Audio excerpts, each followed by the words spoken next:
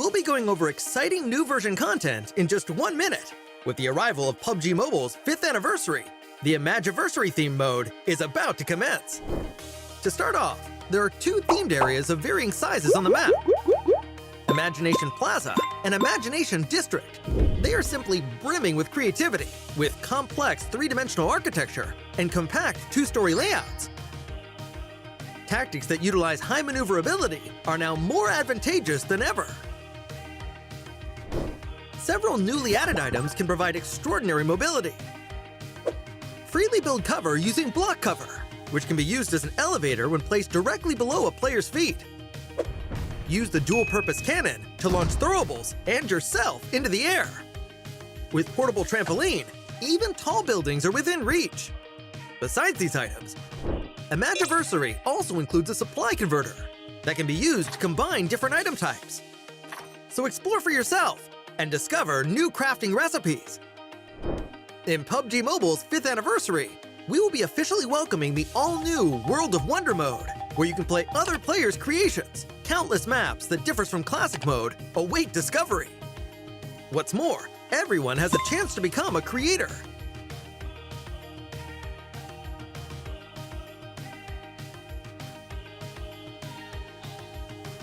Publish your own creations in the game for everyone to enjoy. Gearfront will be making its return next month, alongside the new Jet Boost board skill, which allows you to move about swiftly.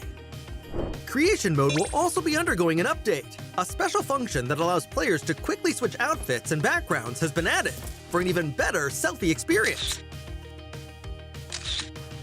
Moreover, we will be introducing a new gun shield attachment for the M249 and DP28. Come and experience it for yourself. PUBG Mobile's anniversary celebration is about to begin. Get ready!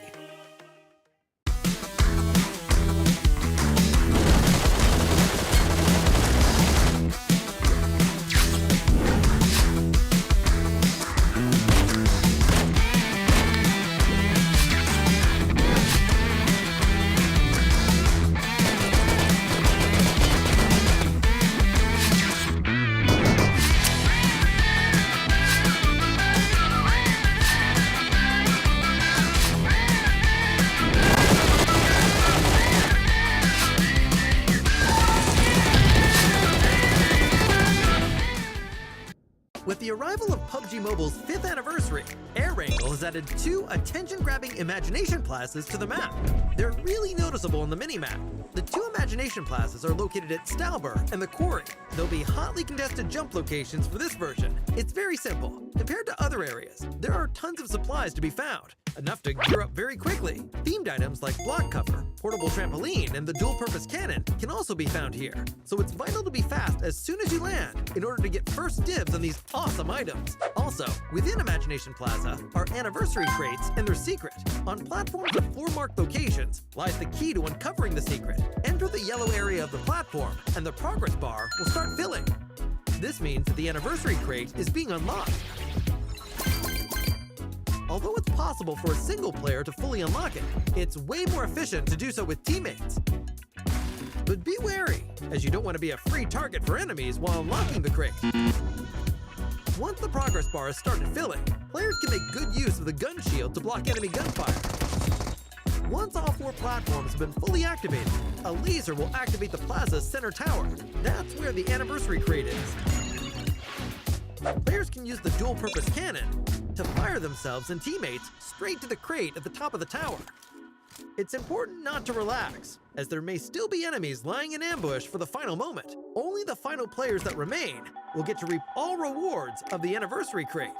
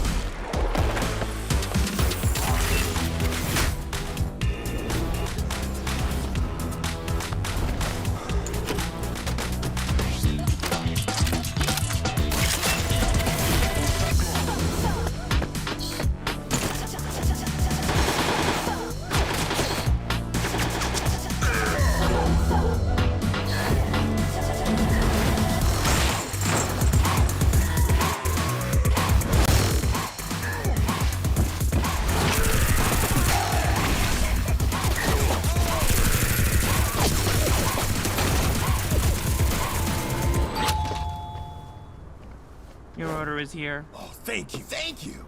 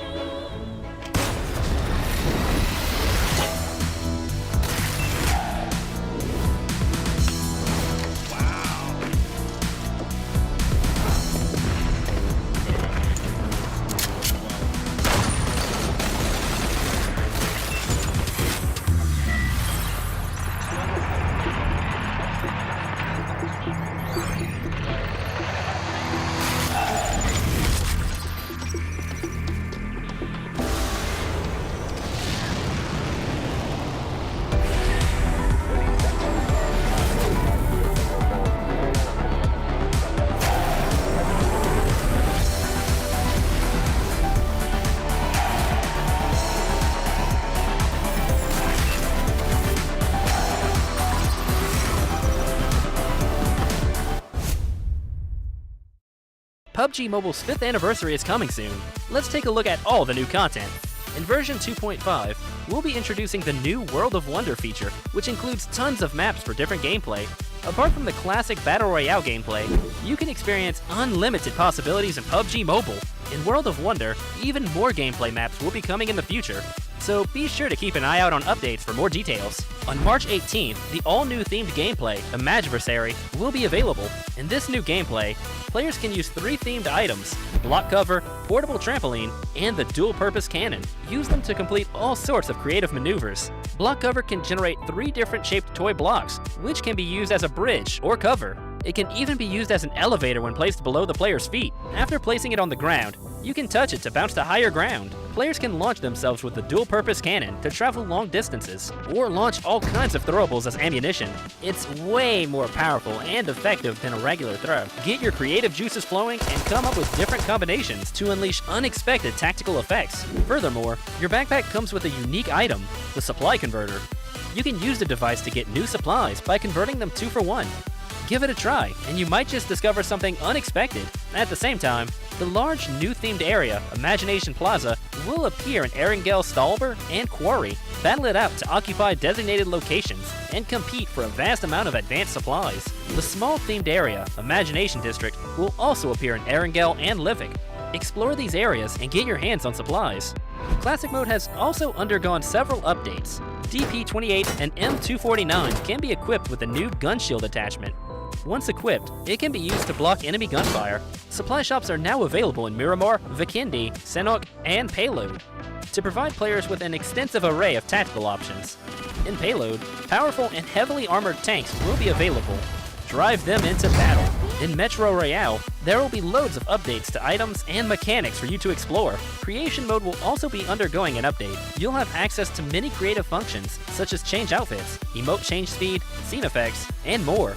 More options will be added to the camera and chat, so showcase your brilliant captures. The all-new Nusa Tycoon event is available in the new version. During the event, each player gets their own island. Nusa coins can be used to upgrade buildings, which raises the prosperity of your island. As your island's prosperity increases, your island's appearance in the lobby also changes. Upgrade buildings and manage your island with friends now to unlock more advanced appearances. For more details, follow our official PUBG Mobile community. Winner, winner, chicken dinner. See you next time.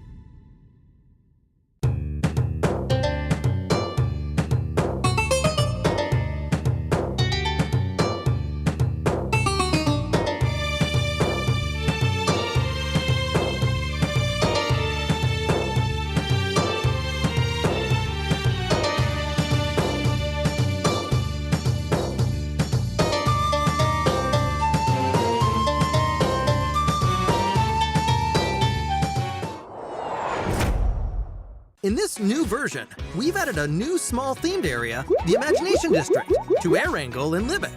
If you wish to quickly check out the new resource point, it's best to go to Erangel. These widely dispersed Imagination Districts will provide you with new options for gearing up. Try landing here at the start of a match to loot more supplies than usual. Also, similar to the Imagination Plaza, Imagination Districts also offer interactable areas that allow you to get rewards. But since the areas are small, each Imagination District can only be interacted with once. If all teammates jump to the same Imagination District, there might not be enough supplies for everyone. In that case, it's a good idea to split up roles in the team. Some teammates can first scout the nearby area for supplies. Once geared up, they'll be able to protect the rest of the team that's busy interacting with the themed area, thus mitigating the chances of loot getting snatched away by other players. By working together, both looting and interacting can be done at the same time. It saves a lot of time and lets your team quickly move on to the next point.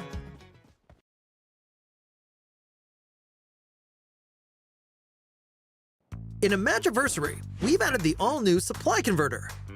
It's super practical and easy to use. Just drag excess supplies over to the empty spaces of the Supply Converter and tap the button below to convert them. There are some simple rules for converting. 1. Items of the same type can't be converted. 2. The more valuable the item, the less likely it is to get it from a conversion. Throwables, attachments, consumables, and supplies can all be converted. Every 2 types of item can be converted into one of 6 fixed items. Which item you get is up to luck. If you think you'll forget, don't worry. Tap the question icon above the Supply Converter to bring up the rules. You'll also be able to see your successful past conversions. So, when the match starts, in addition to weapons and armor, players can now prioritize searching for attachments, ammo, shop tokens, and fuel. There's a chance to convert them into a flare gun.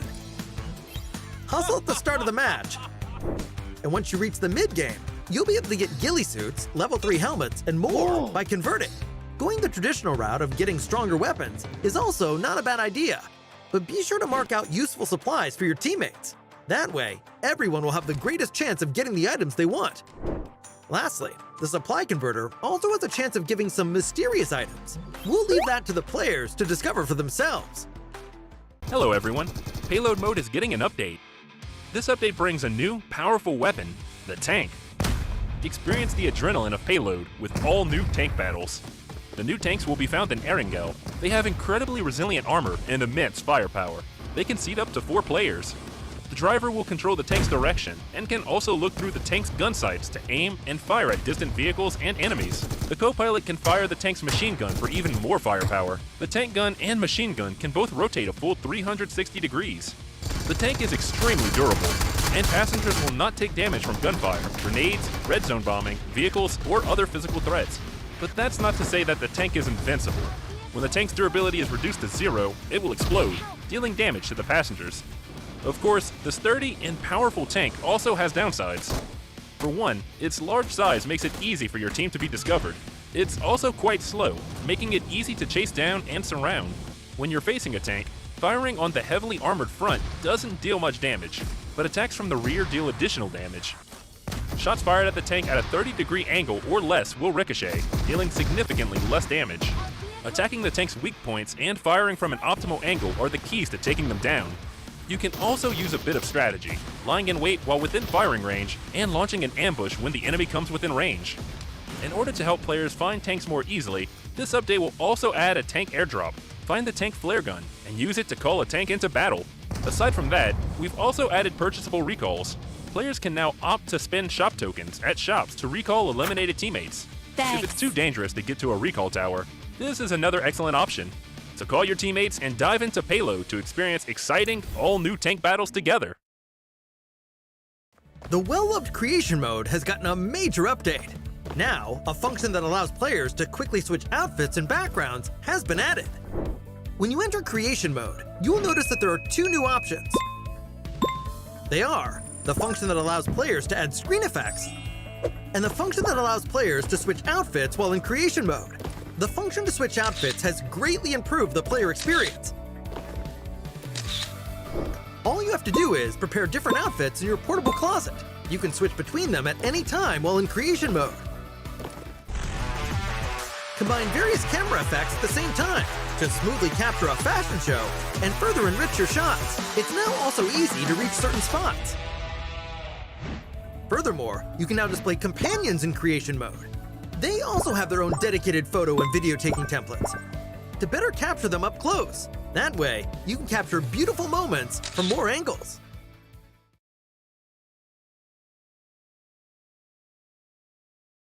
A brand new gameplay, Nusa Tycoon, is now available.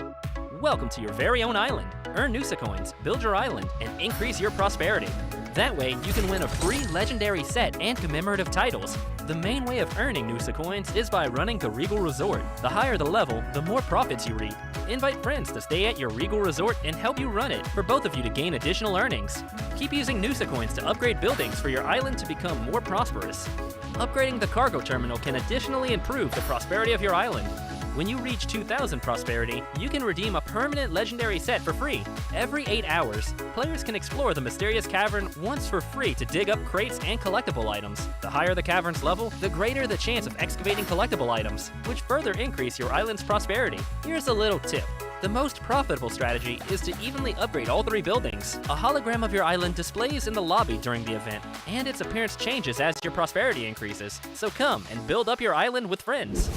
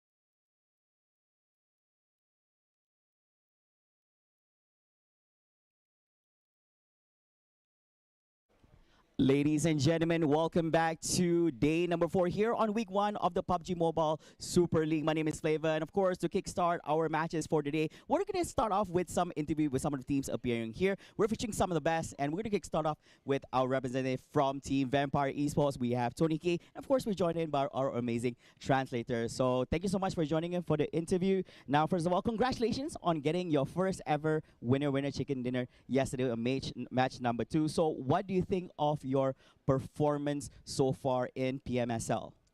ก่อนอื่นต้องขอแสดงความยินดีด้วยที่เมื่อวานสามารถได้ไก่มาถือว่าเป็นแมตช์แรกในเมื่อวานเลยแล้วก็คิดว่า performance ของเราเป็นไงบ้างครับช่วงนี้ก็ไม่ได้ดีไม่ได้แย่ครับอยู่ในระดับมาตรฐานครับ So he says it's so far so good just stick to the plan yep Wow, look at that. So far, so good. And it most definitely is. You guys played remarkably well. And of course, in yesterday's match, you guys played very proactive, very aggressive. And you yourself managed to get 17 kills for yourself. So what made you perform so well yesterday compared to the previous days in PMSL for week number 1? สำหรับเมื่อวานแล้วผลงานก็ถือว่าทำได้ดีมากและสำหรับตัวโทนี่เคเองเนี่ยฆ่าไปถึง17เลยคิดว่ามีแผนหรือมีกลยุทธ์อะไรตรงนี้บ้างไหมก็ไม่มีครับแค่กล้าเล่นกว่าวันแรกๆครับ So he said no plan just go more aggressive today and we will see it Wow, today we will see it. So that's not the best so far performance coming off from Vampire Esports, and we're definitely going to be seeing more. And of course, my third and last question coming in is, how confident are you as a team in Vampire Esports into getting that top 3 and getting that direct advancement into the next stage? And of course, what can we expect from Team Vampire Esports today for all those fans out there? มีความมั่นใจแค่ไหนว่าทีมของเราเนี่ยแวมไพร์เนี่ยจะขึ้นไปเป็น1ในท็อป 3แล้วก็แฟนๆจะได้เห็นอะไรจากผลงานของเราในวันนี้บ้างครับมั่นใจประมาณ 100% ครับผมแล้วก็แฟนจะได้เห็นอะไรครับก็วันนี้ก็อาจจะได้เห็นกินไก่อาจจะมา1เกมอะไรอย่างเงี้ยครับแล้วก็อาจจะยิงบ้านหน่อย Of course he said he very confident about 100% and of course today you may gonna see winner chicken dinner He's gonna make it. Oh, wow, that is a proclamation right there. And of course, congratulations once again for the winner chicken dinner yesterday. And you're definitely going to see yet another one today. So thank you so much, Tony K, for that amazing interview. Now, ladies and gentlemen, all the best to Team Vampire Esports, and hopefully we see you guys perform again today. All right.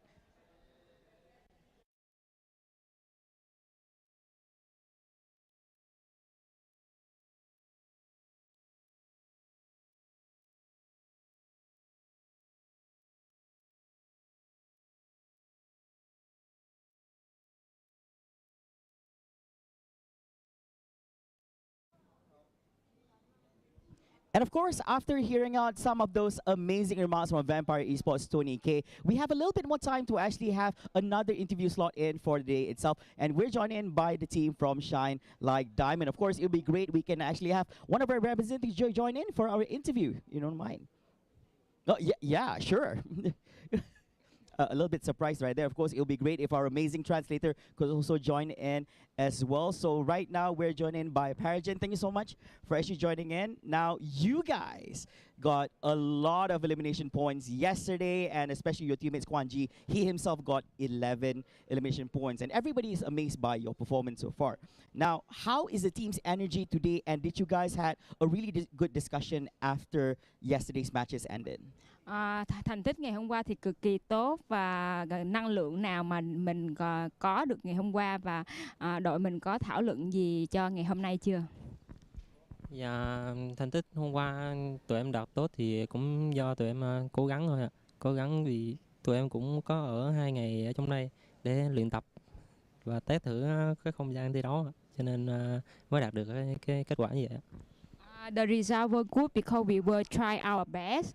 We practiced the whole day yesterday, and today we still keep performing. Wow, those were the responses right there. And most likely you guys played really, really well. And of course, how do you evaluate your performance so far here at PMSL? And what are your thoughts about the other teams that's competing here at PMSL? Em đánh giá về cái thành tích của đội mình cũng như đội bạn như thế nào? Theo em đánh giá thì mặt bằng chung của đội tuyển trong khu vực này thì bắn rất là tốt ạ. Đội tuyển chủ nhà hay là Thái Lan, Indo đều rất là tốt. Nhưng mà em nghĩ thì Việt Nam vẫn sẽ giành kết quả cao nhất ạ. I think all of the team is very good and competitive, even for Indonesia or Thailand. However, Vietnam will get the good result of the competition. Wow, a little bit of positive energy to the other countries, but it's still that they're definitely going to be number one here. And of course, what are your expectations today? Because you guys did really well yesterday. What are your expectations and goal for today? Is it top 3? Is it number 1? What is it for you guys? Em hy vọng mình đạt vào top mấy, top 1, top 3 hay là top mấy trong hôm nay? Trong ngày hôm nay hả chị? Hôm nay thì chắc tụi em sẽ cố gắng để lọt vào trong top 5 ạ. Tại vì tụi em bắn thua một bảng gì đó một ngày. Today our goal is go to top 5. Yeah. So top 5 is the target right there. And of course, there you have it, ladies and gentlemen. Shine like diamond. Thank you so much for the amazing interview. So for those who are currently at home and for all those fans out there, be sure to cheer for your favorite teams, and you will definitely see some amazing plays being featured right here at PMSL. So we'll stick around, because after this, we're going to kickstart our matches right away. Take care, guys.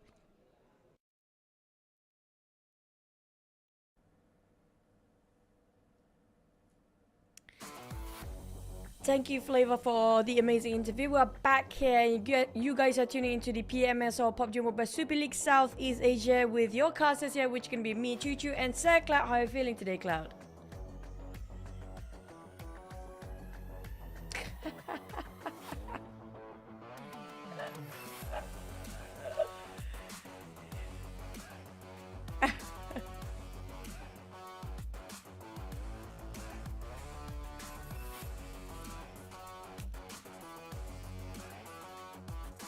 I'm loving the cat, by the way. But speaking of the teams that are not well and pretty much up and down, I mean, like, there are teams that are not playing here today, right? We're talking about the teams that are quite in the bottom as well, but the teams that actually will be up there, all of them will be playing. If you guys happen to just be with us today, we have 3 weeks in total. We're almost done with week number 1. And next week, we do have a reshuffle of the group based on their ranking. So 1, 10, 11, 20 will be Group A.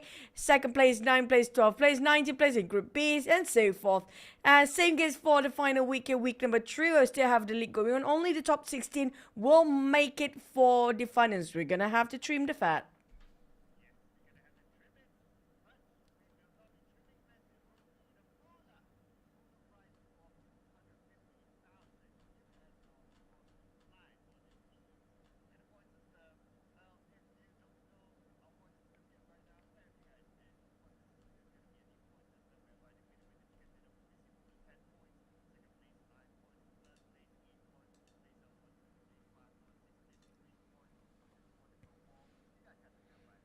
And how the weeks will actually work and how will impact towards the grand finals. So we do have the weekly bonus where the point will be awarded each week based on their weekly rankings. And so we tally up all week 1, week 2, week 3 bonus point, and that's going to be the initial points later when it comes to the playoffs.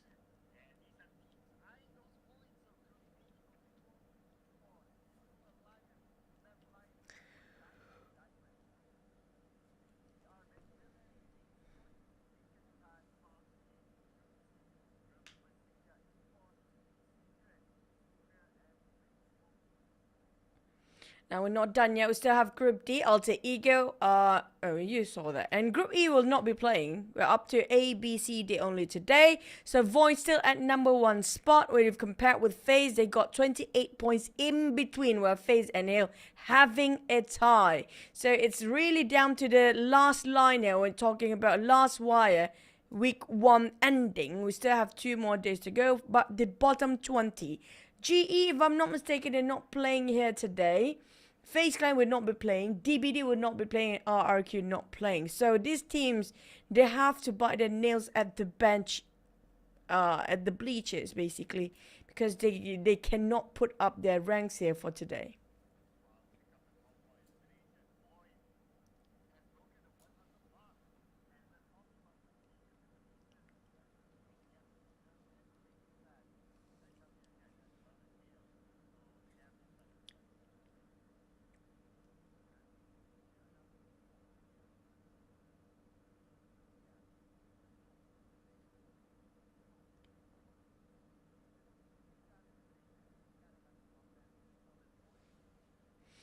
They are the number one spot. Definitely, they are taking the eliminations more than those ranking positions. If you compare with the chickens, they only have one chicken right now, but still at number one spot. It's just so crucial for them to actually know what they're prioritizing over. But FaZe, on the other hand, is chasing very closely behind. They are the teams that you should watch out for, because FaZe are the ones that really love to go for hunting, but sometimes they're hot and cold. Hill, on the other hand, is kind of a 50-50 for them. They balance out ranks and kills equally. RIQ, they're a bit creative, but at the same time, they just got caught in their own trap.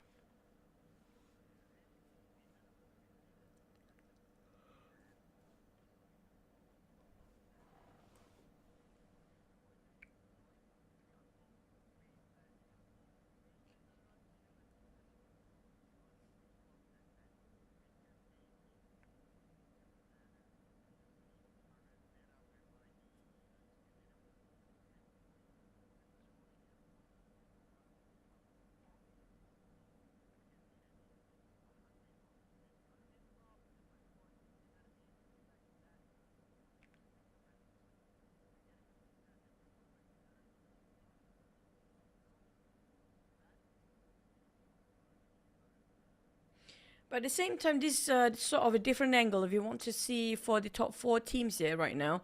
They are the one that should be watched out for. Yeah, you say they are having, say, awards and whatsoever, but at the same time, it just shows with this format, with the recent season as well, they can get those eliminations high up there. It's down to only those execution to translate the one knockdown to elimination. And these are the teams that are most aggressive by far due to how much damage they're being dished out. Yeah, they might not be secure those points, maybe just knocked down, but it's just about the closing side that they have a bit of a problem to deal with, especially RRQ.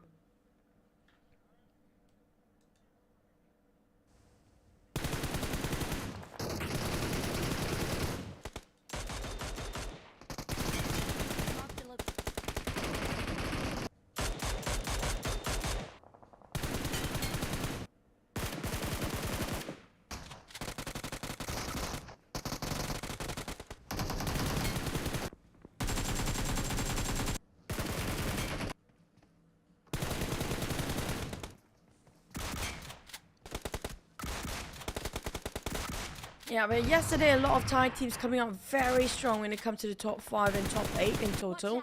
As LD on there then has been a bit quiet, and now they're trying to slowly coming back into the match here. They are in the middle bracket right now. They are not down there, they're not up there, they're pretty much in the middle and balancing out and popping themselves up here and there sometime. But the thing is, they're waiting for them to bring back those day one performance in the screen, in our eyes, to give us a bit of a move, a bit of a proactive hunting to do. But we got it in the last minute in Miramar, but not so much in Erangel.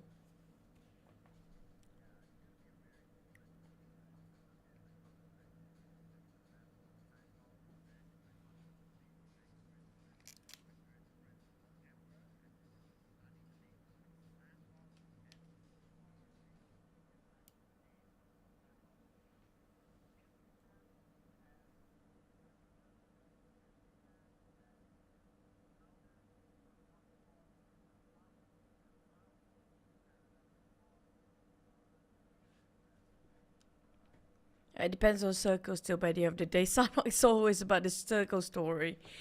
If you're not being favored, then good luck to you. But the team that perform on Sanhok every single time, mostly, is going to be Hero and Vampires. I have to give it for them. But GEEK SLATE is going to be up and down.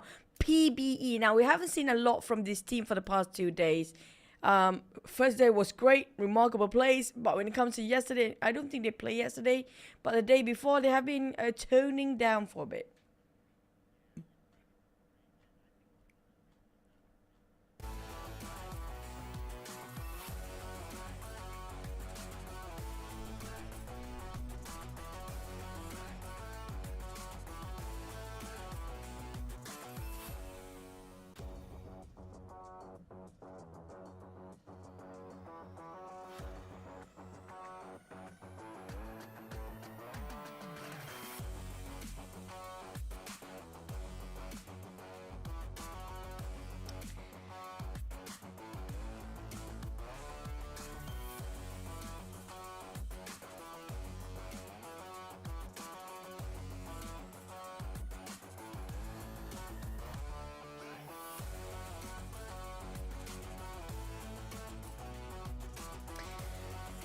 for PBE, I mean, like, I don't think it's a problem for them to actually catch up. They can actually adapt and adjust themselves very well in the manner of time.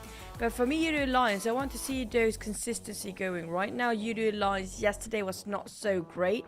They're still up in the middle bracket, in the higher end of it, but not so much up there. I want to see more of Yoodo Alliance today. BTR, I mean, this is surprising. BTR is supposed to be like one of the most impacted team in this season. So when it comes to their roster lineup, right, we do have Riser back, UI with that, Swavel, Satar, we have Liquid, Genforce, and Jeffrey. These are all-stars lineup, and Jeffrey is the coach. But we don't see much of them, and this is quite disappointing because I have so much expectation coming from BTR. I'm waiting for them to actually start the engines now.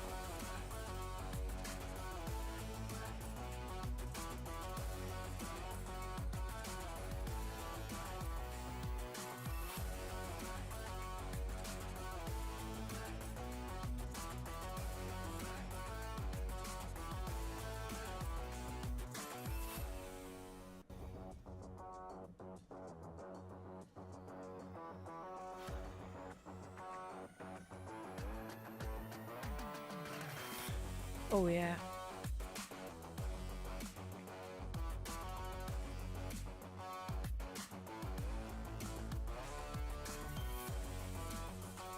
For Boom, I think it's a bit of a high and low team. They're hot and cold, just within one match to the other, one map to the other. It's like so fast.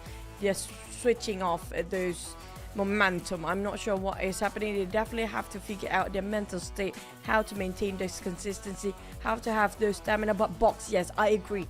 Box, when it comes to Mirama, when it comes to last a few Wrangle maps, they're booming out there. We're talking about Box. You're woken up the bees that have been in slumber for quite a bit for the first 2 days, and now they're woken up. I'm not sure if they're gonna go back to sleep today or they're gonna starting off really strong, but I hope they carry out the momentum yesterday until today.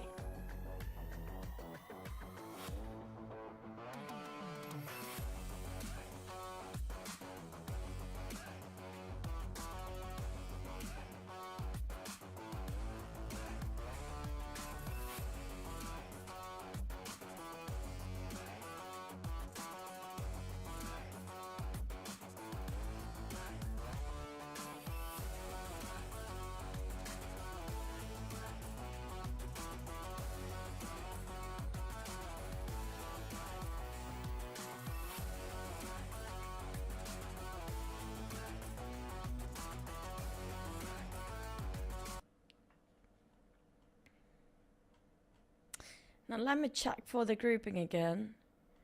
We don't have Group E, so we do have DX versus... I'm still waiting for DX Bacon in the next map Wrangle. That's the one that I'm looking out for today.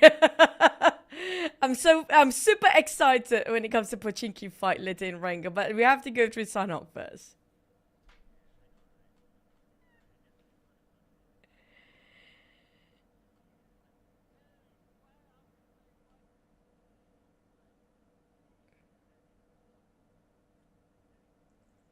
We have no clue. Maybe we ended up there still.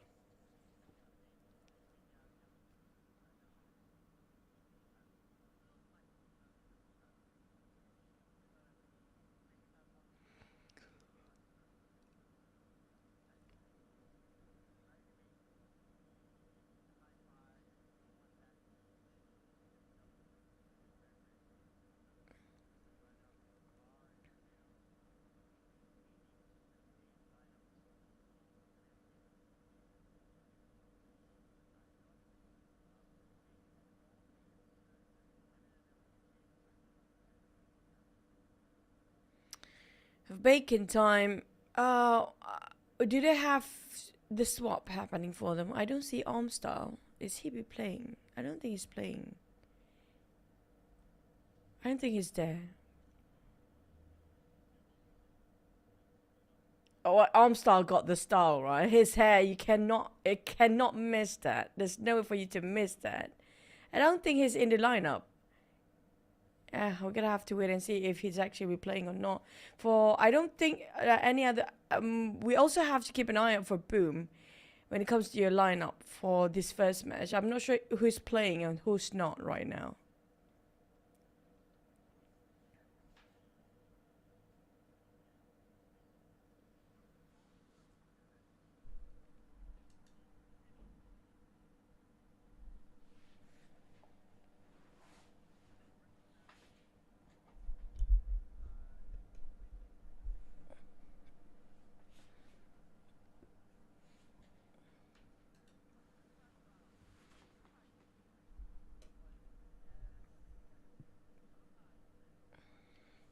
It's interesting, but we don't want to waste any more time here. We cannot wait and see the first map of our second last day of week number 1 of Sunhawk. Where will the circle be? Let's head into it right here, right now.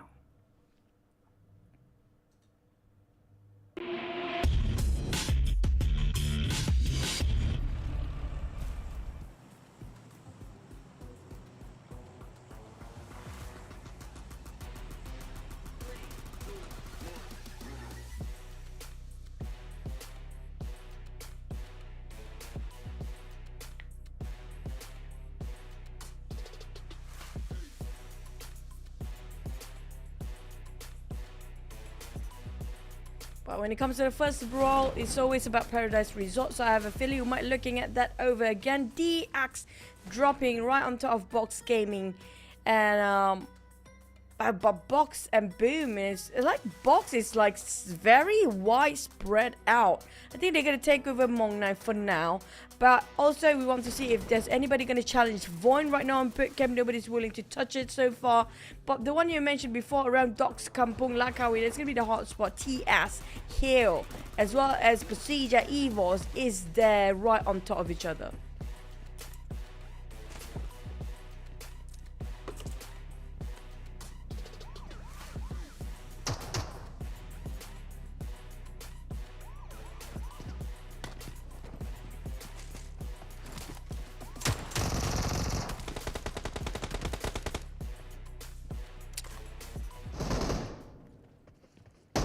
And the rest of Calvary trying to reloot themselves, but we do have PBE versus GEEK SLATE on top of this hill along the long houses here. GEEK SLATE not having too much to work around, only a couple of just shotguns, and that's it. PBE as well, and this is going to be a really tough start for GEEK SLATE. They're losing 3 out of 4, while PBE only are having a bit of a trade, only one of them for those 3. Oh, GEEK, I think Snowcheck is just going to build this one out. There's no way for him to actually survive that 1v3 here.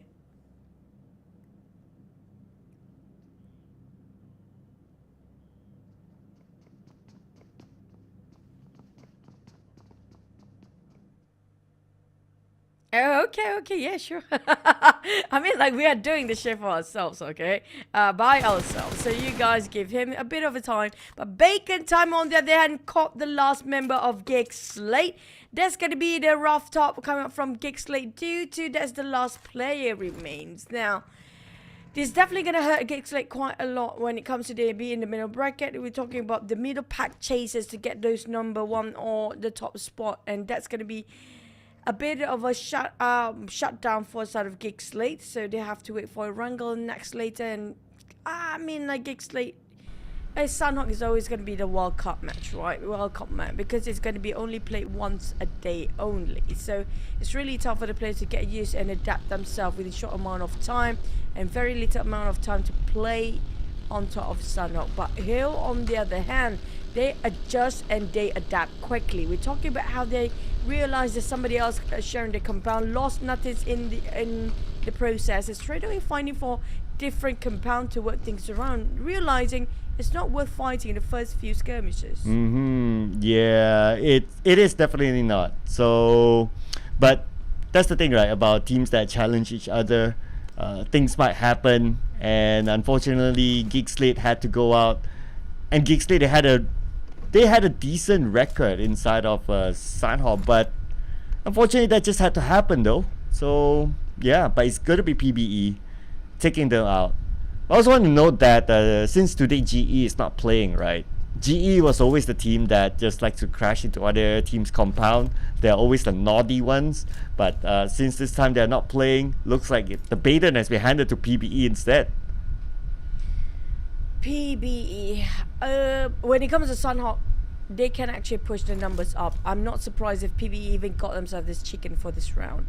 Because they are the teams that are really unpredictable. Sometimes they happen to hop drop with somebody else. They want to challenge. They want to go for aggressive. They want to go recklessly fighting for the skills. But sometimes just they caught themselves in a trap when being too hasty about making their decisions there. So I'm not going to say PBE are going to go anytime slow, because they are not the type of the team will go slow at all. But at the same time, they have to be a bit more calculative regarding how many teams are they when they're trying to rush into certain compound. Yeah, definitely not a slow-moving team. Like what we saw during the wildcard, they are fast-moving, they know how to crash into compounds, they know how to win fights. So PBE definitely one of those teams to look out for. Despite today, they are at the bottom, but that's also, to be fair, GE is not here. If GE is here, then they will be at number 20. But now we put focus on the two Vietnamese teams. It's going to be Box Gaming against D Xavier. Frankie did a little bit of scouting work there, but spotted out by Winnie. So he's A-OK. Luckily he didn't crash into the compound. If not, it's going to be all in onto Winnie. Box Gaming, very wide separated amongst each other. Plans is every single person have to just survive by themselves and get themselves a checkpoint to reunite once again and have it another go in maybe the 4th or 5th phase of circle. Yes, it will work, it can work, if you believe enough with your firepower, solo-handedly dealing with the entire squad by yourself. Sem9 on the other hand, they're taking their own time to get into the circle slowly but surely with those vehicles going on. PERSIJA, EVOS, Microboy having to be separated from the rest of the team. Not too far, but still within reach if support needed for Microboy. Yeah, everyone's just spreading out because there's still a lot of space to play, right? So some scouting work perhaps, looking at different directions, so at least they don't get caught up all together in case like there are traps laid down around. But that shot from Kwang Ji does give a signal to Microboy, so he's okay for now. Okay, we have we have a substitution, it seems. So Zaxi, Redface, Microboy, and Lin X, I believe there's one of the newer players. I think they're testing some new stuff here. Misery is not playing for the side of PERSIJA EVOS. I'm not sure what's the plan coming up on PERSIJA. We have to ask the co-senior later, but if we get the interview, that would be remarkable. But at the same time, I do want to see if there anybody else being swapped in and out so far. Keep an eye out for the side of Boom. Even I think Hill, are they swapping sometimes? Did they swap players yesterday? I think they did. Okay, but looks like what we're focusing on right now is the high ground from Sem9, and Sem9 seems to be trading it back with VOIN.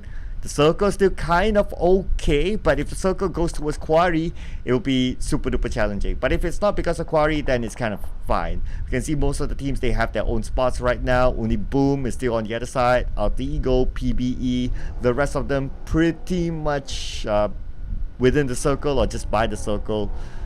I don't see strong gatekeeping coming in from any side yet. But maybe some movements as the game goes on will catch some other teams out by surprise.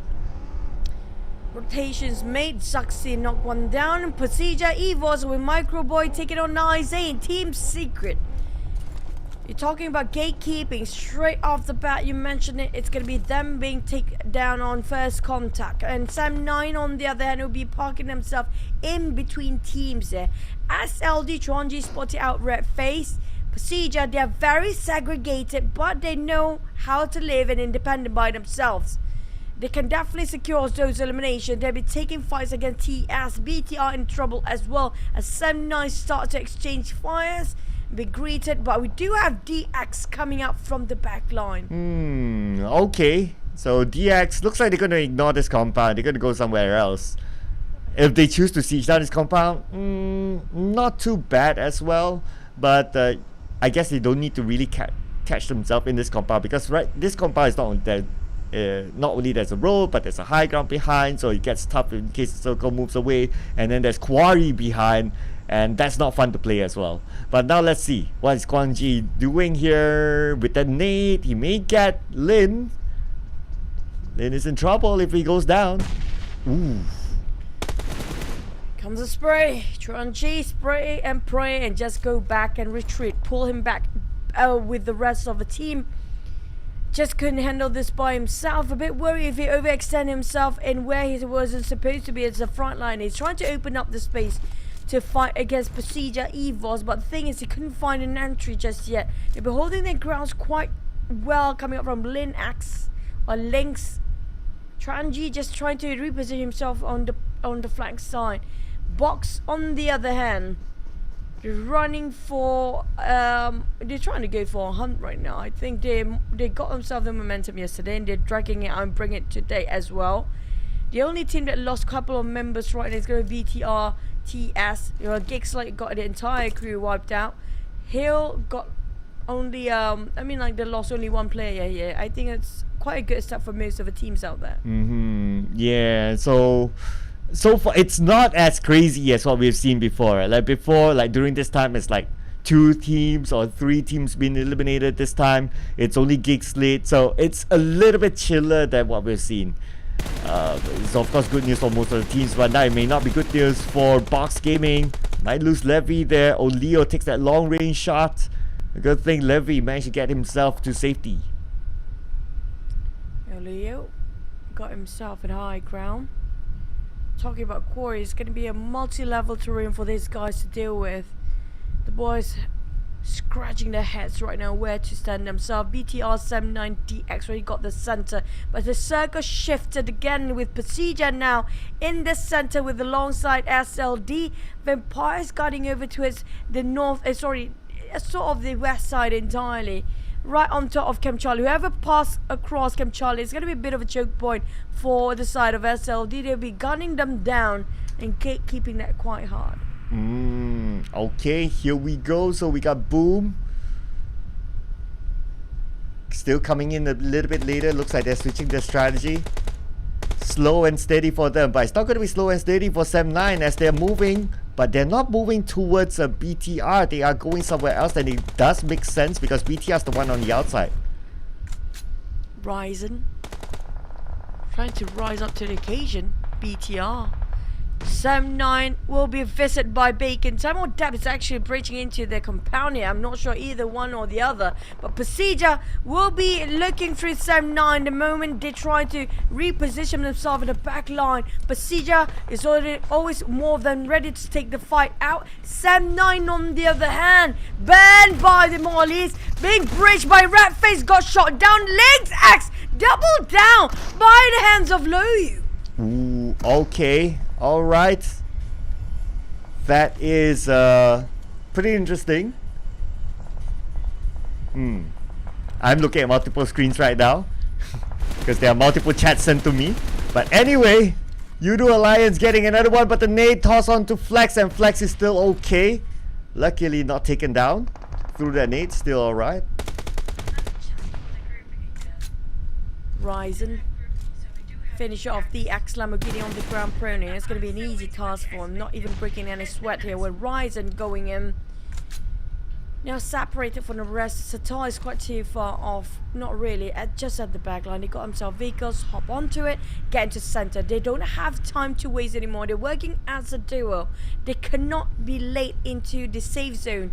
Due to how many teams out there still having a full roster to pin them down, they get plummeted into this warfare and they have to go in there as fast as they can, find themselves a best position to hide for a bit. But boom, a bit tough of a spot to entry out into the safe zone. Yoodo Alliance already gatekeeping this side of the zone and this side of an angle. Just so hard for Yummy and the rest of the team to get into it because there's going to be more than one team.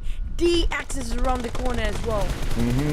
Boom, going. Oh, someone decides to swim. Alright.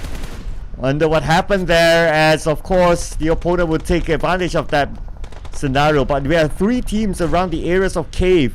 At the same time, Cave is somewhat within the circle, but for Boom, bad news for them. They're taking out the blue, but at the same time, Yoodo Alliance will be gatekeeping them.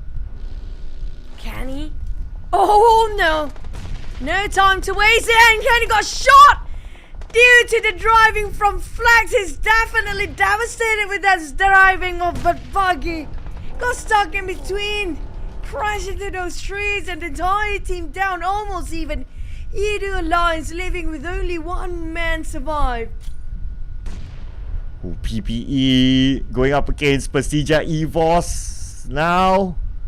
Looks like the name will be tossed on the other side, but no one's there. Zuxi is the only one holding this ground. VPE, Vampire Esports, they can come on the other side and take advantage of this situation, but Momboy been naded and now he's retreated towards Cool.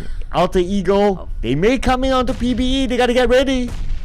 Oh man, the worst timing possible to make accidents coming up from Bacon Time. Self-nate their own teammate there.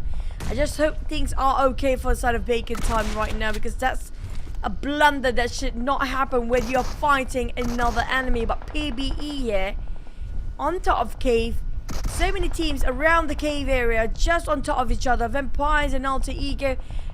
One more team eliminated, while Yoodo Alliance, I mean, like, they got caught in an accident in between with their vehicles, and that should not have happened, but it happened anyway. Same goes for BTR, but Bacon Time also have a bit of a blunder. The entire team decimated, and the wrong time to actually have accidents. This is just so many accidents starting off today. Alright, here we go. Rosemary currently in the circle, spots out Momboy. Oh, he's not only sieged by Rosemary, but someone's coming on the other side as well. Box Gaming, Winnie, see on the outside of blue, but managed to secure the elimination point onto Hale. They're tanking it out. Momboy currently down, and there's nothing that Cool can do about it. The only thing that he can do is just stay cool, hope for the circle not to be too far for him. Alter Ego just gonna push himself up onto Cave. I'm not sure if they want to get into the dive of Cave or not. But Kid on the other hand against Razy 1v1, at least Team Secret still winning those 1v1 clutches, and Kid got himself as a 3 eliminations. He's the only one carrying the entire team right now. One of the teammates have been knocked down, bleeding out. It's going to be a boy waiting for Kid to save him, but Winnie coming up from box. Winnie secured 3 eliminations, making 4 for the entire team. As Capoon, he got eliminated during the process of those war and fights. But Box Gaming, they're trying to get those elimination numbers up, and Win is the one that actually to do it by himself only. We do have a cave circle this time, Cloud. Here we go, cave circle down south, and cave. There are some unplayable area there, like the water, that's one, a little bit of a percentage there. Inside of cave as well, it's a little bit iffy. So it's going to be tough for these teams to actually play this kind of circle as well. But now VOIN onto 7-9, Long all alone against 4 from VOIN. It's going to be tough for him. They just move in and take him out as easy as that. Is it really easy for these guys? VOIN Esports just not having any problems. They're casually just getting those kills, getting those numbers up while just having fun. It doesn't feel like they're having any sort of a pressure right now of how they're moving within their teammates, within how they approach certain fights. But for PERSIJA, everything is on the line. Zuxi is trying to force those kills. He got himself a 2. Microboy is on the other side of a cave, but in the meantime they are taking care of this angle, making sure anybody got to swim over. They are more than ready to take those fights going on. Oh, Boss Gaming eliminated at number 9 with 4 elimination points. At the same time, Team Secret will free the ref on blue. And VOIN! Now they'll be shot down by Kwangji. Kwangji takes 1 out. There's going to be 1 in the back. VOIN currently Keenan will be taken out as well. There's going to be a long range shot from Gosu. VOIN down to 2 players. Tranji SLD. They got a very comfortable compound, but not comfy. Now VOIN just spray inside. They got the elevations. They are indoors for SLD, but these guys can see it through. And they shot it quite far off, but Alva being finished off, and VOIN, they rested themselves on 8 plays due to they quite inside of the blue zone, far deep within. But SLD, they barely make it out. It's going to be a heavy casualty on the side of SLD. TS Team Secret being finished off at 7, while SLD will survive, but a bit of a handicap with only 2 players remaining. Ooh, but SLD, at least they managed to survive that VOIN. And now we can see that VOIN has been eliminated. But then again, those teams below them, right below them, Seb9, Hale, eliminated as well. So for Vampire to overtake them with that kind of a gap, it's kind of unlikely at this point. So they'll still be comfortable on top. But now we put focus onto the other teams, whereby SLD with a slight elevation there, and no one else. They're kind of in the clear.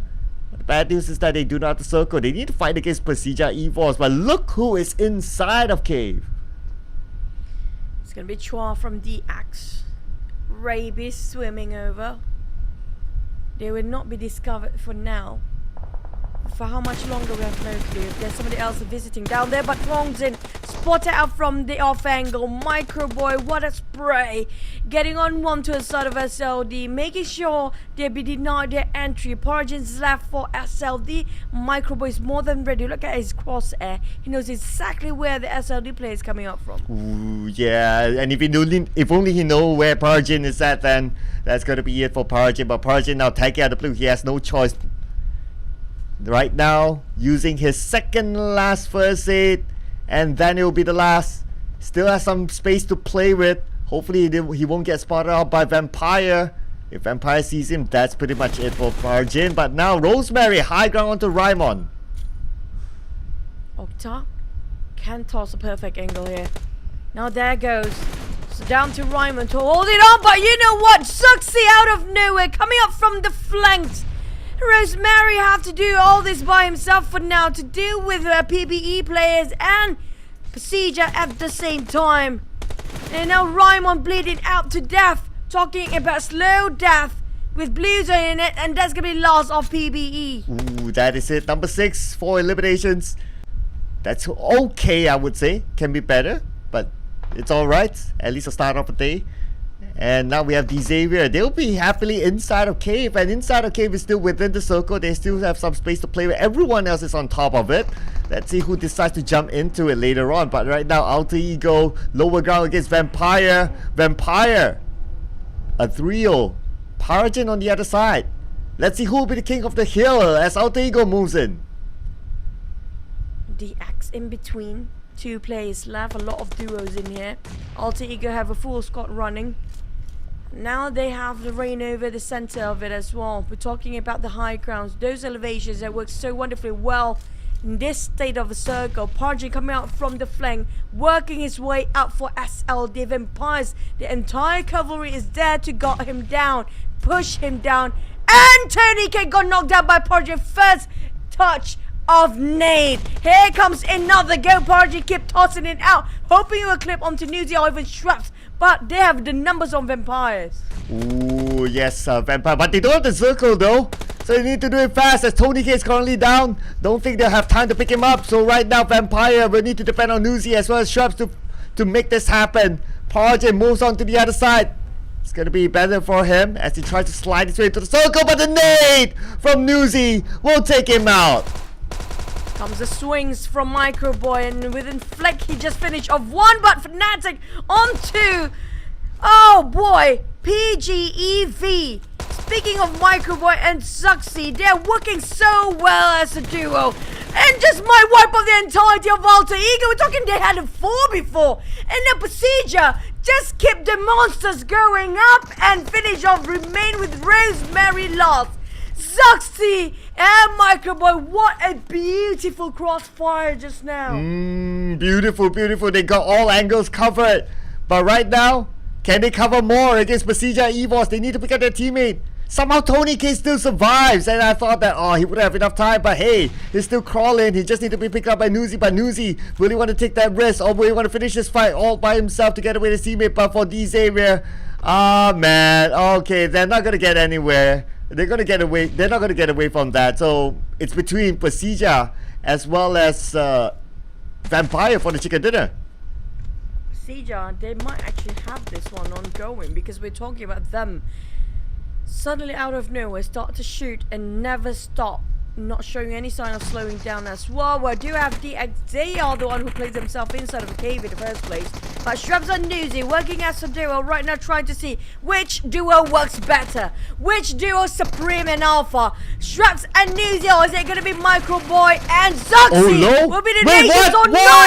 But the Indonesian They just have it going. Speaking of Shrep and Nusa, yeah, they're a great duo, but this one is better.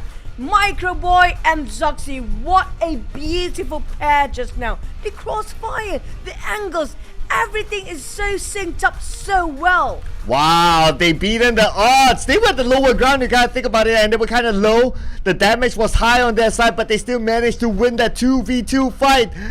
And their opponents are no pushover as well. I mean, you got Newsy there. And you can't think about it, Choo. In the same week, Newsy could have gotten 2 chicken dinners, but one of them was spoiled by Depp, the other one by PERSIJA EVOS. My god! It was so close for Newsy to help his team get 3 chicken dinners in this week. Phenomenal performance coming out from Zoxy and Microboy. What a communication between these two guys. So much trust. The bond is so strong between these two players. You can see it on how well they execute this fight. 6 eliminations, 1000 over 10 damage. Zoxy alongside with Microboy. This just one of the best play coming up from PERSIJA EVOS that we've seen for the entire week here. And looks like the substitution made it happen.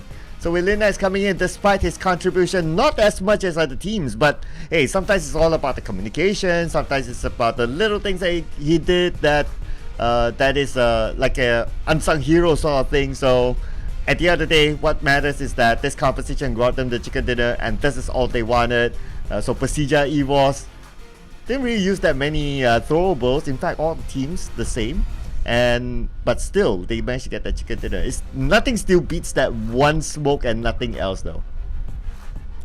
Yesterday, you mean, in Sunhawk. We expected Sunhawk will not be quite a number of utilities being tossed over due to how little time they have, how little resources they have to work around with. So these are the numbers you're usually going to get when it comes to Sunhawk, right? Next we're going to head into Erangel very soon, but I'm loving what PERSIJA EVOS are doing right now. I mean, yeah, we don't see a lot of Linux going for the kills, going for those flashy plays, but he also makes so much work for the team. I'm talking about him being the body shield for the rest of the team there. He soaked up so much damage. Oh yeah, he did. He did. So he definitely played a big part there in helping them to get that chicken dinner. But this round, it was a round that had a really strong ending. It was like almost. It was like at some point a lot of teams could have gotten that chicken dinner. So it was a fairly balanced round, I must say. This is probably the most balanced Sandhawk round so far that we have gotten. It's just too bad that the GEEK SLATE got eliminated early by PBE. But other than that, it's all good. This round is a good quality Sandhawk round. For VOIN, I still see that they have those consistency. Even though they got eliminated at 8th place early on, but they still have those eliminations. There's more than enough for them to actually hold on to the podium spot a bit longer. But at the same time, is it going to be the ending for today that we're going to have VOIN still at number 1, or somebody else to take over and just steer the ship for them instead? Because we do know for a fact a lot of teams are starting to adapt, is starting to warm up to this match and this tournament, this series, and also they start to gain a lot of elimination, including here PERSIJA EVOS securing 9. This is one of the best round by far, and SLD still secured 7 out of all the teams out there. But I'm looking at Box, they have no sort of eliminations, including Bacon Time, Hill, Boom, BTR, Yoodo Alliance. The only one that ended up with a 0 is going to be GEEK SLATE here. Yeah, only GEEK SLATE because he got eliminated early by PBE. So PBE kind of spoiled their party there. For Box, 5 total points, not too bad. Bacon Time also not too bad in this round. So page 2 teams doing alright here. But let's look at the overall weekly rankings as of now. So obviously VOIN will still be on top, but look at the gap between them and the number 2 team. Despite 7-9 collecting those points, but still VOIN has a significant gap between them. This is huge, massive gap of margin between VOIN and 7-9. Not just that, even the first page. I mean, like if you compare Sem 9 to its Bacon time, yeah, it's not too big of a gap. But if you put VOIN, they are on a different level entirely. They never slack off. They never slow down. Even they got eliminated early, they still got a couple of points, at least 5 for minimum. But when it comes to our top performance in the previous match, Saxe, Lung, Weenie and Kid. Now I see a lot of Weenie. He carried the heck out of Box Gaming.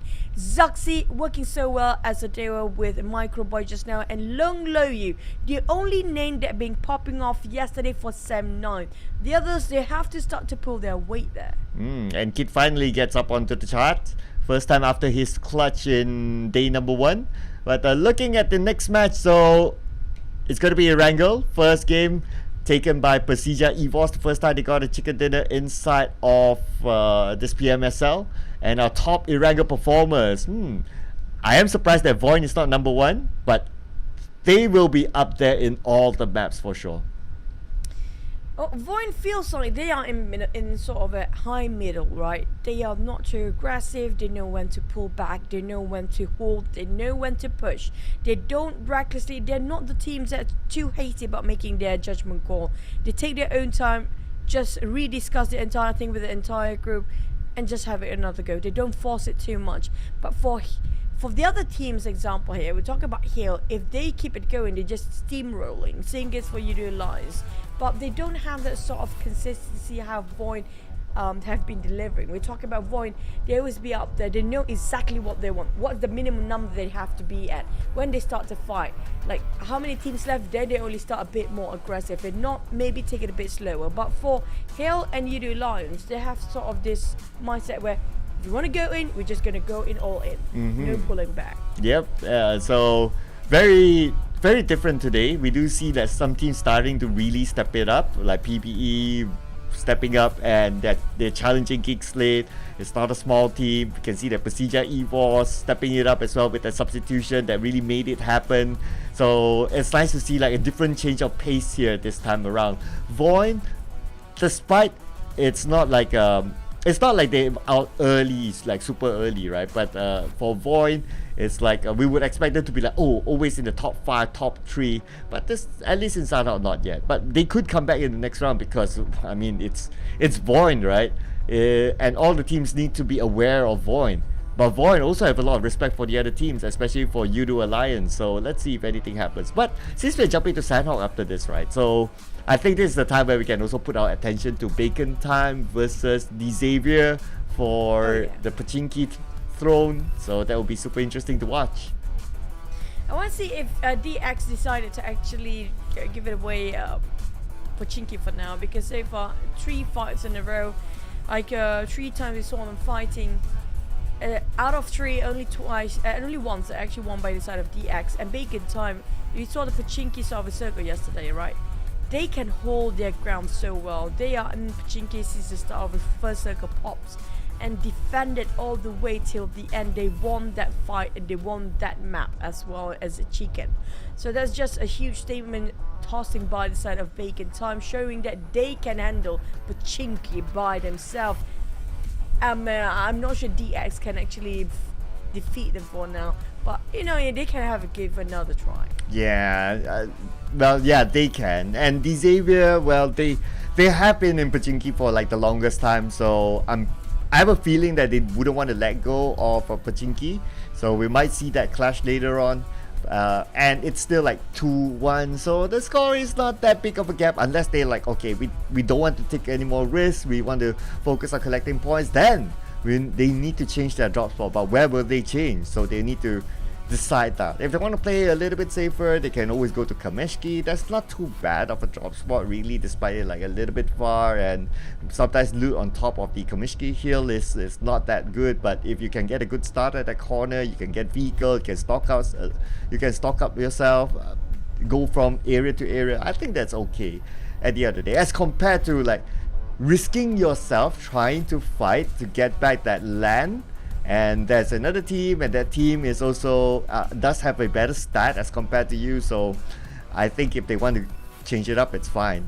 Or maybe even go to Zarki, depending on the flight path. Maybe it's time for DX to leave Pachinki for now. It's gonna be sad. It feels like you're leaving your hometown. That's been for how many seasons for the side of DX. But a change sometimes is good. It doesn't mean that you're weak. It doesn't mean that you're afraid or you're a coward. But at the same time, it just shows that you respect the other teams out there. They have better force to reckon with. And speaking of bacon time, I don't think that they want to give away Pachinki anytime soon. DX, on the other hand, they can have another try. But if this fails when it comes to the first rank of the day, it's a sign for them to actually start to switching things over. Yeah, I mean, we're just saying this based on statistics, right, so far. But of course, if they still want to challenge it, well, by all means, right. I'll be also interested to see, like, inside of military base, because we do see some teams like to play in that area. VOIN is one of it, PBE is one of it, but the home ground, the quote-unquote home ground for military base is a Team Secret, as well as the Yoodo Alliance inside of Novo. So let's see if they'll be challenged. Before this, we saw that GE was challenging Yoodo Alliance for it, but since GE isn't playing today, they might have Novo for themselves unchallenged. But speaking about the team, so right now, Xavier, okay. Now, if only I can channel my inner mind reading, I want to find out whether they're going to drop into Pachinki or not.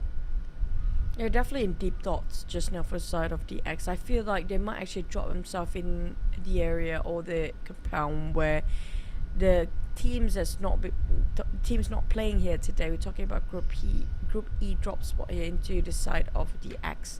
That might be the best case scenario for DX if they are forced to change things. They've been losing so much early on against Pachinki, against side of Bacon Time. They need to switch things up, because we're talking about the last 2 days of week number 1, and they are nowhere on the middle bracket even. They are at the very bottom, and they have to push themselves up. Yep. Of course, we are now at the sprint stage of week number 1. We only got today and tomorrow. But okay, so we've been asking for it and now we got it. So now Luxy is back, so he's going to pair up together with his other twin, Luxy Zuxi. Finally, we see in the PMSL the first time that we'll be seeing this duo playing together after a long time. The siblings are back, they're next to each other, and Zuxi is just, yeah, whatever, man. But just now, Zuxi with Microboy was a remarkable play. I have to say that's going to be one of the most brilliant duos we have. The best one by far for the entire first week in PMSL. But for Lens, I definitely see, even though his numbers are not as much as the other guys, not flashy when it comes to eliminations and just knockdowns and damage, but he definitely play a big part when it comes to being the front liner for the team. He's trying to be the bait. Now, there's no more cap anymore, so we have no clue which is which, but they're very closely. If you actually see them real time for both twins, you can see a bit of a difference. But we do have, again, subbing in and out for Bobehu for the side of Boom. Yeah, as usual, the team with the most substitutions right now, Boom, making that change again. They're desperate. They're doing anything for the last 2 days to gain as much points as possible, as many points as possible. Because after this week ends, everything will be locked in. Like the total bonus points will be locked in especially. So there's nothing more they can do to recover that. So if they want to do it, they got to do it right now. But they've been doing that trend since day number 1. GEEK SLATE, on the other hand, Snipe's not happy with that. So he says like, okay, calm down people. We'll get that number 1 spot.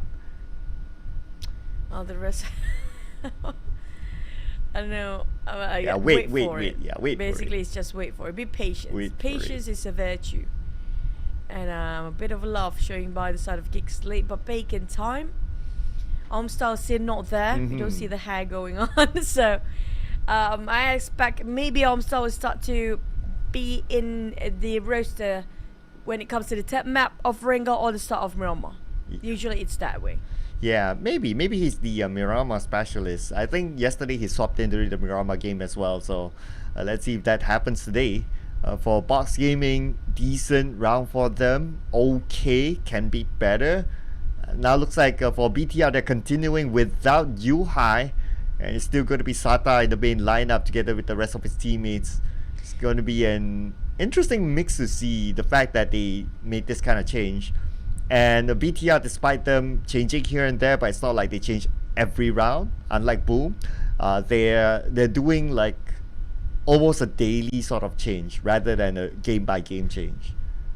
Yeah, not too drastic coming out from changes of BTR, but so far, when it comes to the performance, last one, like the first, I mean, like to judge them based on the first half of the day is it's a bit too critical. I think it's a bit too harsh, but we have to wait and see the first Erangel. If it doesn't work for these guys with their players sub in and out, the roster switch, then they have to think it through really fast, because you know for a fact there's going to be only 3 Erangels for the entire day, not much of match remaining, including tomorrow. Oh yeah, so it's a sprint for most of the teams, and some of the teams will not be playing tomorrow, so that means today will be their last day, so we got to consider that too. VOIN, of course, they're doing very well, they're fine. Sem9, let's see. Okay, so Lung is obviously back in the lineup. He was playing the previous round too, so that means that Putra will be taking a break for now. Well, we don't know if he'll be coming back later, but they'll be about later. Let's talk about now in Erangel.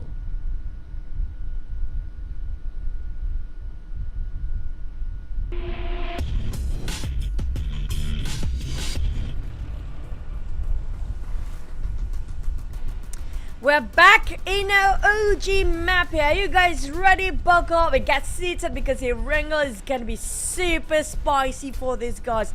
Feisty flight path even. Come up from Lipovka down to the side of hospital, equally just dividing the map beautifully into 2 north and southern part. But it's always down to the circle. A lot of SMB circle when it comes to the 3rd Erangel of the day.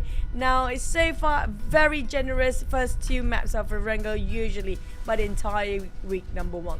Well, that also means that Pachinki is very reachable. I'm keeping my eye on that though. Bacon Time versus D Xavier, so that's definitely going to be a key fight there. VOIN probably going to drop straight into Milta, so don't expect them to be onto military base. PBE onto Milta Power, so also not into military base, so we can expect that the Team Secret will be in military base. For Yoodo Alliance, I don't see them flying there. So previously they have played around the areas of ruins before, so that could be their another option. If not, well, so far those 2 spots are their common areas. I'll be looking to see if they make any major changes in terms of their drop spot. But Bacon Time seems to be taking Pachinki. D Xavier letting it go. DX being pushed out for Pachinki. We're looking at them hovering around top of Rosshawk right now, and have to fight against Boom, have to fight for the compound against Sem9. I gotta have to wait and see if they want to take back Pachinki anytime soon though, but they're not dropping where the other teams are not taking any sort of compound. We're talking about very vacant on the north, very vacant on the south, or on the left, far right. Back to the side of the other teams though. SLD happen to be sharing with PERSIJA EVOS. I'd say a couple of minutes, maybe take another minute or 2. They might actually have those kind of greetings and first contacts will be made. But Yoodo Alliance having a bit of a cruise day, just having a fun day here. You know, I like it when they have the cat companion and how the cat like holds on to the bag while they're like gliding on air. It's just so cute, and the animation is like the tail wiggles. It's like, wow, so good. My God, I wish they could make like 5 cats on the back. That'll be very interesting, but of course physically very heavy as well. It's going to be another discussion for another day. But I noticed that D Xavier they drop into School instead, which is actually not too bad. School is very generous in terms of loot, not too far from Pachinki, so not too far from where they're comfortable with, and not too far from the current circle, which is kind of nice. Probably going to end up in Gaka later on. But based on the grouping as well, a lot of teams love drop on top of School, or even make it as their second checkpoint. Or if DX right now have a very vacant School, I just hope they really won't overstay themselves too long, because there's so many second checkpoint coming into School area for these teams. Sem9, they are smart, they're genius to take over the places where nobody actually given enough attention to. TS on the other hand have been up and down. We're talking about yesterday or the entire week, there's going to be a bit of a roller coaster ride. Their highs and lows is just too significant. We're talking about TS, last map was their lows. Literally just being eliminated so early on. And these are the team that's supposed to be up there. A lot of experienced players behind the lineup. They've been the veterans, new blood coming in as well, but it's just not having some sort of a good chemistry from the side of TS yet. Yeah, despite them having like the entire PMPL Malaysia, and then they have like majority of week 1 already by now. I mean, if chemistry is still an issue, it's going to be a big issue, because now once the league starts, the only break they're going to get is like the Monday, Tuesday break, and then everything's going to restart again until the grand finals. So it's going to be tough if chemistry is still an issue by now. No, at least they got that maybe 3 days a week break when their group is not playing, right? I mean, that's usually it's best to actually be the break to be happening in between, like in the middle of the week, so they can actually reassess the situation, rediscuss what they have left for the remaining of the week to actually improve about it. But for the teams that don't have a break at all, we're talking about them having to play the entire week till maybe have that break for until tomorrow. Like that's going to be their break starting, and that's going to be a hectic one. We're talking about them having no downtime, no time to reset, no time to recuperate, and no time to even feel disappointed. No flaws can be made, especially when it comes to the second week and the final week there. First week, you know what, tipping their toes in, it's okay to have a dip in the water just to test it out, but if they cannot adjust when it comes to second week, that's going to be a huge problem heading out for them.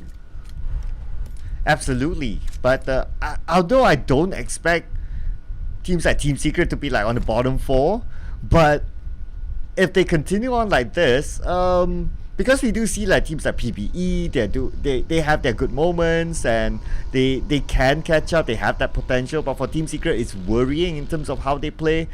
If they do fall into the bottom 4 by end of week 3, that will be groundbreaking for Team Secret.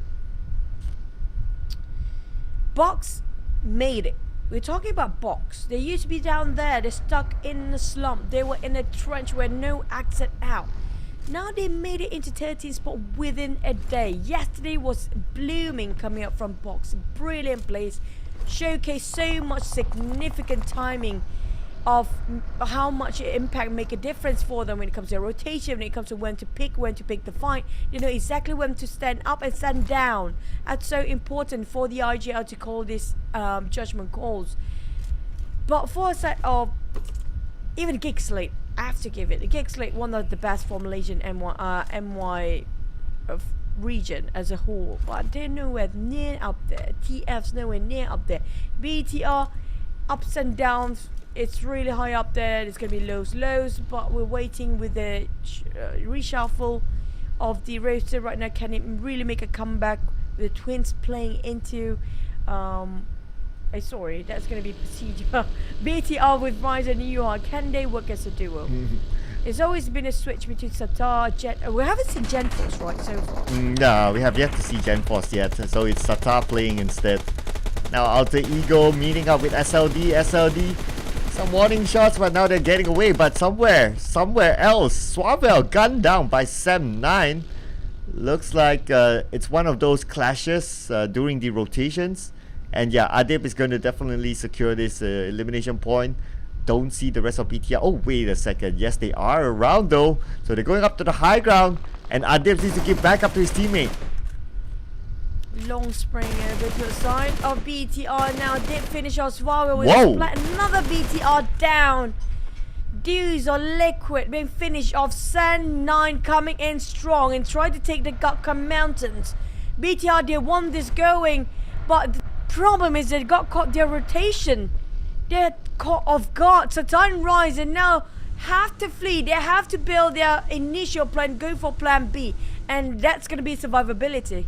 Ooh, unfortunately, if you're driving the vehicle, you cannot pull out your weapon. So when you circle around there, you're pretty much a moving target, and that's about it. So there wasn't much that he can do.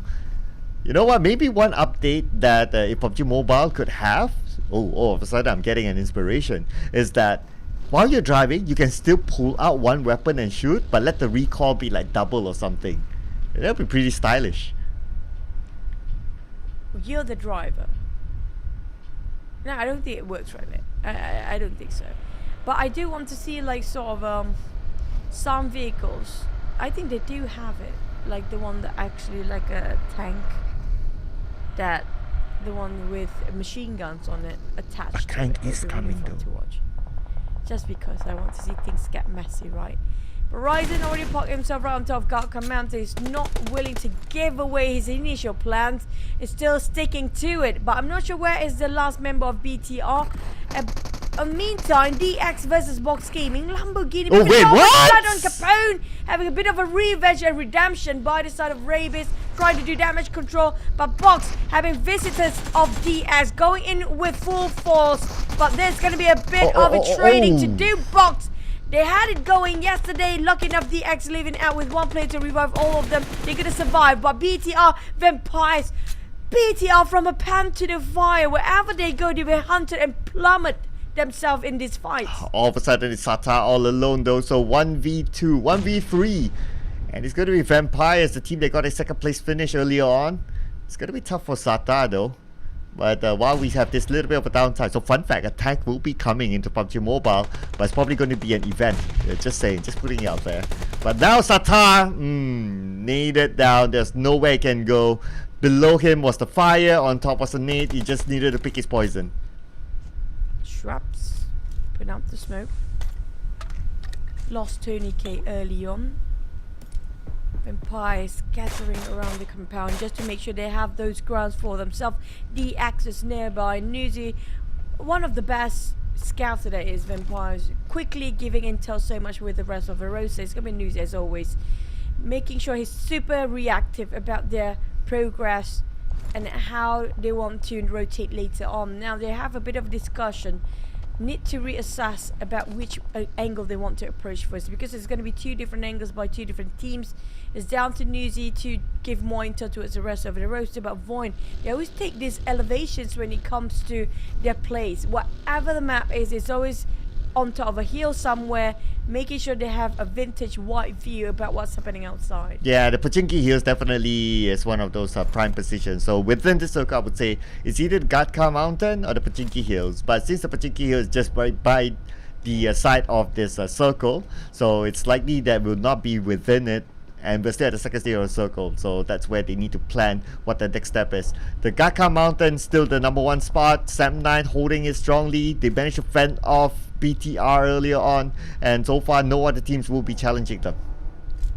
Possibly PERSIJA EVOS if they decided to pass just across the side of Sam9, but so far I think they're going to take a bit of a longer rotation. They decided to go from the northern side, even on top of Ruins possibly, but Ruins right now super crowded. We're talking about more than one team. Make it 3 or 4 right now. It's Alter Ego. There's going to be if I'm not mistaken, there's GEEK SLATE possibly around this somewhere, or Sam9. Yoodo Alliance hovering around this corner as well. It's going to be possibly 5 teams on the side of the east of circle. Oh, look at the amount of colors, and all of them still moving. So boom, adjacent with another team moving around trying to find their next checkpoint. Alter Ego, not too bad for now, but of course it's still by the edge of the circle. PERSIJA EVOS playing around the areas of Ruins with SLD behind them. So like what you mentioned, they will not be challenging the Gatka Mountain, but Olio gunned down by Bacon Time. 9 Noise will be the culprit. Bacon Time taking a couple of shots down. Not sure if they can eliminate and translate into 1 point for now. Killfeed a bit quiet. Rosemary trying to rotate himself somewhere in between, a bit on the outskirts, just to see if they need to to have an exit out of things going really south and not what they're expecting it to do. Octa and the rest of Alter Ego will keep the rest and try to have to cut across VOIN. Now VOIN, it's so good when it comes to defending. They're so strong when it comes to know exactly how to hold the angles. How can Alter Ego cut across? That's another question. Right now, let's see if we'll probably be shown the overall map in about a minute. But for this moment, Alter Ego, because it's a stage 3 of the circle, right? For them to really challenge VOIN, okay, it's a distance there, so they probably won't go in for the rush, because VOIN can shoot them while they travel onto them. Rosemary is probably doing the scouting work, trying to see if there's another angle for them to play with. But Rosemary going past VOIN, playing a little bit on the northern side, then he's all alone. Danger spot for Rosemary. Rosemary, always the entry fragger. Hoping to find a loose and just gonna creep to a side of VOIN now. Here we go. Comes the ring of a bell from Alter Ego to a side of VOIN. Laporte cook up the nade, preemptively waiting for the shots, but Octa have a bit of a HP being chucked down, but there's gonna be a return of favor to another nade being tossed around. There's gonna be a exchange of trading of nice. And Laporte on the ground. Fnatic open up for the rest of the team to push in. Here comes another drop. We'll finish off Laporte straight off, but boom! Still will have the fighting spirit in their ends. It's gonna be Yummy taking it out on the other end. Boom want to be part of this as well. Yeah, there was a long range there by Boom onto Rosemary, but the counter fire by PBE onto Boom. And now looks like the circle moves slightly north. 7-9 still has some room to play with, coming down from the Gatka Mountains on the right. At the same time, Octa will be naded down. It's just raining nades now on the outskirts of Pachinki. Barely leaving out Pachinki for VOIN. Alter Ego. Boom will be gatekeeping them. Yummy got punished for that at the moment he tried to get his nose into this business. But Bacon time slowly creeping to a side of hill. They're having a bit of exchange of fires. Might be the one that actually waiting the other end is gonna be Hill. VOIN on the other hand have to make it through. We talk about they have less than 15 seconds to get into the circle. And the moment they step out from this warehouse for Alter Ego, they have to force themselves fight against Boom, who's been waiting at the other end. Hill on the other end still defending on top of Ruins. Yoodo Alliance try to reposition, see through what's happening, who's giving the support fire, how many people at the back line, but they have Alter Ego to deal with as well. Ooh, yes, the amount of teams around them is just crazy. Plus the long range shots, they are hitting based on what we see so far. Hill right in the middle of a couple of teams, but now focusing on the Boom versus PBE right now. Super duper low with Cool. Naded down. Mom Boy's on his knees as well, and Raimon. What can he do? 50% of health. I don't think he can save his teammate, especially Rankit that's currently down right in front of him. Comes another nade by Pombet. Raimon tried to make a bit of a miracle run for PBE. Rankit bleeding out. Got a bit of covers for them just with the terrains, but I don't think Rankit can be safe for now. As LD Tran-G just finish off that one, stealing it away from these guys. Vampires put out TS. Oh, Isaiah! TS just sharing a tree in between them with a just splat. Vampires being finished off by the hands of TS. Nice splat there by Team Secret. Right now they are in the middle of the circle, but now we refocus our view onto the edge of the circle, whereby GEEK SLATE going up against D-Xavier. So it's going to be D-Xavier inside the compound. GEEK SLATE, they are open on the outside. GEEK SLATE got to be careful. DBS in hand. Long will now shoot long range onto Stuxnet, but Stuxnet naded out by Rabbids. 1v1 fight by Chua. And here we go, Chua, Snipes with the DBS on his own. 2v1, can he pull off a clutcher? But no, it's going to be Snipes losing the fight. Chua barely hanging on with only Rabies alongside with him right now. DX losing men slowly but surely, but at the same time they can revive a third player back on his feet. Frankie will be revived and Rabies trying to reset himself, but they cannot be complacent. We're talking about DX, yeah, they win those fight, but they have to deal with none against GEEK SLATE waiting at the other hand. And the circle will shift again within a couple of seconds to go less than a minute. Time is ticking and GEEK SLATE won this fight. 7-9 coming out marching behind of GEEK SLATE. At the same time, DX, they have to think of an exit route in case things did not turn out how they want it to be. Probably the exit route right now is they need to finish off those opponents on the high ground. If not, they have good view onto DX. Right now, DX seems to be winning the fight against GEEK SLATE as Mika is calling up for help. Stuxnet still alive. 3 times will be gunned down by Adib somewhere else, and Mika as well finish off by Deb. So it's going to be another point for 7-9. Alter Ego eliminated, number 12, 1 elimination point. D-Xavier, the circle moved away. They're not done yet. Frankie Now waiting on the low ground. DX, they need to botch. They need to move. Bacon in the open area, but they got the terrain on their side. And a bit of a pit here when those elevation will cover them for a bit longer. Sem9 marching to the compound. They got it in. And they just passing by without anything. No one to punish the side of Sem9. But Ruins will be the next one to be favored by these players.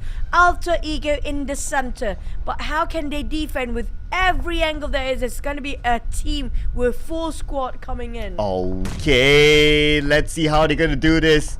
GEEK SLATE, they're starting to move as Damroot goes into the circle, gets his mark inside of it.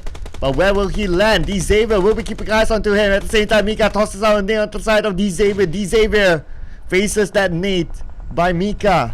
Mika resetting. It's going to be a slow gameplay, but they can't take it too slow as the zone will arrive onto them. The Axe still trying to push back the side of GEEK SLATE from pushing forward. Damn or the end. Chua managed to take down Stuxnet. TS want to be part of this as the third party. Spotted out DX. Aizen got his trigger discipline going, making sure he will not exploit the entire team position just yet. Here comes the spray. Aizen, bit too late now. The entire cover of DX already flee. They got in barely into the circle at the edge. But GEEK SLATE on the other hand, how to get in there? Oh yeah, it's going to be tough for them because all eyes on the GEEK SLATE at this point. But they do have one player inside the circle right now. It's going to be damn good. Xavier, on the other hand, starting to move in. Sem9 has a high ground against Team Secret. Team Secret now suffering as Kid being shot down. But right now, Luxy will be gunned down as well somewhere else. Adis prepping up the nade. Good tossing on the side of Team Secret. Team Secret, got to be aware of this. The nade will be tossed out. Will it land on the Team Secret? Looks like that nade will not connect just yet. But the second nade will be tossed out by Lung. It does connect, but not enough to take Kid down just yet. Sem9 trying to keep Team Secret at bay. Here comes the nade from Lung. GEEK SLATE coming up from behind. They're being compressed for the side. DX left, right, center. There'll be eyes watching out for them. TS 5 eliminations dominating. They got back up their saddle and have it a good run this time. PERSIJA on the other hand, they just had a very good duo just now. Adding into the twins didn't seem like it reflect anything so much. Not too much of an impact as they are struggling in the blue zone. Being pushed back by Bacon time. Have to deal with SLD. There's Hill and there's everyone by PERSIJA EVOS. How to be alive here? Oh, but Luxy managed to get a knock down to Ice. That's going to be a good one by him. But the zone is putting pressure onto Luxy. Luxy sees 3 touch. 3 touch will be gunned down as well. But the counter fire coming in for Shirley just at the right time. And now Ice might succumb himself to the blue, but 3 touch should be able to be survived. He tries, but Shirley in vain. Dips trying to slowly pushing in as well as Sem9, but they got pinned down quite hard. Sem9 deals out with TS first, one step at a time. Jumper left on the side of TS right now. The last remaining player, maybe another one to survive.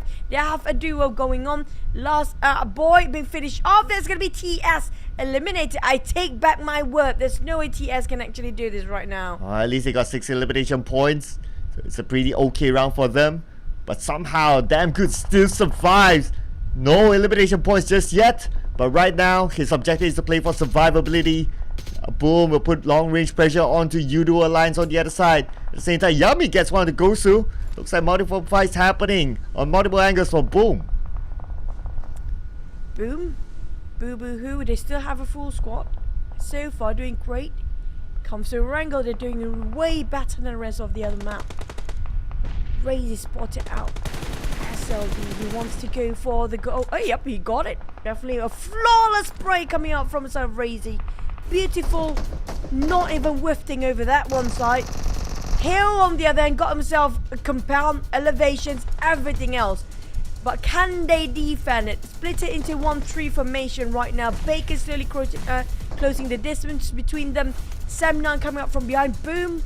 On the other end, nobody coming up from the southern part of the circle. Oh, yeah, mostly from the north. And speaking about the north, it's going to be Sem9, one of them. But in the middle of the circle, we have Yoodo Alliance. Kenny putting pressure long range onto Boom. Boom playing by the edge of the circle. But it's even pressing matters for Sam9 as he still have a couple of team members on the outside. 10 elimination points now for Sam9, doing very well with those eliminations.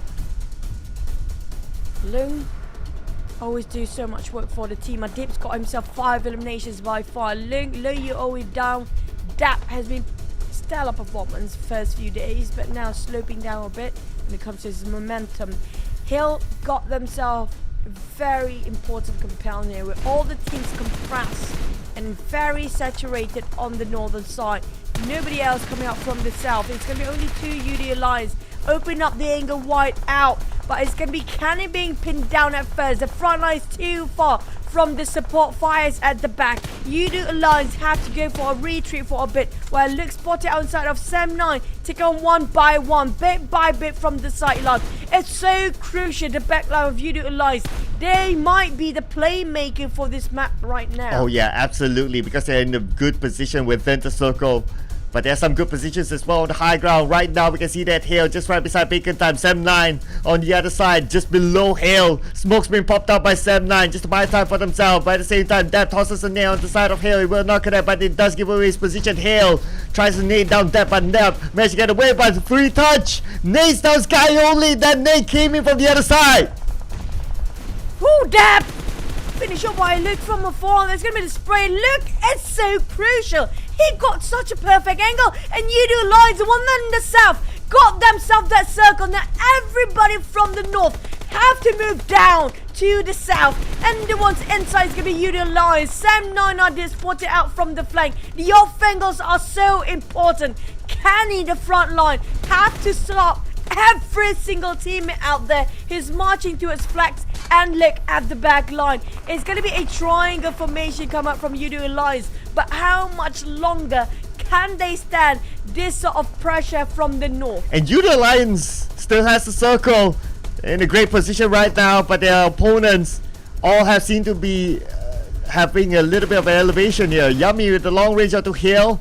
Hale trying to get out of the building, but now they know they're being shot at by Boom. This will stop them at their tracks. At the same time, they need to be careful because on the right side there's another team as well. Look, again, giving a pressure on the flank side, the off angle, but at the same time, Sam9 realized he needs to outflank Luke. He positioned himself right next to him. Oh, he got caught. Luke knocked down. Dips. It's going to be Luke in a tough spot here. It's going to be the end of Yoodo Alliance if Luke is down, but Luke, that was a smart, ingenious move. Tried to outflank Luke on the other hand, but he got caught in between. Yoodo Alliance can just keep the pressure on the front line. While Sam9 discovered, you know what, we need to take out Adi Luke either way. Adip found out a solution for Sam9 to get in. It's going to be coming up from the side of Luke's angle, and now trying to take Kenny from the back as well. But Kenny, there was a nice counter fire. Nice shot with the Bison there from afar. Yoodo Alliance still holding on to the ground. Adi Luke still can be picked up, but at the same time we can see that Boom will be eliminated at number 4 with 9 elimination points. Looks like they lost the fight against Hale. Right now Hale is within the circle. Kenny is in the middle of it, and Kenny will be gunned down. Hale is in the circle. Nothing's tried to push forward with those vehicles, slowly getting into the lair of Sam9 here. Sam9 holding is quite strong now, leaving only Yoodo Alliance, the last player remaining. That's going to be the one. It's going to be Flaxopy on a different angle, the last person left. But Nothing's wants to save his mate, but the Cinder has to open up the space. He have to actually march forward. He got himself double airdrop. What a bonus! Why you have double airdrop back to back like that? And Sam9 did start to close the distance towards the side of Hill. Hill has the most men, yes, but Sam9 Dap finished off by the play zone. But Hill is in between these two compressed angle by Sam9 and Yoodo Alliance. Now it's gonna be all about the timing to shoot for side of Sam9 and Yoodo Alliance. Whatever it is, Sam9 they managed to get more than 10 elimination points. That's good. That's already a good round for them. But Hill only 3 though. So the total points, it could still favor onto Sam9, but we need to wait and see who gets that number 2 spot. It's going to be a 3v1v1. Flax, it's last man standing for Yoodo Alliance on the outside of the circle still. In fact, both of them are Dips and Flax on the outside. The only team that's in it is Hill. Only Haystacks to cover Flax and nothing to cover Dips. But Dips know exactly how Flax thinks. Is not picking the fight against the team there with the most firepower. is going to be taking the 1v1. It's like we're going to be a mano to mano. The three of you of Hill step out of this fight for now, but Adib's open fire giving away his position. Look at how the crosshair and the view coming out from Hill switch over straight to the side of Sam9. Tiger taking it off flex. It's going to be Sam9. They know exactly where he's at. They're going to go for the rush. They're going to get the chicken for Hill. Well, unless Adibs can pull off a depth. Tiger, I think you need to reload though. Tiger, reload. Okay. He realized that a little bit late, but it's okay. Finally, it's over with a splat. It's going to be Hill Esports taking home the Irango chicken dinner. Not even breaking the sweat until the last minute. Hill just have to wait for these guys who are at the edge of the circle to be fidgety, to be nervous, and have to force themselves to move forward.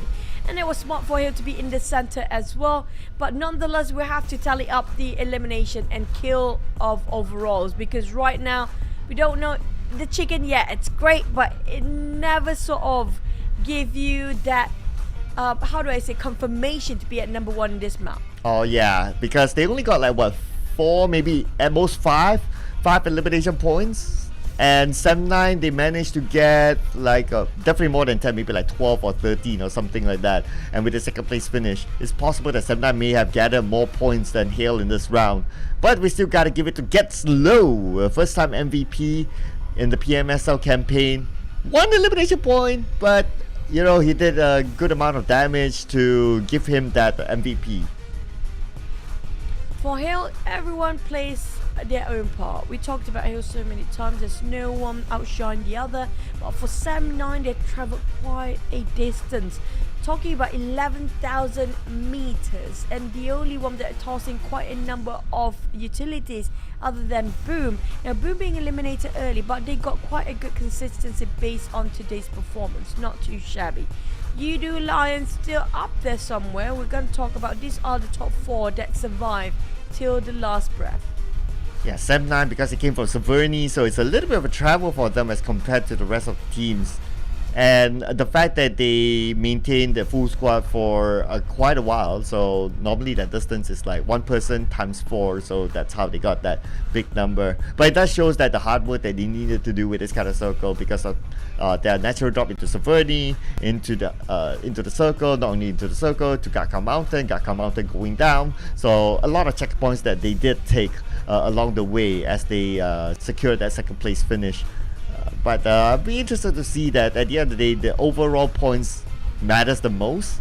And based on the teams to watch, since their graphic is on the first place here, it's likely that they overtook Hale in terms of the overall points. Hale, I feel like, how do I say this?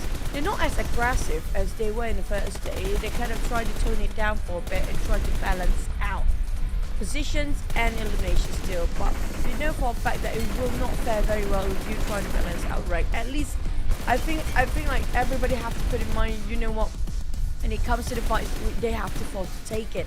Second thing, they have to make sure they survive no matter what, because right now, yeah, rank position won't be as much as eliminations, but it still plays a big part when it comes to contributing to the overall rankings. For Sam9, they start to have this consistency. I think starting off this middle week. Was it yesterday or the day before? Well, Yoodo Alliance, they have it since the start, but at Sam9, they start to rise up to the occasion. Yeah, Sam9, I mean, they've been really consistent. And they have the most chicken dinners in week 1 so far with 3 chicken dinners. Other than that, it's a lot of elimination points, it's good ranking. So Sam9, actually, they're doing really well. Now let's get a confirmation. And yes, it's going to be Sam9 taking home the most points in that round with 13 eliminations, and Hale only managed to get 5 with that chicken dinner, giving them 15, so it's 4 points behind Sam9.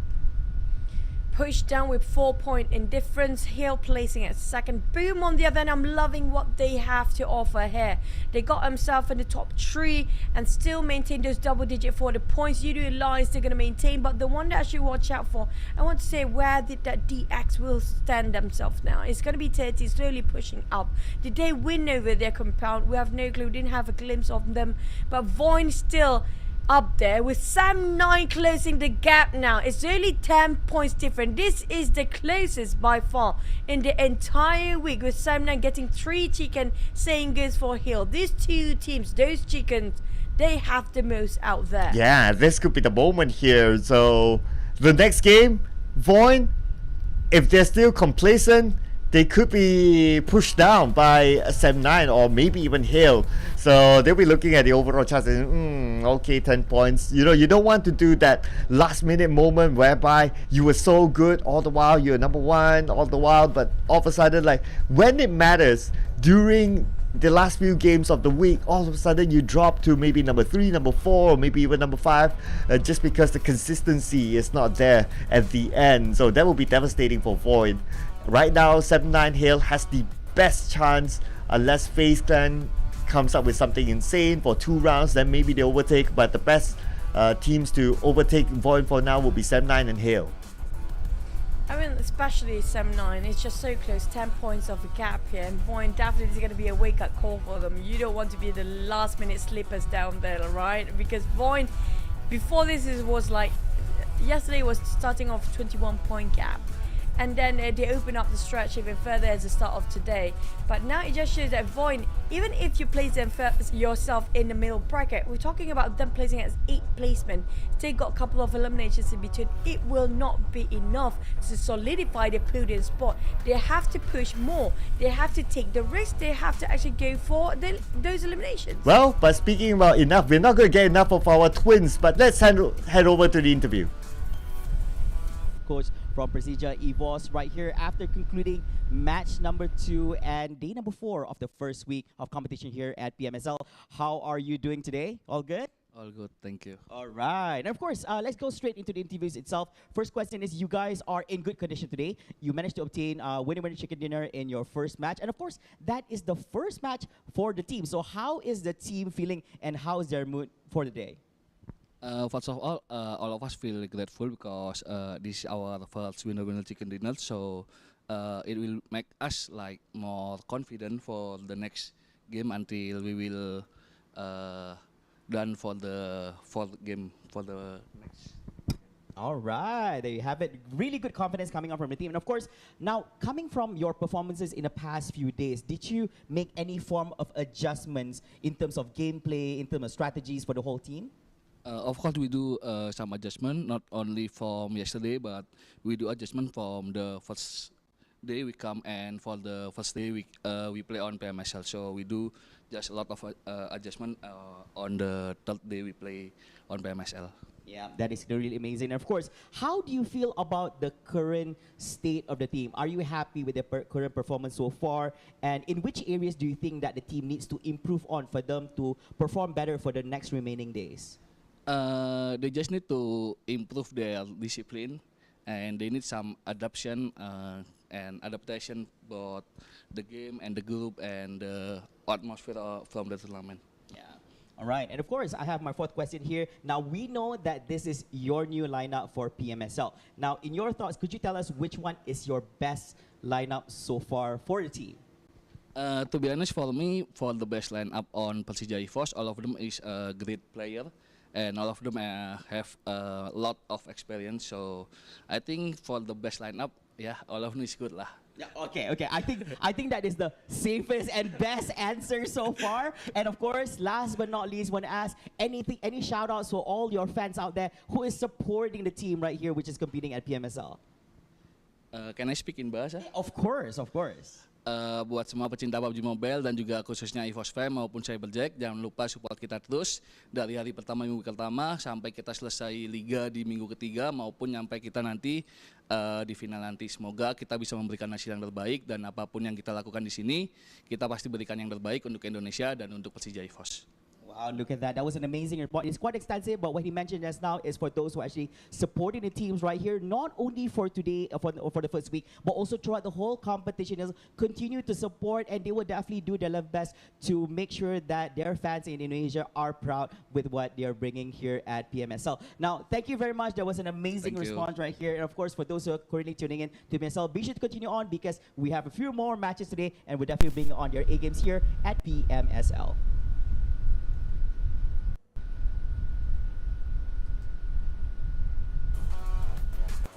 That was Coach Senior. I was hoping that he said something like, "Oh, don't forget to pray," because but he always tells me back in the day. So that's like his that's almost like his tag there, and yeah, it's nice to see him back in action after a long while.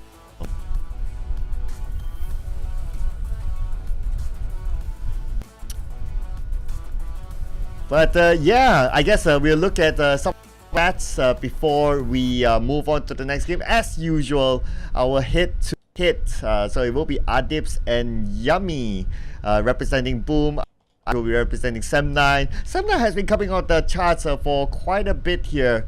So this time, we're normally seeing Deb, and this time it's going to be Adip. So he got elimination points versus Yummy, and so far so good for him. But yeah, I guess it's a good one. But hey, so these are the stats. Really nice. And the next match will be in Erangel again, of course. Yep, back to SR Erangel. Now this is going to be the last Erangel before we head into, not really the entire day, okay? We still have one more Erangel for today, but before we get into the long break, it's going to be Erangel. And usually after this Erangel, there's going to be a lot of team swapping after those breaks to get into the last Erangel of the day to push themselves the numbers up. When it comes to the second Erangel now, a lot of teams want to have those eliminations usually before they head into those long breaks, right? Now speaking of the teams out there, I do love PERSIJA EVOS to actually have the coach talk over what's happening on their end. But at the same time, I don't know, every single player have... It's not big of a difference. I did prefer the one before with Lynx. I don't know. I mean, like, everybody have their own perspective in certain way, right? Yeah. I mean, it is subjective because there's so many factors inside of PUBG Mobile. It's and he only played like one round, so there's still a lot of factors to consider too. But if we consider like based on achievements and statistics, of course, we cannot deny Zaxi Duo too, and there are many factors that impact it. But if they still continue on Zaxi Duo after this, I wouldn't mind as well, because it is a proven lineup. But if they do put in back Lynx, then okay, it's going to be I don't expect. But if Zaxi Duo, yeah, I guess it's something that we can look forward to.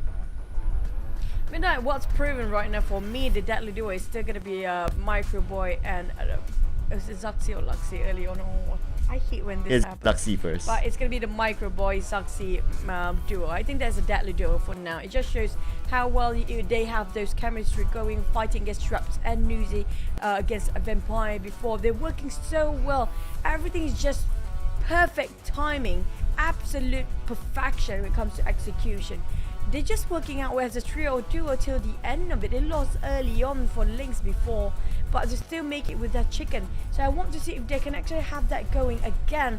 But the other teams that I want and waited for the entire day, it's going to be DX. And then DX used to be one of the best in the world. They used to be the vampires back then, before vampires are the vampires now. So where is DX and why they are in a slump? It feels the entire region of Vietnam right now in a very dark place. They don't have any sort of a light to shine on them. Yeah, especially since they've been shooed out of Pachinki. They used to drop in school. I wouldn't say that being in school is not comfortable for them. I think there are a lot of factors as well. Maybe it's also the momentum wise of whatever happened in previous days, because they lost Pachinki, and not because they lost Pachinki, but because they lost the fight inside Pachinki, and that kind of dampened their confidence level. So they were starting to take a step back. But yeah, but that's the thing about playing a league, right? There are a lot of games to play, there are a lot of days to play. It's only week 1, and if they cannot get out of that mental block zone, even in like the first few days, it's going to be tough coming into week 2 and week 3 onwards. For side of DX, I mean, I get why they put himself in school, because it's going to be very similar rotation with Pachinki possibly, about how they want to adjust themselves in the map. They don't have that much time to readapt, because we're talking about no downtime. 3 maps back to back, 1 hour downtime. Yeah, okay, get that 1 hour to discuss stuff, but can you readapt yourself within that 1 hour as well? Because it's going to be straight 3 games in a row, different maps entirely. So if they want to have a big reset, it's going to be after done with week 1. They have it another go, going back to the drawing box, and at the same time they have to readjust themselves with a new set of grouping again. Yeah, it's a reshuffle. I want to see like if Xavier would get the same as two teams. So Bacon Time and GE, because he just likes to go onto teams irregardless of who you are, right? They would even challenge Hale at some point. So if DX happen to be the same group as those, it's gonna be tough. Looking at the current trend of how they like to challenge Xavier in the drop spot. PBE on the other hand, currently still at the but not really bottom. They still have that chance to actually be out of the bottom 4, and I think that should be the minimum right now. As long as they're out of the bottom 4, they still have a chance to play in the grand finals. That should be the bare minimum goal for these teams. I just wish the gap in between the teams are not too big. I'm talking about everybody can have a shot at getting a #1 spot, but right now it's just due for Raymond and Demigod. Now Demigod is in. It's been a while we haven't seen him. This is going to be the nemesis, the arch nemesis for Jumper. But I love their banter. They're actually good friends behind the scenes. Oh yeah, I almost forgot that he wasn't playing. I mean, we saw him during the interview, and then it crossed my mind that, oh yeah, Demigod isn't playing. Okay, but it's nice to see him finally making his debut in PMSL. VOIN, wow, okay, I think this is the first time we see a substitution for them, if I'm not mistaken. So Maxius is coming in this time around. I believe with Maxius coming in, it is the lineup that brought them the most success in the PMSL so far. So we can say that this is their key lineup, and I think they realize that, oh, it's only 10 points difference than the #2 team 7-9 now, and if they drop all this time around, 7-9 could take over them. So that's why they start to put in the best lineup possible, and let's see if that changes anything in the next round. And speaking of changes, Yuhai is back.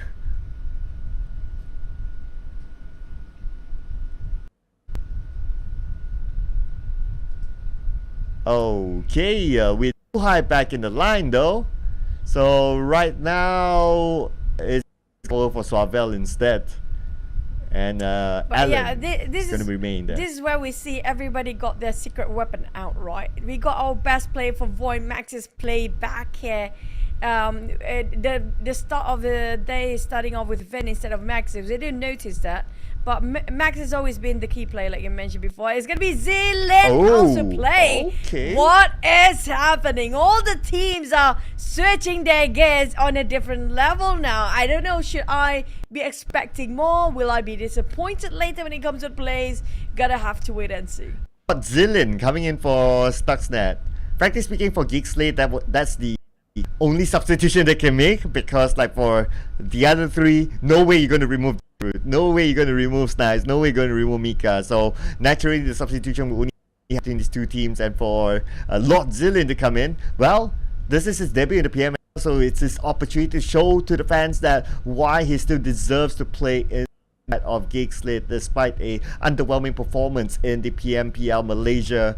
This is his redemption moment here as we head on to our next game before the break. It's going to be a wrangle. Let's go.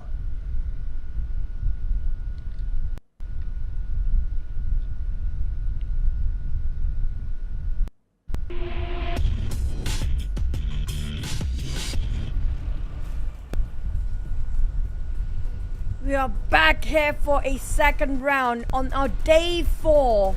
Second last day of week #1, middle of the day day 4 itself, having such a beautiful flight path, staggering, just splitting the map into the west and east side, down to SMB from on top of Savini.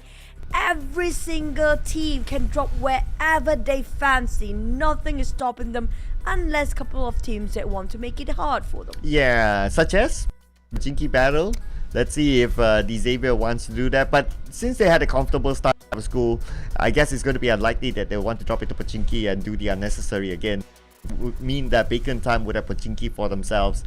So far, based on the previous fight as well, it was just split between the north and south. This time it's left and right. So we might see this come whereby it's going to be a cool, nice start for all these teams. I don't expect a big challenge. Looking at the current spread of teams dropping, should be okay for everyone. I do have a bit of interesting bumper car moment, or even try to knock down on PERSIJA EVOS player, which is going to be red face chased by the heck of Boom. He's having fun. It's like Fast and Furious, but I am John Wick. There you go. Red face suddenly knocked out. Yummy. Not even showing any sort of mercy. Luxy tried to do a bit of redemption. Red face bleeding out. No time. Oh, Yummy still got it. Ooh, Yummy. Yummy for him. Definitely still got it. So, that's sad. Oh, thank you for just being savage here. And those are those moments whereby you waited longer than you actually played the game. True. I mean, he tried, red face. We can see he's trying. His effort was shown in action. He tried to evade those kind of accidents early on, but Yummy's just better at it. You have to agree on that. Bacon time right now, they have this pachinki for themselves after a first half of a week.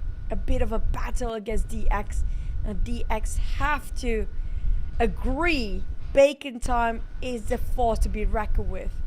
You should respect the fact that Bacon time taking pachinki right now. There's no way you can take them out of their hands. Yeah, so yeah, they have warranted it after 2-1 win against D-Xavier. Unless if the group allows it, that Bacon Time isn't playing, then maybe we'll see D-Xavier coming back into pachinki. But for now, as long as Bacon Time's playing and D-Xavier is obviously playing, definitely they'll let go of this pachinki. And at least this kind of circle, you know, despite you dropping the school, it's still kind. So at least D-Xavier would have been like, yeah, we missed the middle circle yesterday. At least this time around we got it. At least one round given to them. Let's see how they make the most of it. True. But VOIN, I do want to see them to structure gap again. But at the same time, I don't want the gap is too significant. But it's like a love and hate relationship right now with VOIN for me. I want them to be up there, but the gap is a bit too small now. It doesn't feel dominating, but at the same time the suspense will be gone if the gap is too obvious. But at the same time, I do want to see the teams on the second page to close up the gap. It would be super incredible if we have all the teams first place to 90 place all hitting up the 100 mark right now. Wow. Yeah, I guess in a month that will look cool. Mathematically, I'm not sure if that would happen. I think there's too little point for it to happen, but yeah, but I do agree that if the point gap was like minimal, I need to do the math here. I'd be too lazy to do that. But if it's minimal, that it's like, okay, every round, every position can change. Okay, that would be the best case scenario. Of course, for VOIN being up there, 10 points difference, at least this opens up like space for other teams to like overtake them, and that will be more exciting for us as viewers to be like, oh, we'll be anticipating this round. What will happen to? Yeah, it's just a flip of a coin if that happens. Back to the side of DX, they have school for themselves. I'm surprised nobody tried to contest school. I mean, like, it's gonna be tough for DX. Every single time they switch their own initial drop spot, it's gonna be another team trying to contest out a hack of them. But this time at least they're having a great start, having a very peaceful mind to venture out and navigate themselves based on the circle. But PERSIJA, on the other hand, they do have to share this compound for a bit. We're talking about Yasnaya, Microboy and Luxy do have both Luxy and Luxy playing this time. Red FaZe will be eliminated due to the car crash early on. VOIN, on the other hand, it feels a bit slow. Did we see a circle just now? Yeah, it's in the middle. So nice middle circle, nice path. So that's why we don't see those early crashes as what we expected, similar to like the previous round, except for that vehicle damage. But other than that, everyone's like, you know, you manage to get into your own place. It's pretty okay. So far so good. And with that kind of nice circle as well, right in the middle, that means there's a room to play. That also means that we might see more clashes in 5th stage onwards. Still the first stage, yeah, a bit too early to get those skirmishes. Everything happens the same when it comes to PUBG Mobile. You fly, you loot, you survive. It's going to be the same basics every single time, but so it's down to the players to make a ripple of it, to change the wave, to change the frequency of the fights. BTR coming out from ruins, going for the second checkpoint already. We're talking about Deuce, which is known as Liquid as well, alongside with I think that's going to be Ryzen. Yeah, Ryzen around the corner. So they're splitting themselves into 2-2 formation on the side of BTR. Yeah, it's not really a surprise. So far, we have seen them doing quite often, and it does make sense as well because it's still the first stage. But if like Circle 4, Circle 5, if they continue to do that, I think it's really scenario based, and they're no stranger to that kind of strategy. Considering that they are a star-studded lineup, so with that star-studded lineup-ness, and they have the confidence level, that level of confidence, if they can pull it off, why not? At the end, some people, we can have internet banter about it, right? Like, oh, 2-2 split works or whether it doesn't work. To me, it's very subjective. It's very dependent on the scenario. So we can't really say that, oh, 2-2 split doesn't work. No, we can see like the teams like Vampire, they do 2-2 split as well, or they do 1-3 split, and it works. So it really depends on the scenario and how each and every player, whenever they split up, how they take care of themselves. Yeah, I agree. This is Battle Royale, and that's the beauty of Battle Royale. Everything that works, nothing is wrong for you. Nothing can be wrong as long as you guys survive. And that's the only thing that works right now, because it's still a survival game by the end of the day. Because yes, it's an FPS mode, getting more kills, great number of eliminations. But when it comes to the end of the day, it's still about survivability. You survive, then you get to eat those chicken dinner. If you're dead, there's no way you can be eating that. But we feel like we're having very sort of similar circle than the last one. Gaka mounted on top of this again. Nobody's taking it. Oh yeah, really, it looks really similar. It feels like a deja vu. But this footstep 9 site, that means that we could see a Vampire going up, or maybe even Box. It's still a good position, I would say, at least for maybe, if not only this one, but maybe the next one even. Now, no sort of gatekeeping on the bridge. But Rosemary, I love Rosemary. I love the way he sprayed. I love the way he approached a player. I love everything about Rosemary. I'm in love with Rosemary because he makes such wonderful plays every single time. So much action from these guys. Oh yeah, he's always in the right position at the right time, and there you go. And it happens. Xavier, just putting it out there, right? So now D0 playing as a trio with a Yuhai shooting on one member of D Xavier getting into ruins, and Yuhai, he knows he's a little bit of an open position, so he chooses to relocate himself, opening up another space, scouting out at the same time, and right now they're kind of surrounding D Xavier.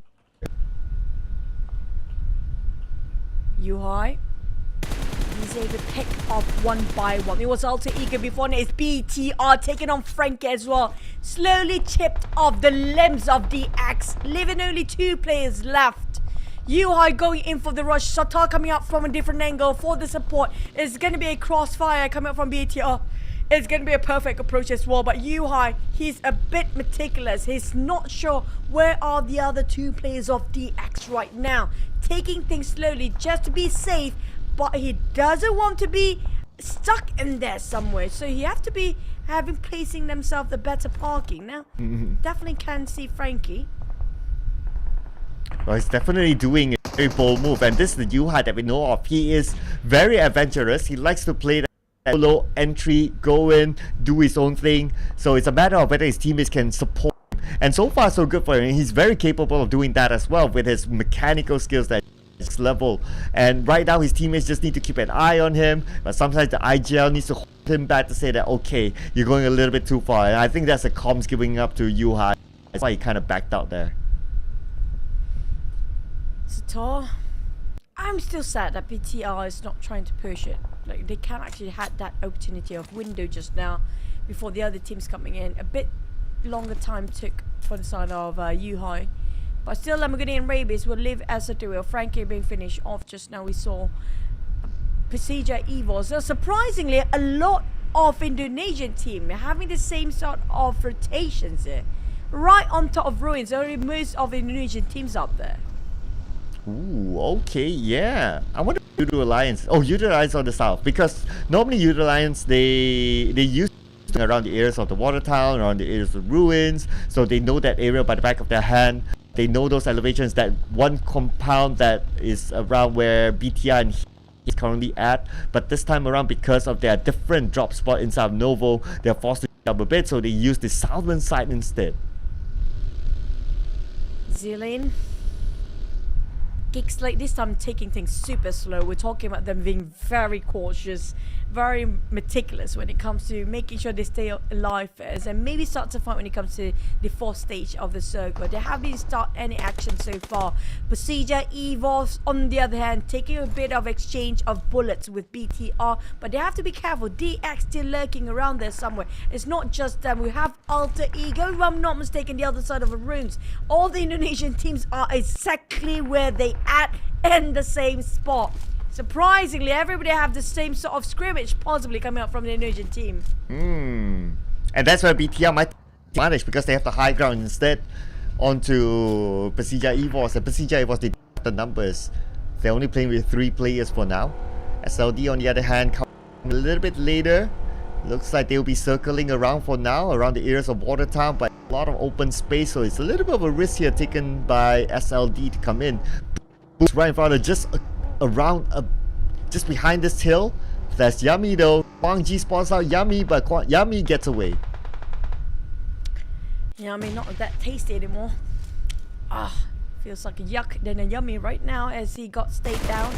But at the same time, Mon Boy, PBE coming onto a side of Pachinko. But Pachinko holds so strongly, but it's like, I think that's going to be Yoodo Alliance if I'm not mistaken, right? Or is it an entirely different team now? Yep, Yoodo Alliance kind of giving a pressure on the side of PBE, but they still managed to squeeze in there the last minute. Boom! On the other end, well, Yummy is being yucked to a lot of team, but he's still Yummy for himself. But Room Razy got knocked down from afar by SLD, purging counter fire, but he got himself in the blue zone. But SLD will be greeted by Bombed the moment they step into nearby the zone. They have a bit of a counter fire, but will it be enough for SLD? Ooh, SLD. They need to figure out how to the zone. Now, looking at Boom's movement, Yummy is going in. So, Yummy yuck. Yes, he is yucky towards his opponent. SLD. Wow, Yummy. What a taking down 2 from SLD back to back, eliminating them without a single point. Yummy again making so much work for the entire team of Boom as always, but Kenny got knocked down instead by Lapa. VOIN is not done with their kerfuffle with those vehicles yet. We're talking about a lot of splat and splots going everywhere all over the map. They are not done. Still trying to take on players with their vehicles. VOIN start to march into the southeast of the circle. GEEK taking on mostly on the southern part. Yoodo Alliance barely make it in. Gukka Phil will be where everything is happening right now. Northern Vampires and PERSIJA EVOS not having too much of a contender, except all 3 of them up there. Boom might be joining on top of Ruins. Well, I'm worried for more. Look at the Pachinki Hill. It's going up against VOIN, but now focusing onto Sam9. Sam9 now losing right against Box, but now they're trading it back. They could possibly still win this. The other side, Winnie comes in. Winnie shoots. Winnie almost got in the last member of Sam9, and Sam9 eliminated. VOIN will rejoice as Sam9 will not be challenging them for that number 1, but Hill is still behind their tail. Vampires cooking up the nade. Pre-toss it, now tossing over towards the side of Box, trying to flush them out. Vampires will try to go for the rush. Winnie and Capone stuck in between in a corner. Now they are exchanging look. What should we do now? Because they heard the cue from Vampires. It's everywhere. Left, right, center. Capone fighting the entire cover of Vampires. This is gonna be scary on his end. But he tried valid enough. Vampires managed to decimate the entire team of Box Gaming within seconds. Yeah, beautiful third party, they're not gonna lie. But thinking about party, now Boom is bringing the party towards BTR with Liquid now super Liquid aka Deuce, and Satar has a nade on his own, good tossing on the side of Boom, but Boom will not have anyone there, so the nade will be in vain. Right now we can see that they need to move. They're still on the outside of the circle, but the Xavier is super duper low. Rabis now, can he win this fight again? Lapa moves in, Lapa takes him out. Lapa in the chopstick trench here we're talking about. VOIN Esports still having only one man, more than enough. Lapa has been hard carrying the team. 4 eliminations just by himself, survived the longest. And now Yami, the star player for Boom, being run down by these vehicles, these cars. BTR is here to take for the win. And they're taking it as wild as possible. Razy at the back line. Deals or Liquid is too far apart, trying to finish off Boo Boo Hoo. But at the same time, the spread been outplayed by the side of BTR at the same time. Gotta make it quick because they're on the outside of the circle. Razy still alive. Razy with a nade of its own. Toss it though, no target it seems. Oh, he's gonna toss it on the other side, just trying his luck, but no there. At the same time, Pombe will be finished off by BTR. Razy is gonna be the last man standing. He is still on the outside of the circle, but the good news is that he still has a buggy to work with. Now, a couple of taps. Then Razy, it's just too much in the boost. We're talking about 4 stages. It's definitely gonna be 1% at least. For now, for every single second it takes, it's gonna be 1% down. Razy needs to get out from here. He got himself that buggy, but where to go? The moment he leaves out this compound, left and right, there's gonna be somebody waiting on the side of BTR. They are gatekeeping this as tight as possible. Will choke the heck out of Boom. Circle, here we go. Circle moves towards Hill. Hill is in the middle of the circle. Where is VOIN? Gotta know where's VOIN as well, because right now Hill may overtake VOIN. But let's put focus onto VPE. VPE. Very, very close by. But EVOS and Team Secret, both of them on the outside. They might want to take over this compound. Right now, this compound is valuable. Empire still holding on to the... Oh, they just finished on box just to get to its compound. It was well worth it. They got themselves the stronger place, strongest vicinity to hold on to based on the current circle. GEEK SLATE on the other hand barely make a comeback in this tournament just yet. All the fans have been waiting for them, but at the same time, this is a predicament for them. They're stuck in the corner. They are in the pickle. They need to get out from the blue zone, but it's going to be a flat field. The moment they leave those structures, the moment they leave those small hills, it's going to be having themselves land in the middle of a haystack field here. Got sprayed by Luke, down to half HP. Skip was spraying, knocked Zillion straight on the ground. And Hale taking the fight on the other end as well. It's going to be between 2 teams trying to steal all these eliminations alongside with Hill. Oh, it had to be Zillion, but now VOIN is still in this. On the other side, but at the same time, we can see that Flex is kind of caught out. His vehicle smoked up and exploded. Flex is in trouble. He needs to reset quickly. At the same time, we can see that Bacon time is out at number 9 elimination points, but our boy managed to get 1.7, eliminated VOIN. This is up for Hale to catch up. Liquid keep the pressure on the side of PERSIJA EVOS, but at the same time PERSIJA do have the haystacks in between, but they can't take the cover. BTR being eliminated next if not being careful, living with only 2 men left. TS still have 3. Stone and the rest of Empires, they got their roof, they got the 4 walls working. They don't need to leave the shack, they don't need to do anything else and just keep the one button out, keep the taps open. And now Strap's getting on Ryzen and Vampires, they are on the most advantage, but Zuxi with a huge nade obliterate the entire team BTR straight off it. Zuxi will be happy to eliminate his old teammates there. So 1 nade to rule them. Vampire Esports still has a compound, still has a circle, still in a good position at this point. With majority of the road given towards them. And right now, Hill on the other side, full squad, so that's their own advantage right now. Only 2 teams, 3 teams in fact with a full squad, but we haven't from Alter Ego just yet. Tapping out Alter Ego. They got a couple of shacks, so they got the building for now, but I don't think it's going to hold on much longer. If you compare with what Vampires have to offer, this side of the circle, high chances of Mike closing off first, but look, no way out for Yoodo Alliance. Look, just now, living with only 1 last member survived. Team Secret resolved to take in the Chopsticks Trench, but will they be favored by the circle? There's no compound for them. Even Vampires living off their compound slowly, trying to get a couple of intel, gather information to know what's happening outside. Hill got quite a solid place too.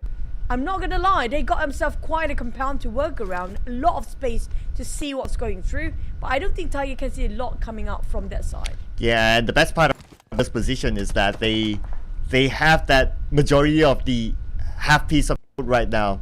Before this it was Vampires, but now it's going to be Hale. So it's going to be a different situation for the Vampires. But right now, looking at the current condition, if the information where Team Secret is at, they need to focus on taking out Team Secret first.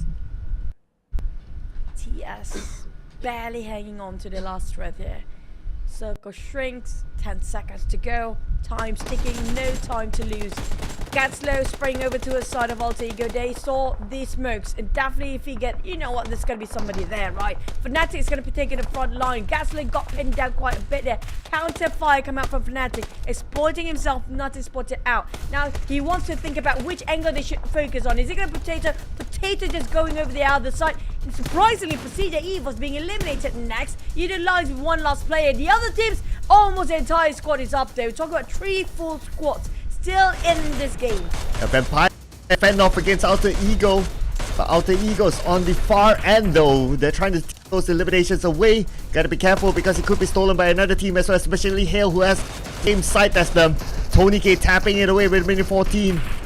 Not able to secure those elimination points just yet, but Potato tries to get away. Can Potato get away from the concept of Tony K? At the same time, we can see that Yoodo Alliance number 5 elimination points. Alter Ego still survive, not in the best of position. Nothing. Tony K tapping out. Entirety of Vampires just have to focus on what's in front. Having that vision to the side of Alter Ego. Potato will be one of the victims. But Vampires keep the pressure going. It's gonna be explosion after explosion. Plummeting them down. Alter Ego, no way out. All eyes on them. Vampires, Hale, everyone's a bit of Alter Ego. TS got caught in between, down to 2. Ooh, Team Secret. At least they still have some space to play with. But we'll need to wait and see the next phase of the circle as Vampire. Look at Alter Ego. They're just praying that these bullets don't hit onto them. But how long can they last? Looks like not long. As Rosemary will be taken out. Vampire and Hale, they are just trying to get these elimination points. 3 elimination points still up for grabs. Vampires, they're not challenger. They go away unpunished. They just easily make murder and leave the crime scene. Nobody can find them anymore. TS on the other hand, Secret caught himself in a trench. It's sort of a death threat. Yes, it's a great place to start a war in the early fights, but when it comes to the last few fights, it's so tough to get out from here. Provided you have to have those grenades, those smokes have to work. This is the time for it. They have to toss things out. Utilities, they need to have abundance of it. But Alter Ego, they managed to get back up their feet here, surprisingly. With only the truck in between, nothing else to take covers from. With so many eyes watching, I have huge respect for Alter Ego right now. Oh yeah, how did they survive that until now? That is crazy. It's insane considering the shots coming in from Vampire from one side, Hale from the other side. But now, speaking about here, the circle favored them. Vampire needs to cross the road, and it is very, very difficult despite them having vehicles still. It's going to be a clear shot for Hale if they choose to just drive past by. Tony K tipping out Potato again. Last tick of health, another knockdown from Tony K. They're not going to leave any mercy. No mercy shown inside Vampires. They're gonna just nitpicking Alter Ego all day long. They can keep this going all the way. Fnatic on the other managed to pick back up Octa, but it's gonna be a bit of a refresh again. I'm not sure how many mech kits left on the side of Alter Ego. They've been knocked out so many times by now. They're definitely running out of the resources. Ooh, yes, they are definitely running low, and they are running low on time as well now that the zone has arrived. Right now, we'll see how Team Secret will be able to do this. They're creating that smoke break with whatever that they have. Trying their luck onto the other side. Fire Nuzi spots him out. Random sprays coming out from Nuzi. But Nuzi, because he's blocked by the can't get a clear shot. But Vampire still put the pressure on the Alter Ego. Gatslow trying to give the passion side of a TS. They are in between now. Hill got the center.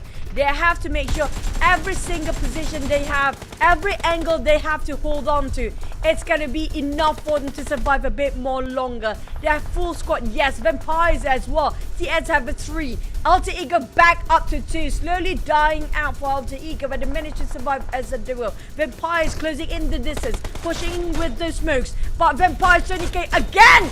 Tony K is just giving so much on Alter Ego. I think even them kind of gave up. You know what, Tony K, take it. Take it from us. Oh, he's definitely the bane for Ego there. And that gave Vampire Esports 10 elimination points, unstoppable right now. Team Seeker climbs out to the top 3. But right now we can see that Vampire and Hale share the same compound just next to each other, creating a smoke break for the rest of Vampire to come through as well. Vampire shooting onto Hale. But at the same time we can see that Shrubs, he knows that there's a smoke on the other side. Team Seeker is being spotted out as our boy will be knocked down by Shrubs.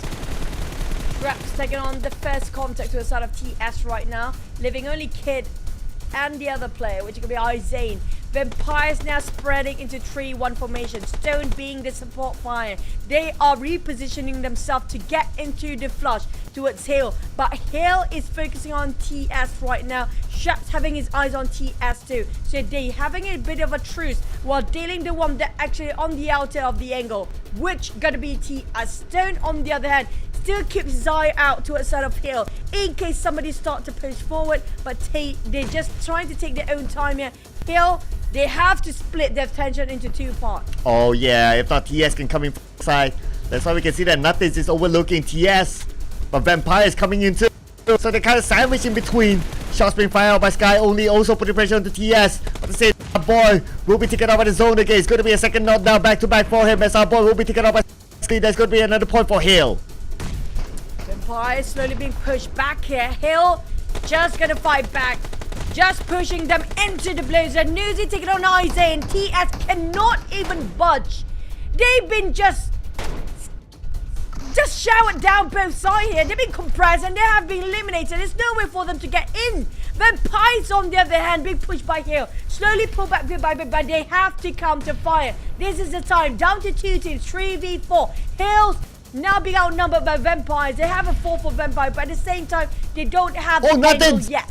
Oh, Nothings! Being mollied down in the sniper tower. He has no room to play with. Nothings is being eliminated right now. Vampire will take this advantage. They have the man advantage against Hill. It's going to be 1 by 1 being taken out. It's going to be Get Slow next. And now the last man standing is Sky. Oh, the only Sky left as Vampire pushes on. Tony K with an 8. Sky with his own 8. They're going to trade it back with each other. And that is a Vampire. Finally securing this chicken dinner. And it is Vampire in the house.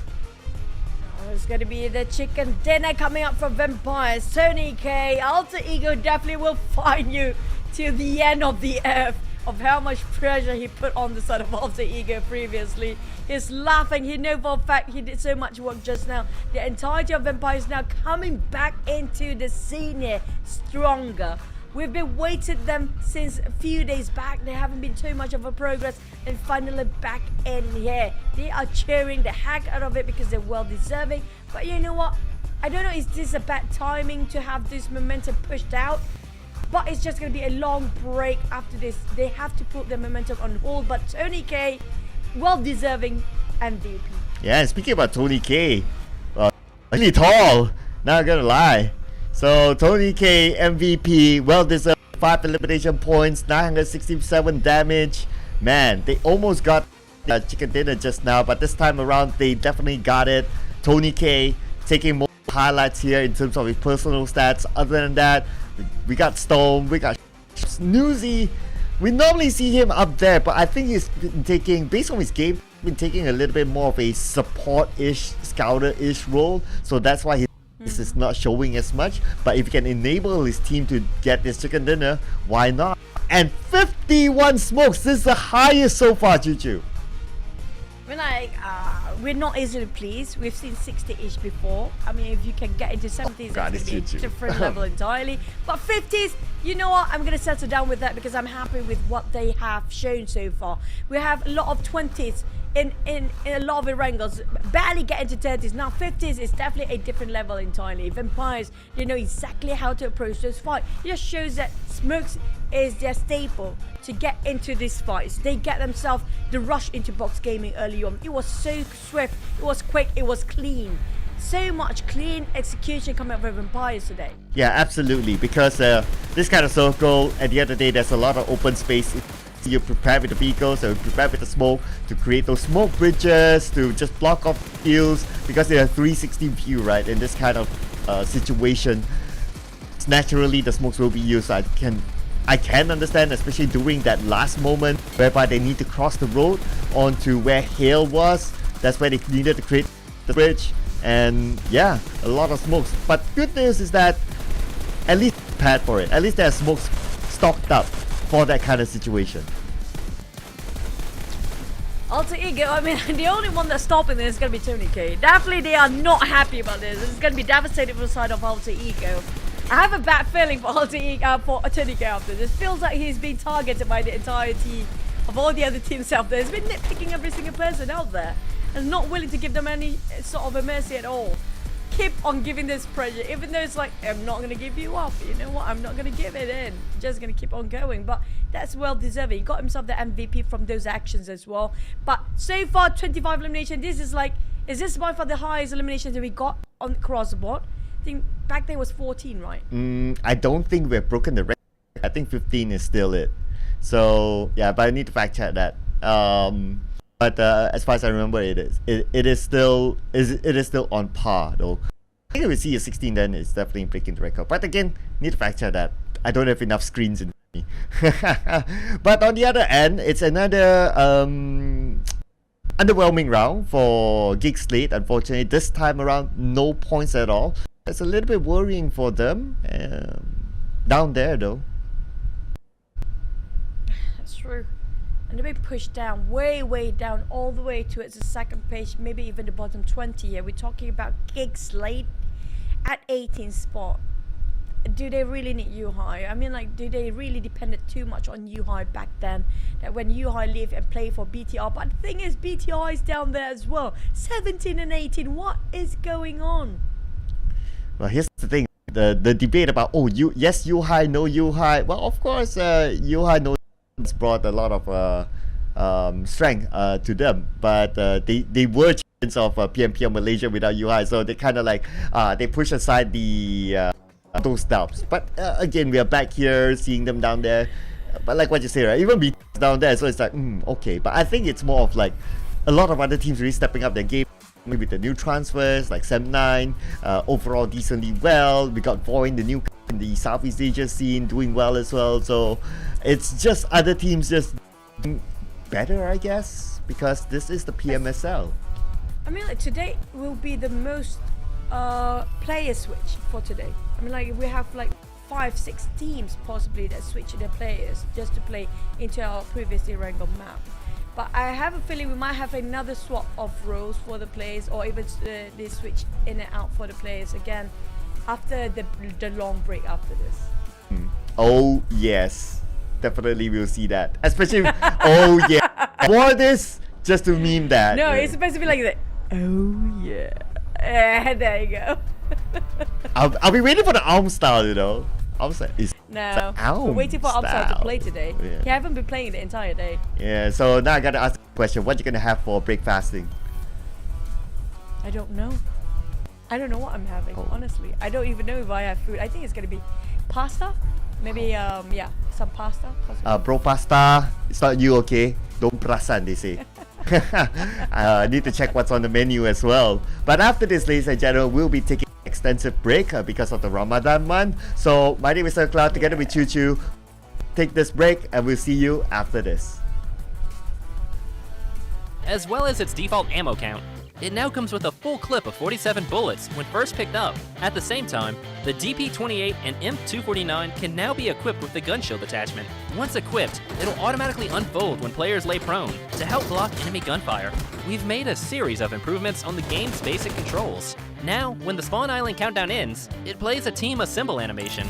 Hurry and show off your team. The reticle has been added to the jump phase to make marking things easier during this phase. Concurrently, the light column that shows after marking something now shrinks as a player gets closer to avoid it blocking your view. Upon equipping a throwable in a match, the throw arc now appears immediately to better gauge where something will be thrown. Also, the throw arc is no longer interrupted by glass windows. We have added firearm ammo type descriptions to the pickup list to make gathering suitable supplies more convenient.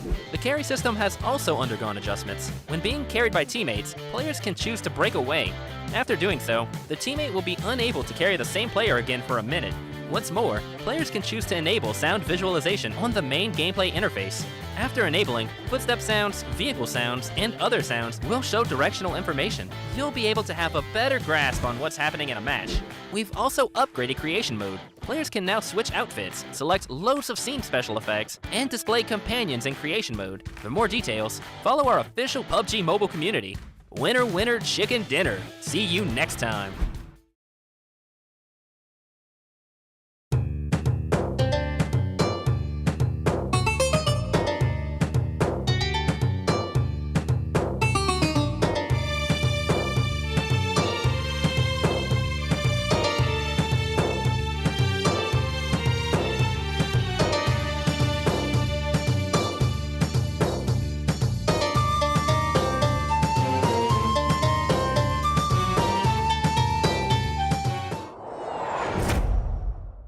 In Imagiversary, we've added the all-new supply converter. It's super practical and easy to use. Just drag excess supplies over to the empty spaces of the supply converter and tap the button below to convert them. There are some simple rules for converting. 1. Items of the same type can't be converted. 2. The more valuable the item, the less likely it is to get it from a conversion. Throwables, attachments, consumables, and supplies can all be converted. Every 2 types of item can be converted into one of 6 fixed items. Which item you get is up to luck. If you think you'll forget, don't worry. Tap the question icon above the supply converter to bring up the rules. You'll also be able to see your successful past conversions. So, when the match starts, in addition to weapons and armor, players can now prioritize searching for attachments, ammo, shop tokens, and fuel. There's a chance to convert them into a flare gun. Hustle at the start of the match. And once you reach the mid-game, you'll be able to get ghillie suits, level 3 helmets, and more by converting. Going the traditional route of getting stronger weapons is also not a bad idea. But be sure to mark out useful supplies for your teammates. That way, everyone will have the greatest chance of getting the items they want. Lastly, the supply converter also has a chance of giving some mysterious items. We'll leave that to the players to discover for themselves. PUBG Mobile's 5th anniversary is coming soon. Let's take a look at all the new content. In version 2.5, we'll be introducing the new World of Wonder feature, which includes tons of maps for different gameplay. Apart from the classic Battle Royale gameplay, you can experience unlimited possibilities in PUBG Mobile. In World of Wonder, even more gameplay maps will be coming in the future, so be sure to keep an eye out on updates for more details. On March 18th, the all-new themed gameplay, Imagiversary, will be available. In this new gameplay, players can use 3 themed items: block cover, portable trampoline, and the dual-purpose cannon. Use them to complete all sorts of creative maneuvers. Block cover can generate 3 different shaped toy blocks, which can be used as a bridge or cover. It can even be used as an elevator when placed below the player's feet. After placing it on the ground, you can touch it to bounce to higher ground. Players can launch themselves with the dual-purpose cannon to travel long distances, or launch all kinds of throwables as ammunition. It's way more powerful and effective than a regular throw. Get your creative juices flowing and come up with different combinations to unleash unexpected tactical effects. Furthermore, your backpack comes with a unique item, the supply converter. You can use the device to get new supplies by converting them 2 for 1. Give it a try, and you might just discover something unexpected. At the same time, the large new themed area, Imagination Plaza, will appear in Erangel, Stalber, and Quarry. Battle it out to occupy designated locations and compete for a vast amount of advanced supplies. The small themed area, Imagination District, will also appear in Erangel and Livik. Explore these areas and get your hands on supplies. Classic Mode has also undergone several updates. DP28 and M249 can be equipped with a new gun shield attachment. Once equipped, it can be used to block enemy gunfire. Supply shops are now available in Miramar, Vikindi, Senok, and Payload to provide players with an extensive array of tactical options. In Payload, powerful and heavily armored tanks will be available. Drive them into battle. In Metro Royale, there will be loads of updates to items and mechanics for you to explore. Creation mode will also be undergoing an update. You'll have access to many creative functions, such as change outfits, emote change speed, scene effects, and more. More options will be added to the camera and chat, so showcase your brilliant captures. The all-new Nusa Tycoon event is available in the new version. During the event, each player gets their own island. Nusa coins can be used to upgrade buildings, which raises the prosperity of your island. As your island's prosperity increases, your island's appearance in the lobby also changes. Upgrade buildings and manage your island with friends now to unlock more advanced appearances. For more details, follow our official PUBG Mobile community. Winner, winner, chicken dinner. See you next time.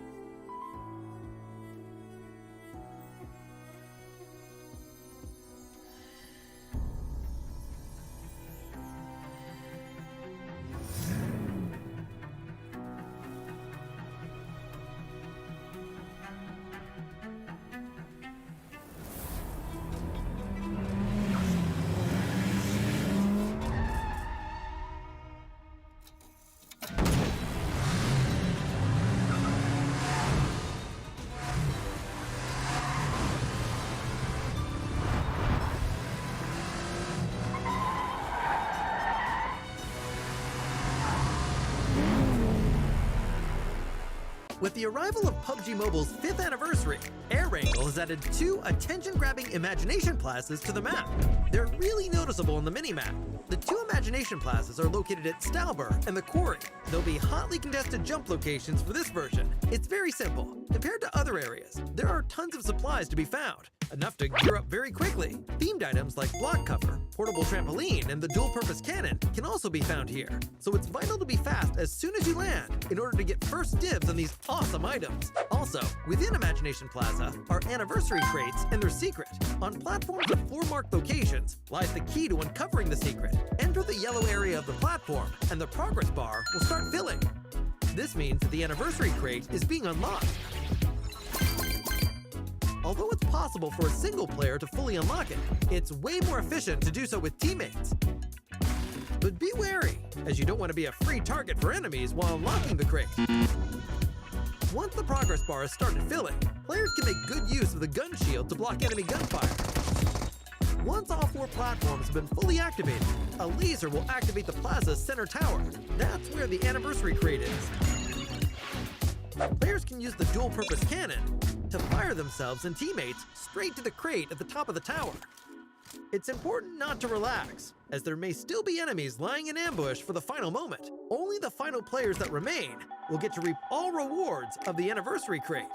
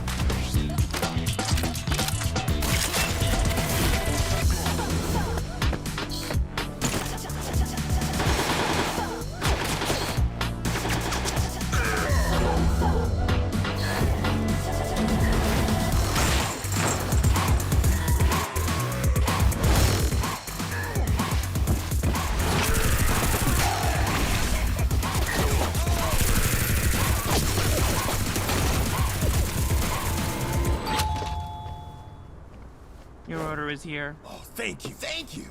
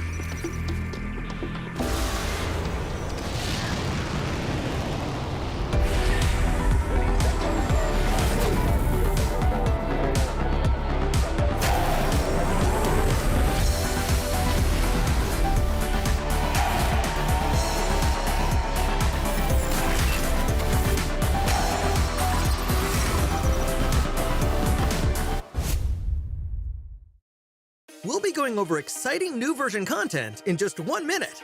With the arrival of PUBG Mobile's 5th anniversary, the Imagiversary theme mode is about to commence.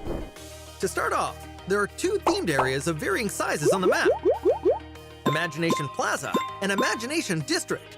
They are simply brimming with creativity, with complex 3-dimensional architecture and compact 2-story layouts. Tactics that utilize high maneuverability are now more advantageous than ever. Several newly added items can provide extraordinary mobility. Freely build cover using block cover, which can be used as an elevator when placed directly below a player's feet. Use the dual-purpose cannon to launch throwables and yourself into the air. With portable trampoline, even tall buildings are within reach. Besides these items, Imagiversary also includes a supply converter that can be used to combine different item types. So explore for yourself and discover new crafting recipes.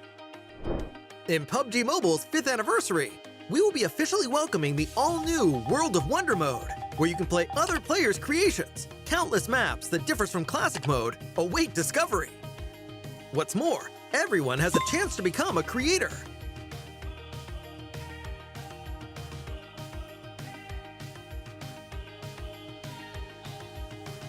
Publish your own creations in the game for everyone to enjoy. Gearfront will be making its return next month, alongside the new Jet Boost board skill, which allows you to move about swiftly. Creation mode will also be undergoing an update. A special function that allows players to quickly switch outfits and backgrounds has been added for an even better selfie experience. Moreover, we will be introducing a new gun shield attachment for the M249 and DP28. Come and experience it for yourself. PUBG Mobile's anniversary celebration is about to begin. Get ready. Hello everyone, Payload mode is getting an update. This update brings a new, powerful weapon, the tank. Experience the adrenaline of Payload with all new tank battles. The new tanks will be found in Erangel. They have incredibly resilient armor and immense firepower. They can seat up to 4 players. The driver will control the tank's direction and can also look through the tank's gun sights to aim and fire at distant vehicles and enemies. The co-pilot can fire the tank's machine gun for even more firepower. The tank gun and machine gun can both rotate a full 360 degrees. The tank is extremely durable, and passengers will not take damage from gunfire, grenades, red zone bombing, vehicles, or other physical threats. But that's not to say that the tank is invincible. When the tank's durability is reduced to 0, it will explode, dealing damage to the passengers. Of course, the sturdy and powerful tank also has downsides. For one, its large size makes it easy for your team to be discovered.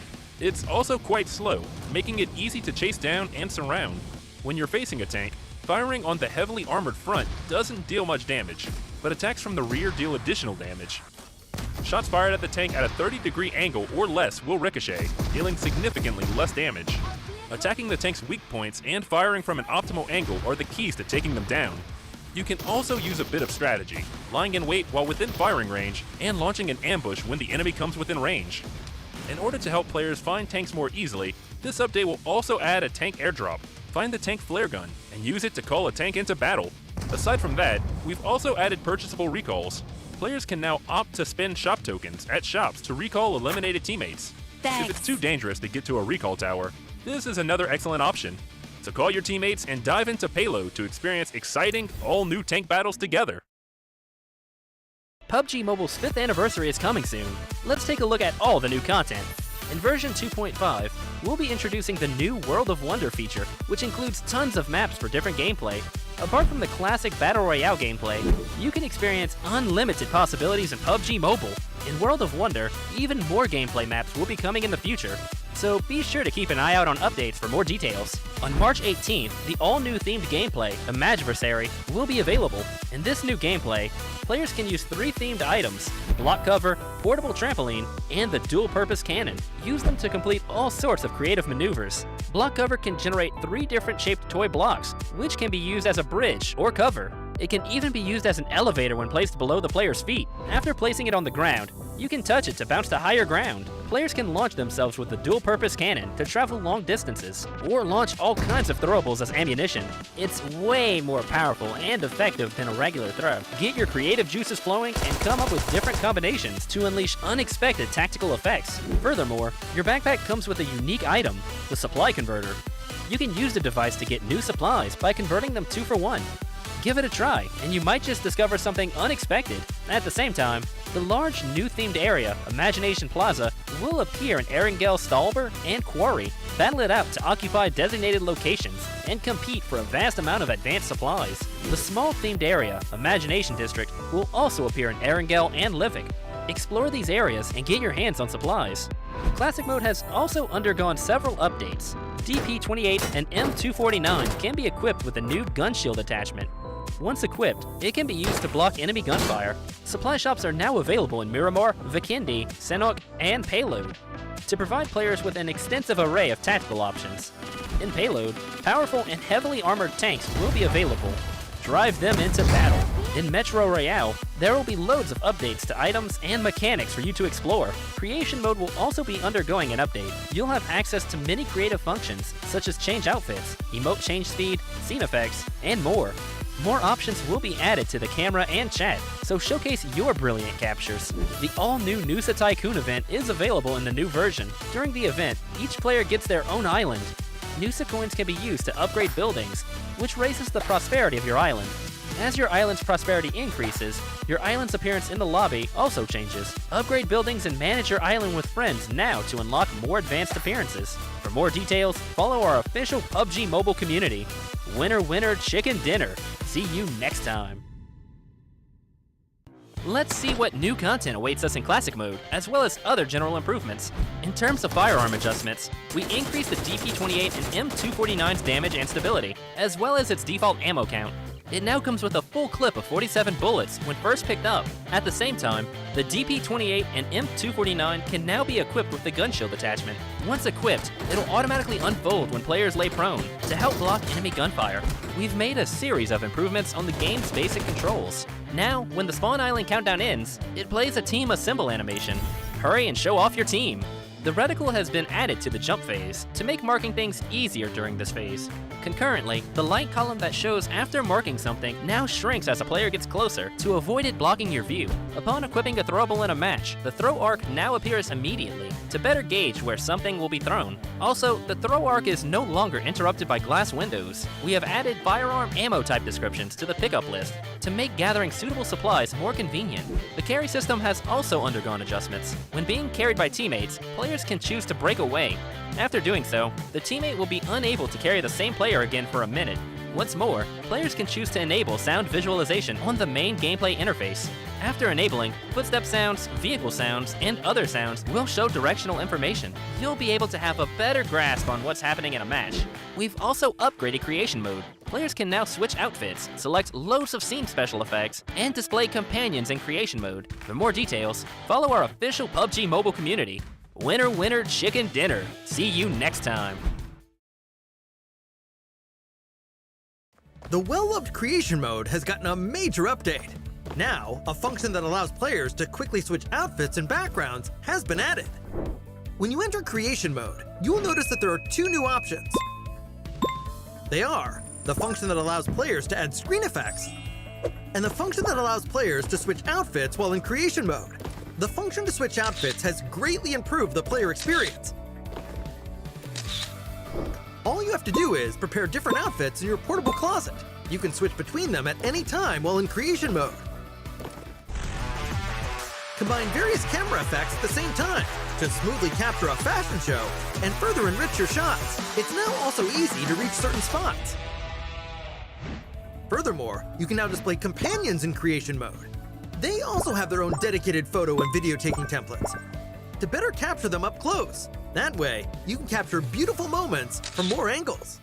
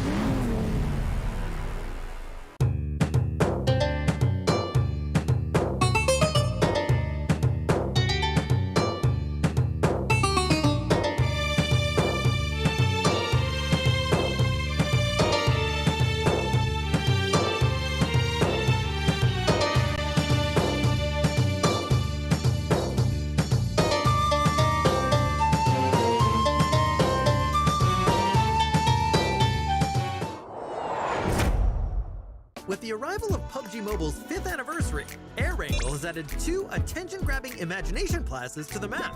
They're really noticeable on the mini-map.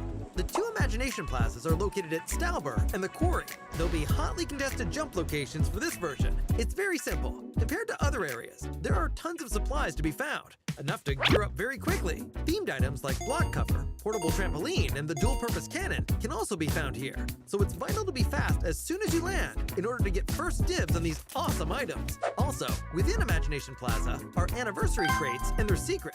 On platforms with floor-marked locations lies the key to uncovering the secret. Enter the yellow area of the platform, and the progress bar will start filling. This means that the anniversary crate is being unlocked. Although it's possible for a single player to fully unlock it, it's way more efficient to do so with teammates. But be wary, as you don't want to be a free target for enemies while unlocking the crate.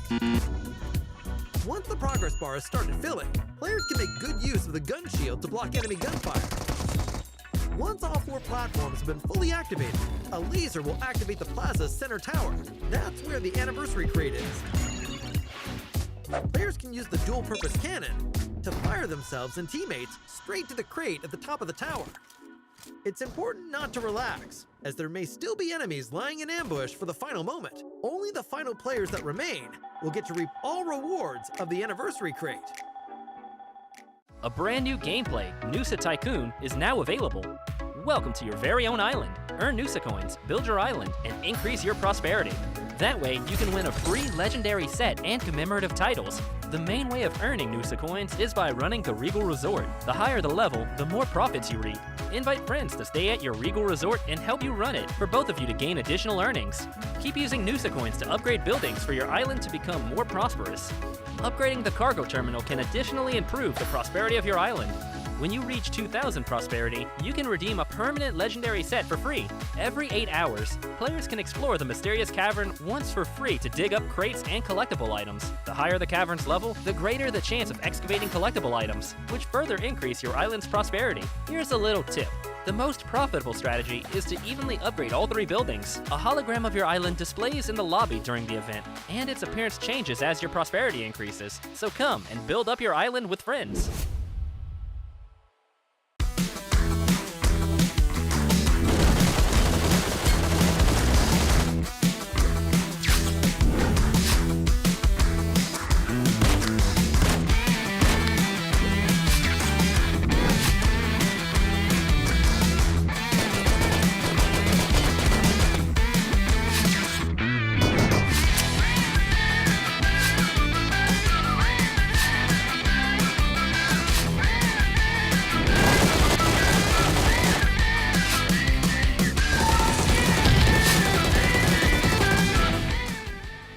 In this new version, we've added a new small themed area, the Imagination District, to Erangel and Libet.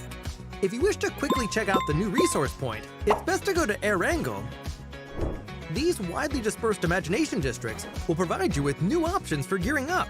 Try landing here at the start of a match to loot more supplies than usual. Also, similar to the Imagination Plaza, Imagination Districts also offer interactable areas that allow you to get rewards. But since the areas are small, each Imagination District can only be interacted with once. If all teammates jump to the same Imagination District, there might not be enough supplies for everyone. In that case, it's a good idea to split up roles in the team. Some teammates can first scout the nearby area for supplies. Once geared up, they'll be able to protect the rest of the team that's busy interacting with the themed area, thus mitigating the chances of loot getting snatched away by other players. By working together, both looting and interacting can be done at the same time. It saves a lot of time and lets your team quickly move on to the next point.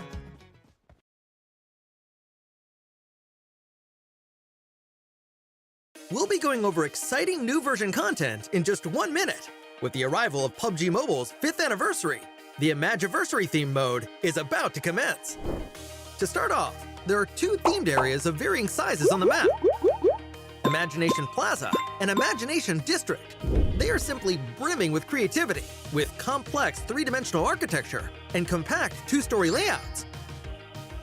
Tactics that utilize high maneuverability are now more advantageous than ever. Several newly added items can provide extraordinary mobility. Freely build cover using block cover, which can be used as an elevator when placed directly below a player's feet. Use the dual-purpose cannon to launch throwables and yourself into the air. With portable trampoline, even tall buildings are within reach. Besides these items, Imagiversary also includes a supply converter that can be used to combine different item types. So explore for yourself and discover new crafting recipes.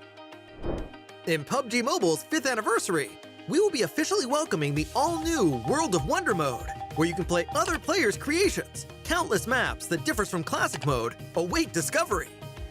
What's more, everyone has a chance to become a creator.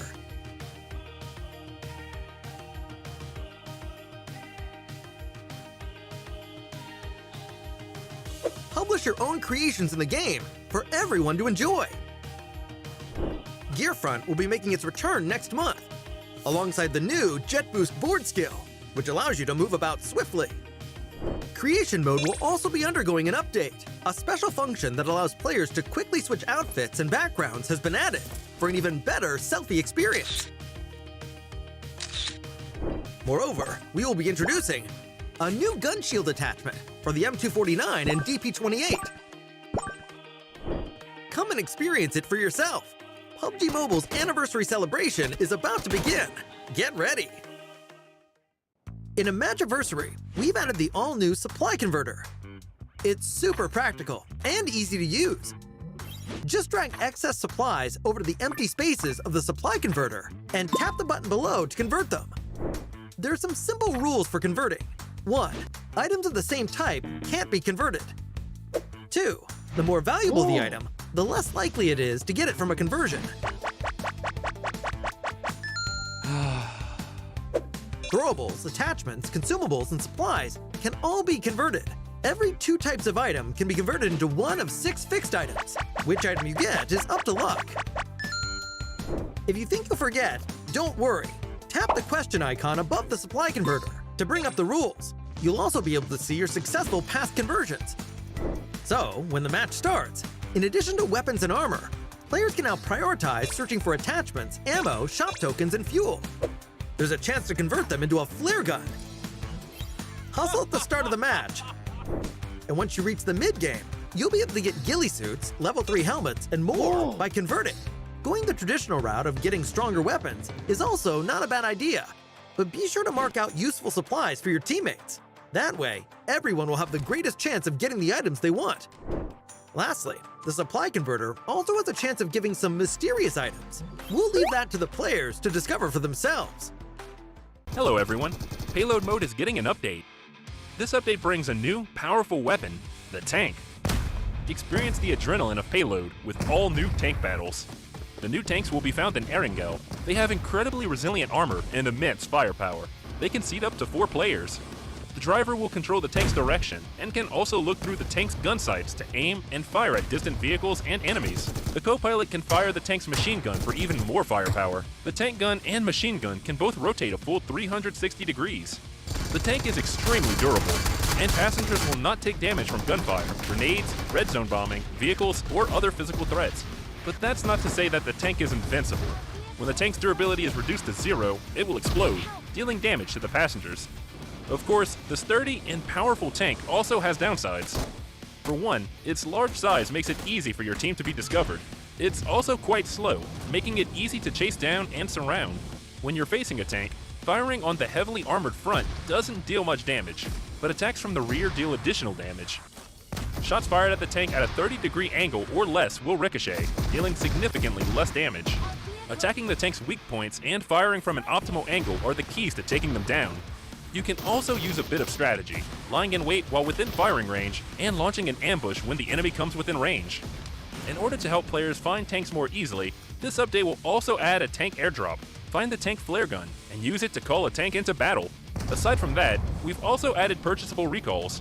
Players can now opt to spend shop tokens at shops to recall eliminated teammates. If it's too dangerous to get to a recall tower, this is another excellent option.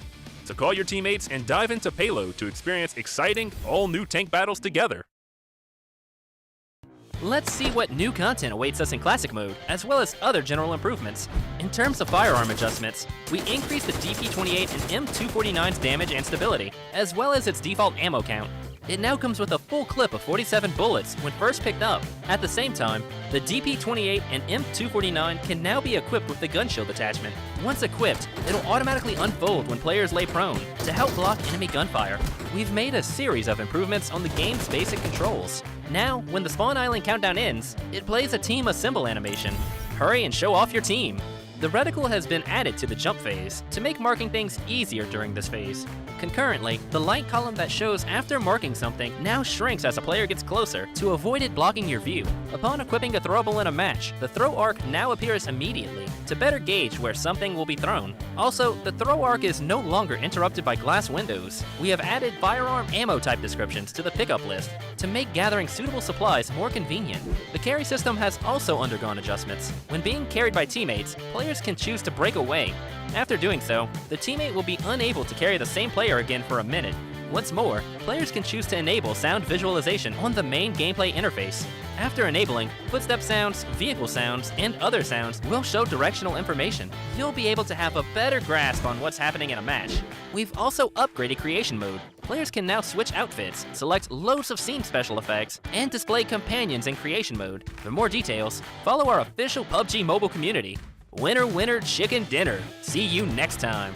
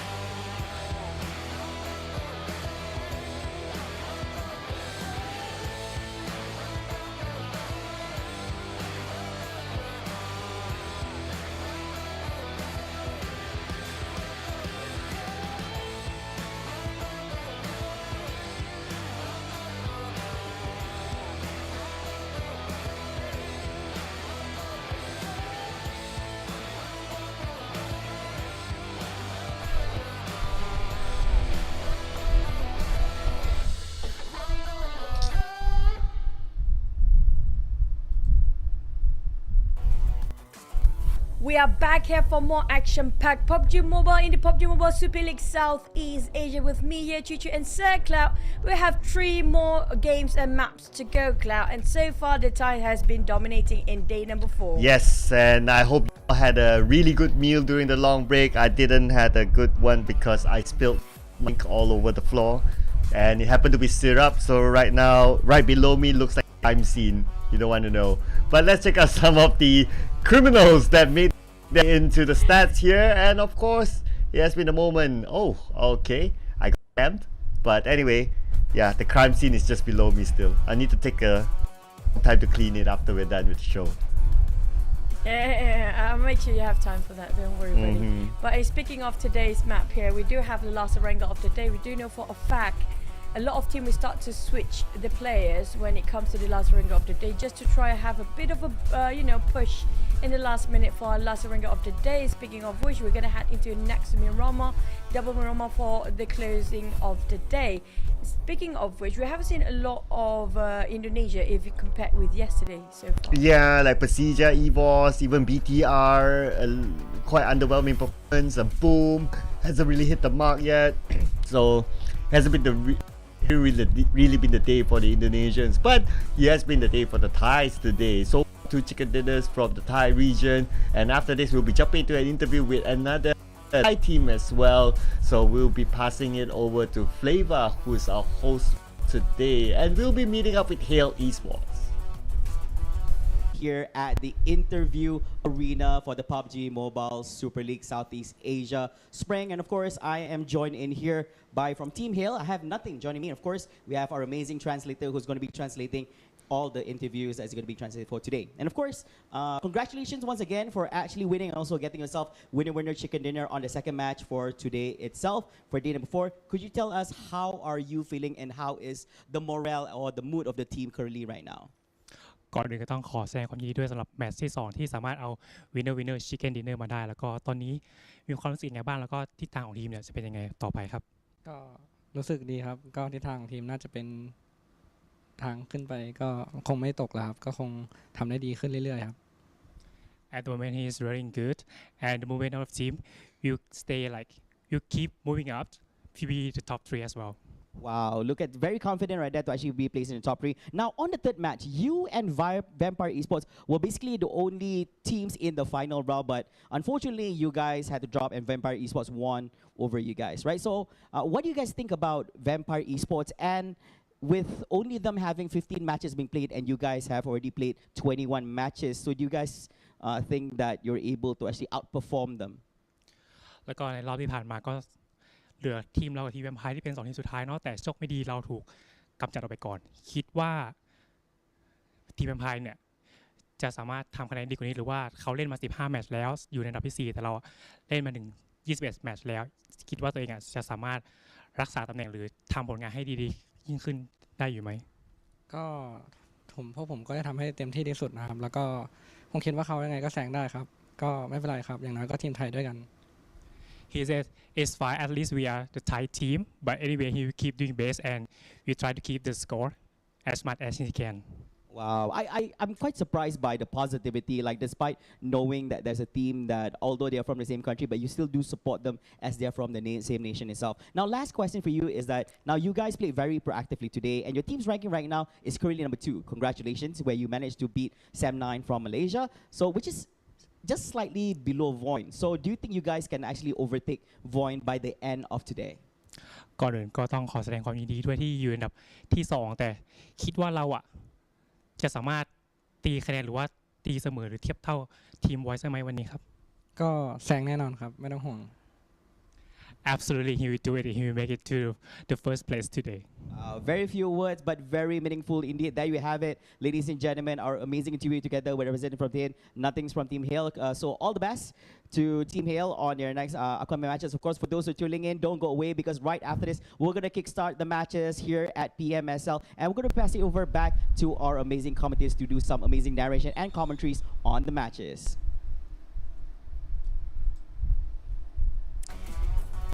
Thank you, Flavor. Dashing as always. Speaking of which, now that's kind of a good point. They're only 5 points apart from VOIN and Hill. From 21 points before this for the gap, and now closing into 5. Now VOIN definitely sitting at the edge of their seat now. Yeah, I mean today, even VOIN hasn't been performing like how we like in previous days, right? And you can see that the moment they start to like drop in terms of performance, teams are really starting to catch up. So this is how tough the PMS is. You cannot even drop a little bit, and the moment you do that, you can see that Hale is starting to catch up, 7-9 is starting to catch up. Even in that interview, they say that by the other day, we will make it happen. So yeah, I mean, if you are VOIN, you gotta be prepared for that. Yeah, I agree. There's no room for mistake at all for the teams out there, especially those in the top spot, top 3. But based on the last performance, Tony K straps it's going to be Vampires versus Hale here, entirely just the 2 team with Sky and Gatslow. Gatslow is always trying to do the best for the team. We can see he's struggling, but at the same time it works so wonderfully well when it comes to him getting those frags, the flanks, and outplayed all the other teams out there. But this is the time we get to see if the gap will be closed, will it be overtaken by Hale, or will VOIN have to sit this one out because Vampires is also pushing up there. Yeah, and Tony K has been performing really well even since the other day when he did that prone shot clutch inside of Miramar. Now he's continuing on his performance. He's being compared with Get Slow, 2 players from the Thai region, and I mean both players have been playing very well. And after this, as usual, the moment we come back from long break, we're going to restart our round inside of Irango. Could it be another Thai region team? That's true, but speaking of Tony K, I swear to God, he got an eyes onto Alter Ego quite tight there.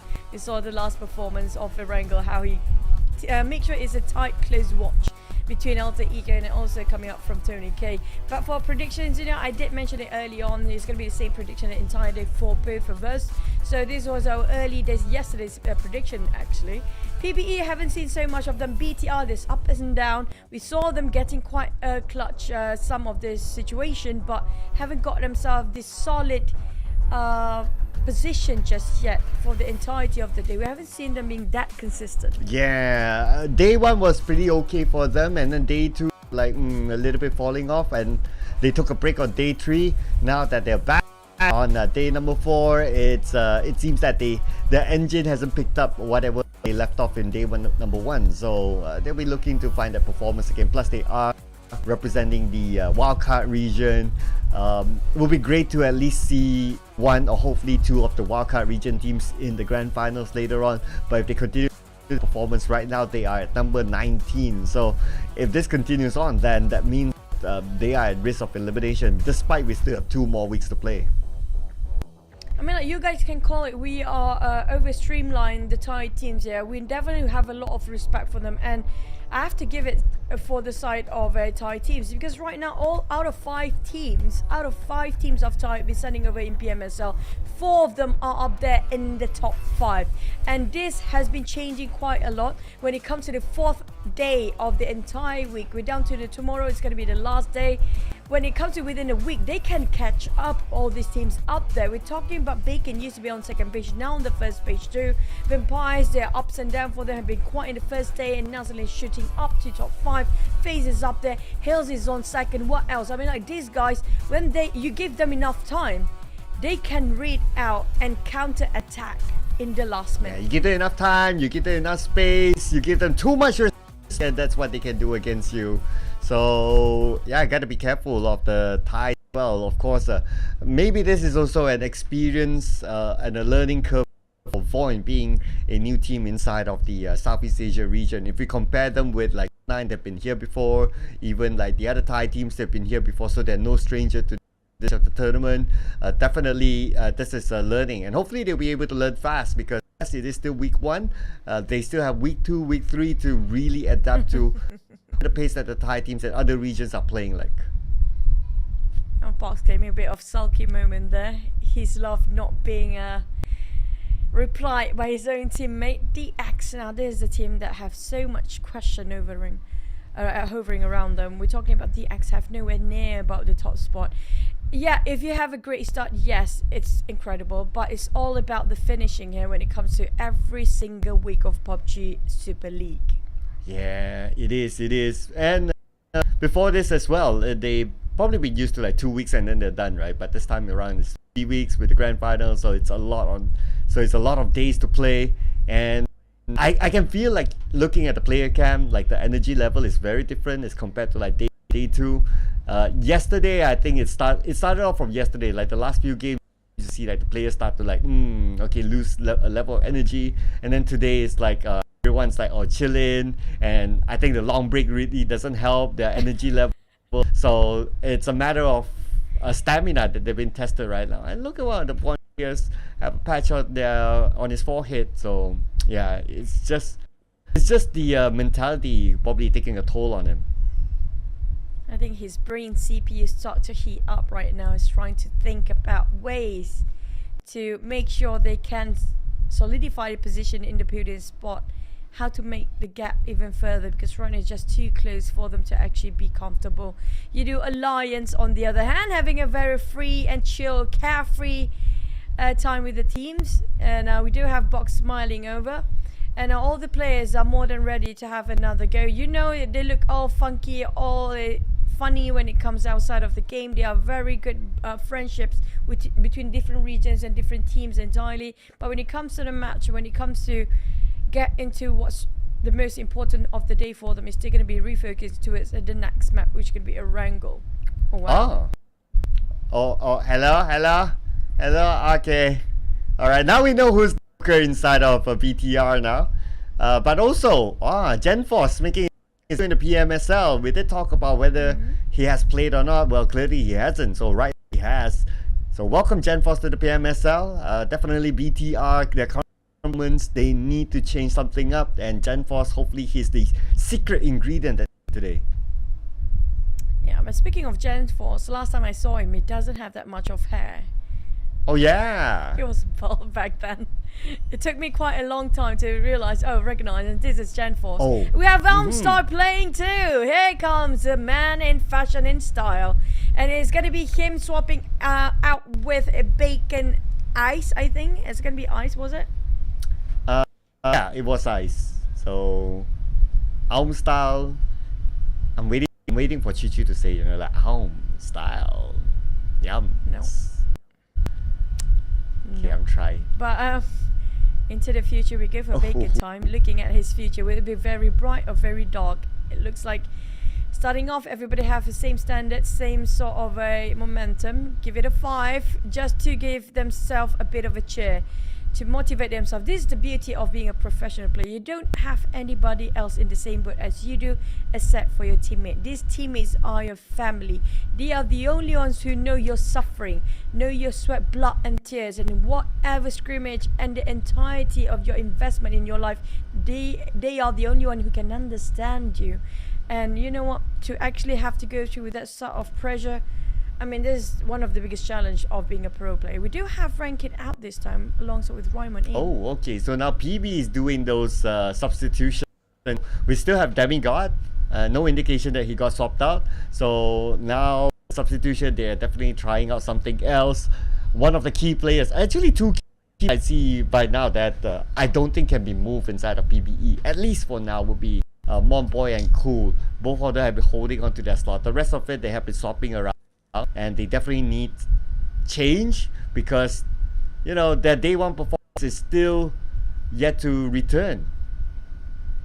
We do know there are 2 types of change, whether it brings the better of a team or it's just getting worse. And right now we have no clue just yet, because they are something just recently just changed their roster here. We're talking about they have been staying with the same sort of players in the entire week until the 4th day. So we gotta have to wait and see, will the last minute change will make an impact for all the teams out there?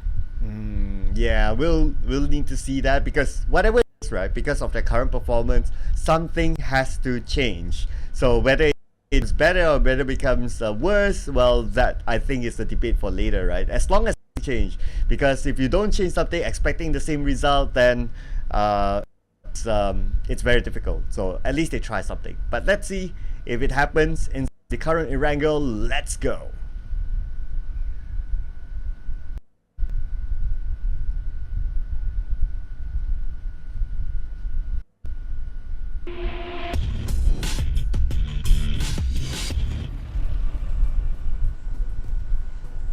we are back for our last Erangel for the day in week 1, day 4 of match 4th out of 6. Remaining with 2 Miramar left. Whatever they have to offer to us when it comes to last Erangel right now is the best time. And they don't have much time anymore. Speaking of which, today will be some days that will be last day they're performing for some of these teams. That's going to be D, which they'll be playing the last time here today. We're going to include, that's going to be Hill Esports, Alter Ego, Sam9 and VOIN. Now, speaking of VOIN and Hill, both are the top 2, and this today will be the last day playing. Yeah, and of those 3 teams that you mentioned, they are on top 3. So, and the gap between like them and like number 4 onwards is quite significant. So there's a possibility that if any of them takes that number, they could hold on to it until the end. But of course that all depends on what happens with the other groups as well. But in theory, in light theory, it could probably be the case. So let's see if it really happens for Hale, as what they mentioned in the interview earlier on. And speaking about the flight path, I think 3 Erangels today, all the flight path have been pretty nice. It's sliced in the middle. But the circle, oh no! This is time! I warn you, so every single day, the last Erangel of the day is going to be such torturing circle. This is tormenting the players. Such a challenge for these guys. And you saw the head patch just now in one of the VOIN plays, and this is why. Yeah, he foresees his future. And because of that, he's like, okay, yeah, we're going to have a big headache here. But the overall charts, right? So just reviewing it again, like 5 points difference between Hale and very, very doable. And then between VOIN and Sam9, it is 40 points, also doable for a round. For Vampire and VOIN, okay, that's a little bit, that's a 28 point difference. So 28 is probably, they would need at least 2 rounds depending on what happens on top as well. But so top 3 looks good to overtake each other. These dire times for VOIN, Hill and Sam9. It's going to be their last push of Erangel, and it's going to be next to Miramar. Now, if they don't open up the gap for all the top 3 teams up there by the end of today, you don't want to be the one that's waiting on the sideline just hoping somebody else falls and Vampires will not be catching up to you, because it's not going to happen. We do know for a fact Vampires, given the advantage, they will take and make use of all of it. Oh, speaking about advantage, so VOIN immediately moves down to the base island. The fact that they started off in Milta, so they're making this guess that it will go down south. So looks like they went there. Circle goes up, then it will be a different problem for them. But because we have Team Secret, we have Yoodo down there, so they cannot go straight into Novo or inside our military base itself. So they have to one of those smaller houses to loot at. But I'm loving how VOIN actually learned from the mistake, but wait for it. BTR spotted out Vampire straps being clipped quite a bit from Tatar. Here comes the spray. Newsy might get a bit of a HP chunk out of it. But BTR so widespread out. Liquid will be waiting, or Deal's waiting on the other end. Genforce is here. Can they come in with a different approach this time, with Genforce coming into the roster, playing alongside with BTR? Newsy will be sprayed again, but that's going to be wiping off the smell of Liquid. He didn't actually get anything out of it other than his ammunition running down low. Wait a second, Schwupps? Oh no.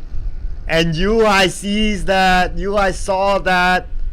Going in to secure the elimination point, and we don't see the rest of Empires. So Schwupps, first one to go out for sure. Yuha going to go in for the finishing blow. Schwupps praying. You know for a fact he's going to go for a slow death here, but the entirety of BTR is already there.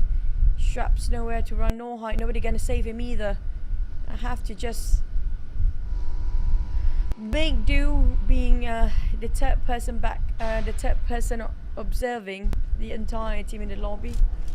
A bit too early for him to go out. Still within the first stage. The timing of waiting in the lobby is actually longer than the time he actually played just now. Yeah, if you want to add on the break time, then it's even longer for him. But looks like that will be the case for Vampires. Unfortunately, with that knockdown or that elimination, they'll be playing as a trio, and they need to catch up to, like, even though they don't catch up to VOIN, they can catch up to Sam9. But with that sort of hand, it's going to be a bit difficult, considering that Sam9 also moved down to the military base island. So we got 4 teams inside of it. Another 1 or 2 then might be a little bit over. I love the fact a lot of teams are learning from their history or their past mistake where they were taking too much time getting into SMB when we had this sort of circle in day number 2 or 3 back then. And now they make it rotation a bit faster, a bit quicker. Example here, including VOIN. They took their time last time when they tried to bridge camp to the side of Milta, but it worked out quite right because of how the circle just happened to be hard shifting, and they were kind of stuck in the blue zone and got trapped in it. Same goes for Sem9. Everybody start to move all their migrations, transitioning into the SMB area or even Ferry Pier at this part as fast as they can. Looting up, get those vehicles, and just keep on moving, because if they are just slacking tiny bit behind, they're going to be left behind. Not just that, the brigade keeps so hard they can barely make a pick towards the safe zone. Yeah, unless it's a to scam all of them and moved up to the main peninsula, then it's going to be a different story. Then that time we'll see all those teams on the military base island. We have at least 4 of them now. They will need to go be creative of how they're going to manage that. So we're going to add another one to the military base island. So it's probably going to be PBE with the boat ride, but now Team Secrets. GEEK SLATE landed onto the island as well, but Zealand is the first one to go down. One by one being picked off here. GEEK SLATE, Vampire. That was back then was Straps. Now it's going to be on the side of Zealand. TS, they got himself a bonus point and gonna be a splat for the ending of Zealand. Don't want to waste any more of his ammunition. But Vampires, they are very separated with each other. We're talking about 3 of them. Back then it was 1-1-1-1. Now they're all hovering around, clustered into this warehouse in a tree. But the thing is, Box Gaming start to box and wrap around the corners. They do outnumber them in terms of manpower. And Box do take the elevations as well. The moment they try to pick out for Vampires, it's going to be punishing for them. But oh, okay, someone's behind. Okay, so that's Tony K. So it's a trap maybe for Box. If Box over-focus a ton of onto the 2 from Vampire at the lower ground of Kuwari, then Tony K could come behind and backstep. So that could be the plan that they want. They want Box to do that. Box still not taking up the bait here. Biding their time, waiting for the calls of their teammates. Shunos from the back line. Capone and Winnie will take off the compound area while Levy. Tony K heard the audio cue.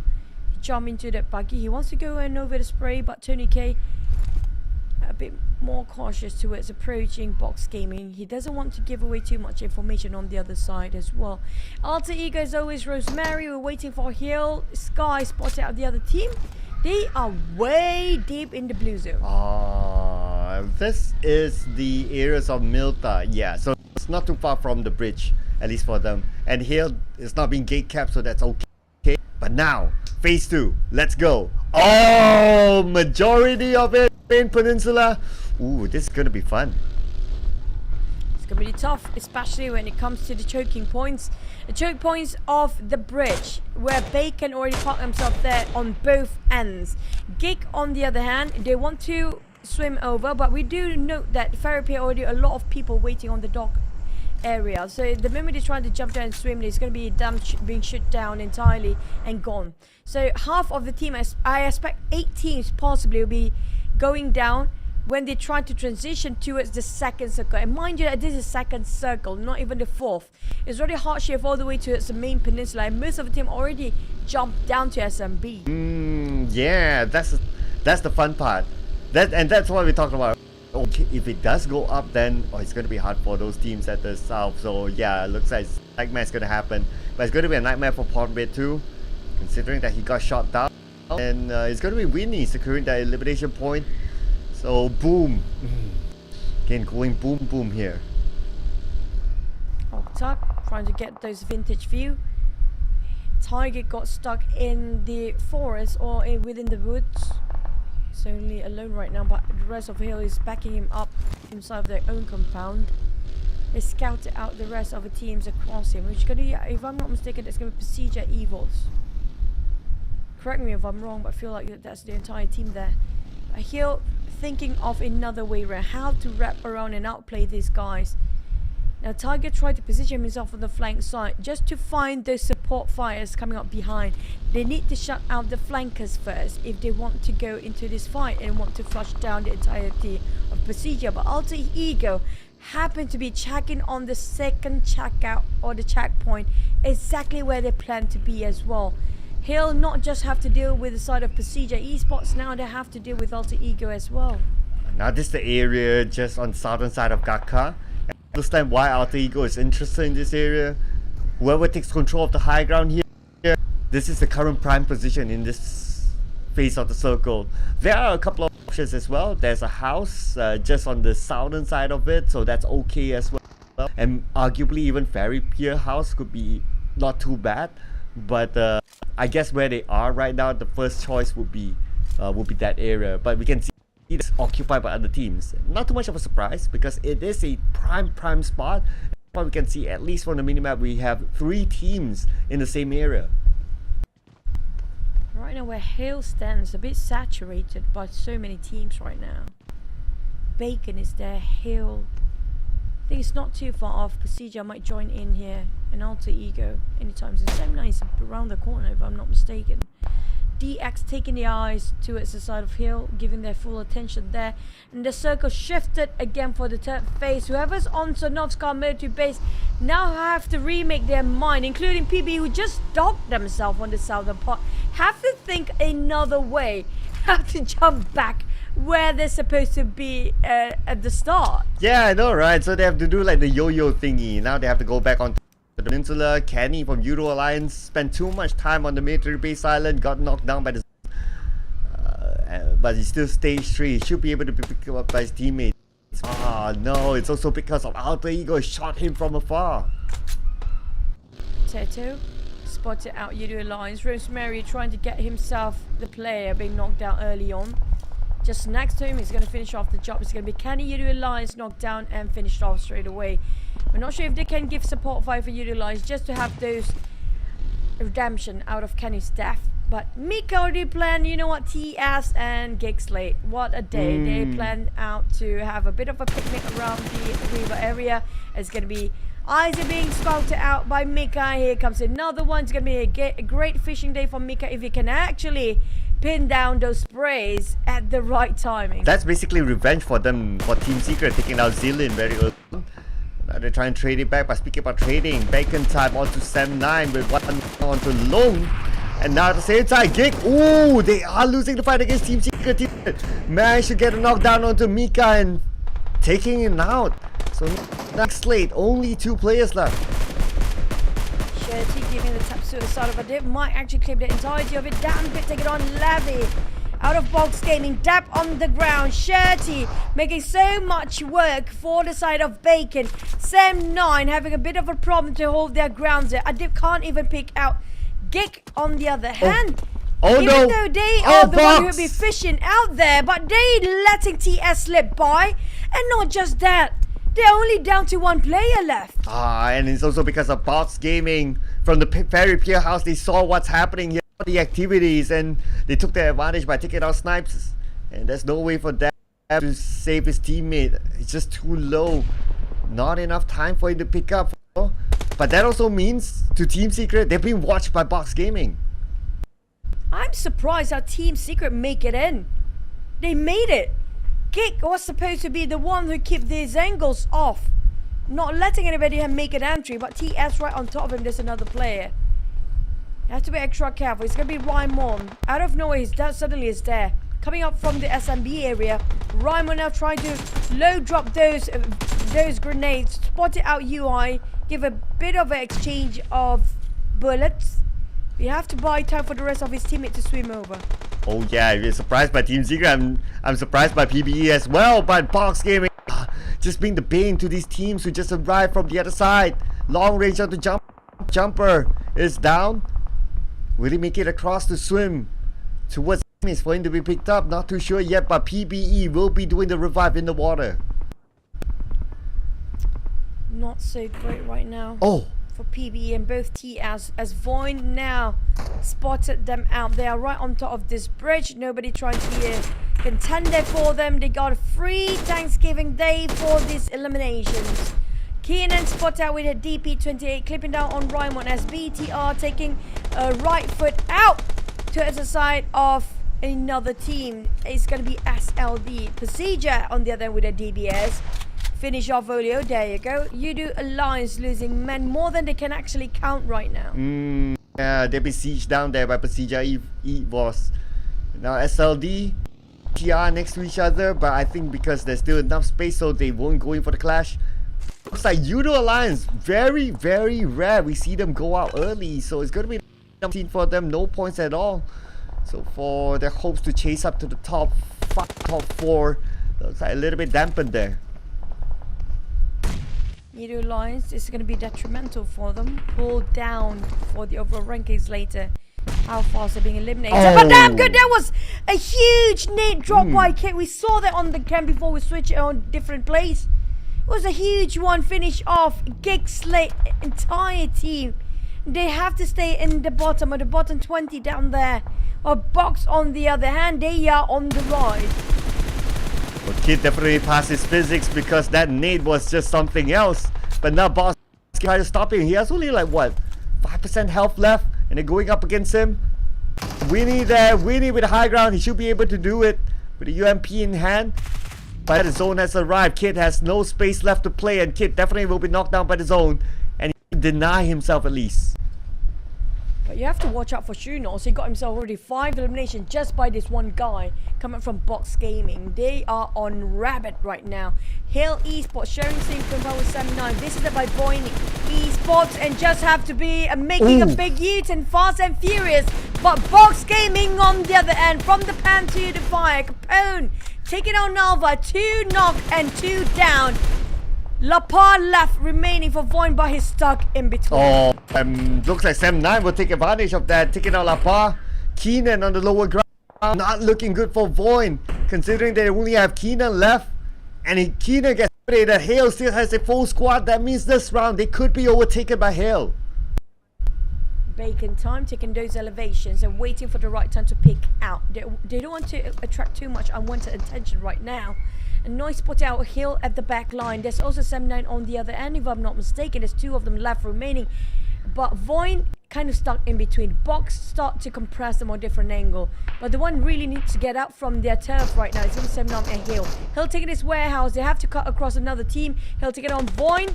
Now only leaving out Keenan right now. VOIN is going to be hurting them when it comes to the leaderboard later. Yes, it definitely will. Let's see what Hill can come up with. 7-9, they're interested to try to take the number 1 spot well, but they only have 2 players left. Now they're going up against Hale.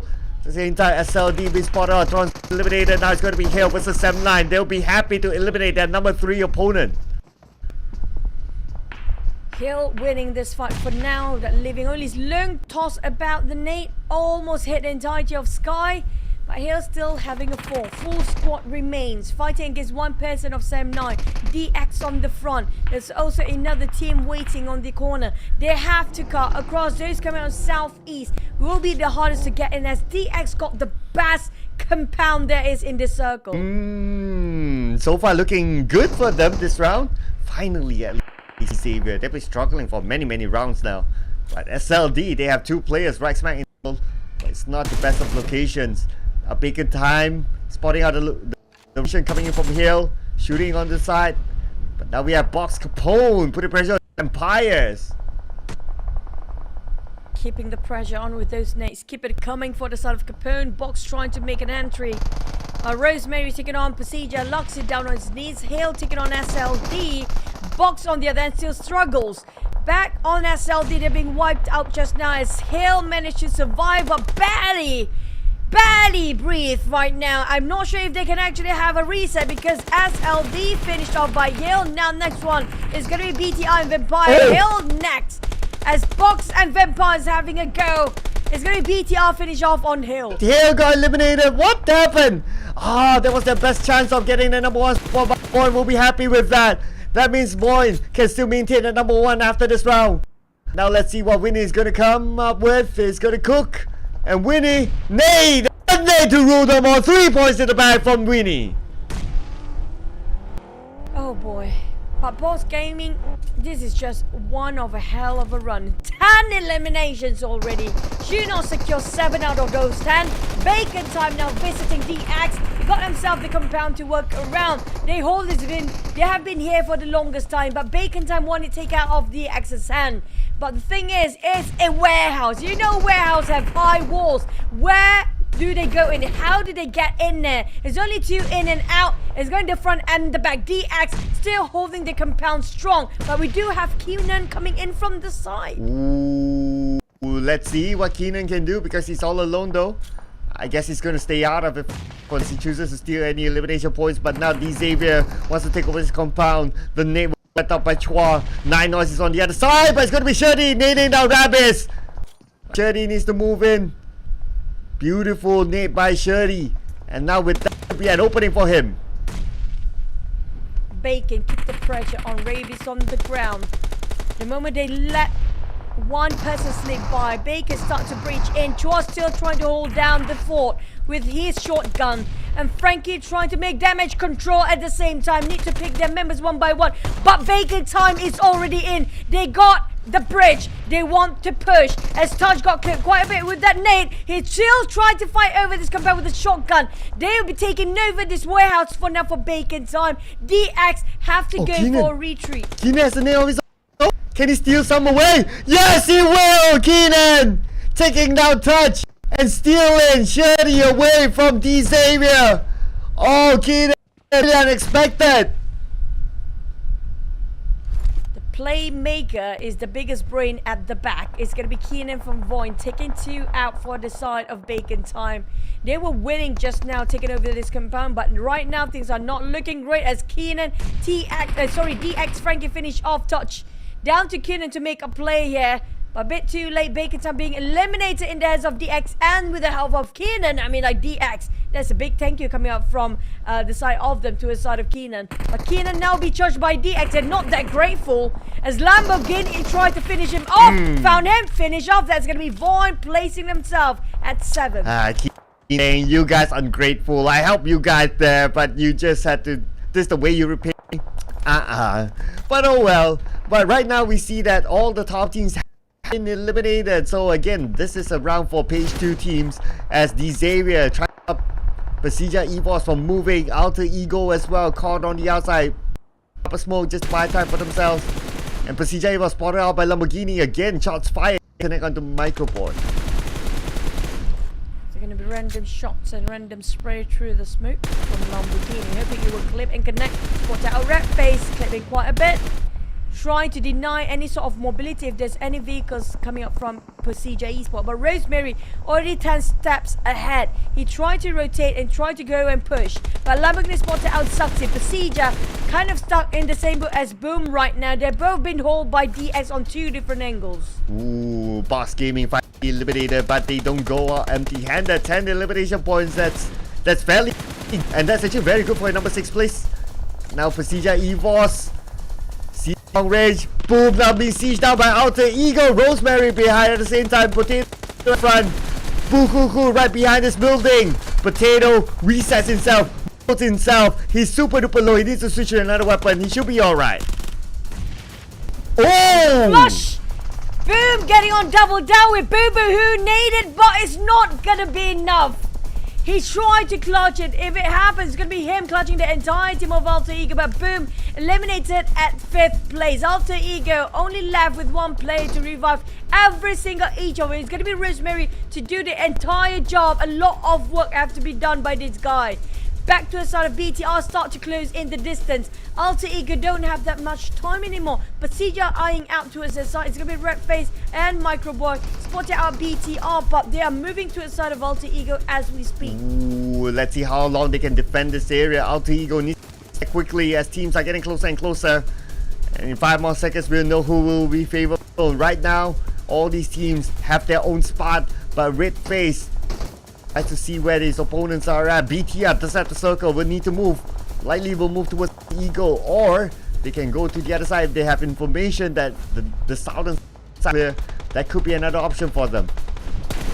Lamborghini taken out on a Red Face, leaving only Microboy left for the side of PERSIJA EVOS. It's not great for Alter Ego. And PERSIJA EVOS here as well. That's going to be the end of them as Rosemary splattered them down by Alter Ego. It's going to be full squad fighting against each other. 3 squads remain. BTR taking on one play of... Never mind, it's going to be Alter Ego and BTR fighting against each other. FaZe, the ones winning here is going to be DX. Nobody tried to pick a fight against them. Yeah, they have a fortress now, so better to try to pick a fight with another opponent. Look at the current condition, but Xavier have a lot of confidence. They're open there now, and this could be their moment because Alter Ego and BTR, they're too busy with each other. DX, they're just waiting for it. They're just waiting for the right time to come in. Moving in the line for Alter Ego, but it's not working wonderfully well so far. They barely got any sort of covers for themselves, except for that airdrops. But DX, the Blues are closing in from their side first, but it's down to the next circle. A minute to go. They still have a minute to revise their plan here. For Liquid of BTR Deuce, stuck in a shack. BTR are spreading out wide, but this was out by Alter Ego. Take it out on Rosemary. What a response. Swift one coming up from Satar. Oh yeah, that was fast mechanic moves there, but now BTR still on the outside of the circle. They need to move forward. Great smoke bridge right now, but at the same time, Xavier sends out Chua to take an off-angle position. Rosemary will be finished off by Satar. That's going to be a confirmed elimination given to BTR. Yep, moving towards the side of DX, spotted out Lamborghini. Satar might actually caught Chua during this process. Alter Ego down to 3. DX spreading, dominating the southwest of the map or the circle. Trying to take as much space and take control of the circle right now. DX reigning over this one. Gen Force barely make it in. Blues start to close. Alter Ego potato right across of BTR right now. But DX making sure they cannot tunnel their vision out. Because they start to nitpicking on the sideline. Outplaying the flanks. Oh, not even the flanks. Looks like they currently conquered the majority of the circle. And the circle favors towards Xavier. Right now, 2 teams on the outside will need to move. And it's such an open area right in front of them. BTR, no vehicle. If they do have a vehicle, they're just too close. They could be easily shot down by Xavier. The Axis is theirs to win. There's no way they can flunk this one. Everything is in the books. Everything is down for them to close it up. They got the control of the circle. They got the majority. They got the circle is only on them. All they need to do is just keep these teams out. Don't let them in. Making sure stop their entry, and this chicken is going to be theirs all day long. Absolutely, and it's looking good for them because 2 of their opponents on the outside of circle. Number 1, number 2, they need to focus onto each other rather than Xavier because he now has a good spread. It's going to be hard to focus on Xavier because of that too. And right now, he tries to get Satar. Satar still alive, not being hit at all. Oh, will arrive onto them. The zone, the blue, is on top of both of these teams. All they need to do is just keep this pressure going. DX have to hold their angles. They got this. The circle is just on their side all day. Lamborghini tapping on Satar. And Liquid down is beating BIGETRON down fast. Leaving only Alter Ego. Last player alive. Potato still managed to clip on 2. Make it double down. Gen Force as well. This is a huge one. If Alter Ego winning this, they were against the circle. They fought their way in. They made it in. DX is going to be a fair fight, 2v2. Oh, if Alter Ego can do this, it's a pick up for Xavier considering that they had the circle, they had the compound as well. And now Alter Ego might be able to do it. Managed to pick up their teammate. Right now it's 3v2 from a 4v3. Right now it's 3v2. Oh no, not looking good. Rabbids 50% health. Another one of his teammates on the other side, and they know where Rabbids is. How the tides have turned for DX. Rabbids and the rest of DX. There are only 2 of them left here. They have to crossfire angle themselves. They couldn't stare at the same sort of a line. But Octa spotted out Rabbids exactly where he's at. It's going to be a boom right now. Close enough. That Nate so close. Rabbids couldn't even move. Pop himself a smoke. Only a haystack between them. Rabbids moves towards the left. Smoke used as a diversion. Lamborghini in echo. And that is it. Gets 2. Alright. Right now is the moment for Xavier. Fnatic, the last man standing. Unless Fnatic can pull off a clutch. And now it's going to be 1v1. versus Lamborghini. Lamborghini with a full health. Fnatic 50% health. Lamborghini plus up, but before the Fnatic tried to revive his teammate, but time's not his side. Knocked out and finished off by Lamborghini. Lamborghini needs to move too. Needs to jump. There's nowhere to prone anymore. This is not the time. Fnatic is last player Nate! from Alter Ego. They managed to revive here. This is it. One in the back. Left with Fnatic. Half HP down. Another nade. Still got one molly and one nade and 3 smokes left. A lot of utilities in the hands of Lamborghini, but Fnatic will respond. He will reply back with another nade, but the Blues are closing out on Lamborghini's side. Fnatic going in the spray. Hey, stacked in between. Couldn't clip it. Didn't connect. Lamborghini wants to finish off, but this so good at this point. Here we go. Here we go. Lamborghini. Only 10%.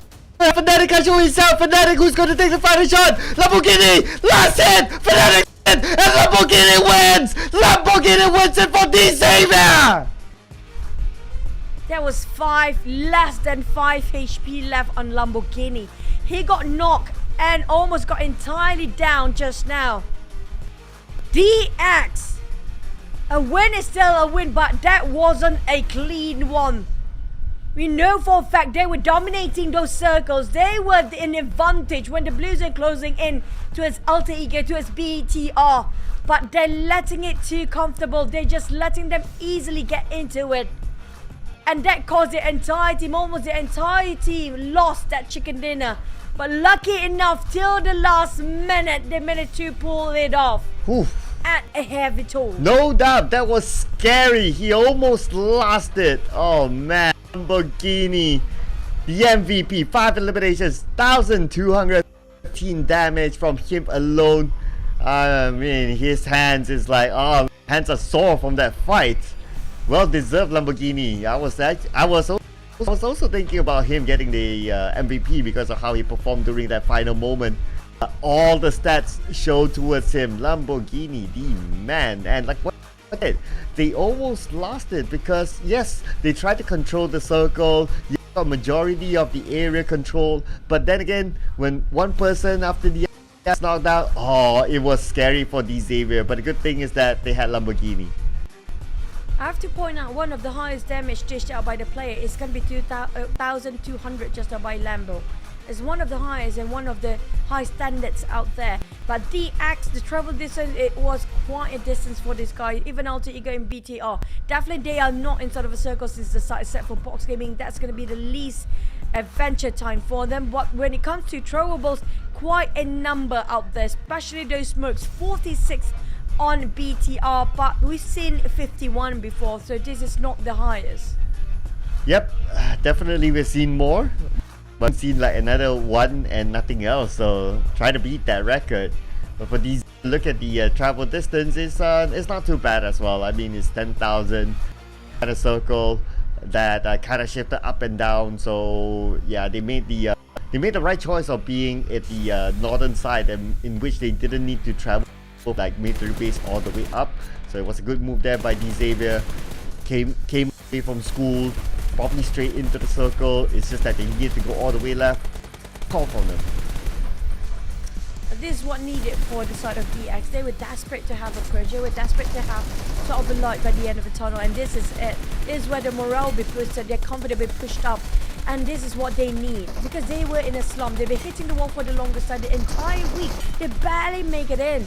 And finally got himself a chicken. Not just that, quite a number of eliminations as well. I think they got quite sort of a double-digit eliminations by the end of the day because Chunos on Box as well as DX. Now, Box Gaming is another team. Today will be the rise. Since yesterday will be the rise of Vietnam. Today as well, as Box Gaming start to rise up to the occasion. Same goes for DX, tailing it behind. Well, it's been a day for page 2, boys, so even looking good because they got 10 elimination points before they got eliminated at number 6 in this grand finale. My goodness, they will go down the clips. Man, look at the celebration. I totally understand that. Hopefully they didn't break a table. But there it is, 13 eliminations for D Xavier, bringing them up to 23 points. Gaming only 2 rank points, but because of the 10 eliminations, they are in the same total point bracket as BTR. Yeah, but speaking of a double digit, 3 teams taking off the domination of the killing spree. 10, 11, and 13. There's going to be Alter Ego, Box, and DX. But when it comes to Yoodo Alliance, they ended up with a 0. The only team that gained any sort of points in this map right now. But VOIN still managed to stretch the lead again back to like almost 10, maybe a bit less than that. 5 points maybe in between. But SEM9, now we're looking at a bit of a trend here, a bit of a gap. Nobody seems to be a tie at the top 5. Yeah, and that's because like Hale, SEM9, Vampire FaZe, all of them went down earlier than VOIN, and it's not like VOIN survived that long either. It's just so happened that all of them below them went down earlier, so it just so happened to be the case, right? But anyway, it's the day of Page 2 players so far. Even in our top performance, we see a lot of Page 2 teams. Alter Ego, Box, Xavier. It's nice to see this mix coming up. I mean, like, we have to give a lot of respect to Lamborghini. This guy, when he is on his peak form, he's just being a monster. 1,200 over damage. That's the most by far we've seen the entire day here. And the rest of them barely making it to half of what Lamborghini have to offer. Next, we're heading into Miramar. Now, this is going to be fun. How do the team roster be switched again? Possibly. And how do they adapt to this? Especially the players that have not been playing the entire week until today. Yeah, there's a lot of question mark, right? Especially for Boom. I'm pretty sure they will change their roster again because it is the Miramar map. But we have to revisit again. So SEM9 was number 1 up until yesterday for top Miramar performers, but the VOIN overtook them and now they are number 1. On the other hand, we have a FaZe Clan as well as Vampires doing well inside of Miramar. Can't deny them. So, but in overall, all these teams haven't seen the best of them yet today. So, are we looking forward to see if a Page 2 team could over this chart by the end of the day and be shown up tomorrow? For the Page 2, now, I don't know. It's possible for them to actually overthrow these players when it comes to top performance, but when it comes to the overall scoreboard ranking, I feel like it's a bit too late now. Because we have 2 more maps to go for today, and tomorrow there'll be one group not playing. That's going to be VOIN, including Hale and SEM9, including as well as I think let me check, Alter Ego.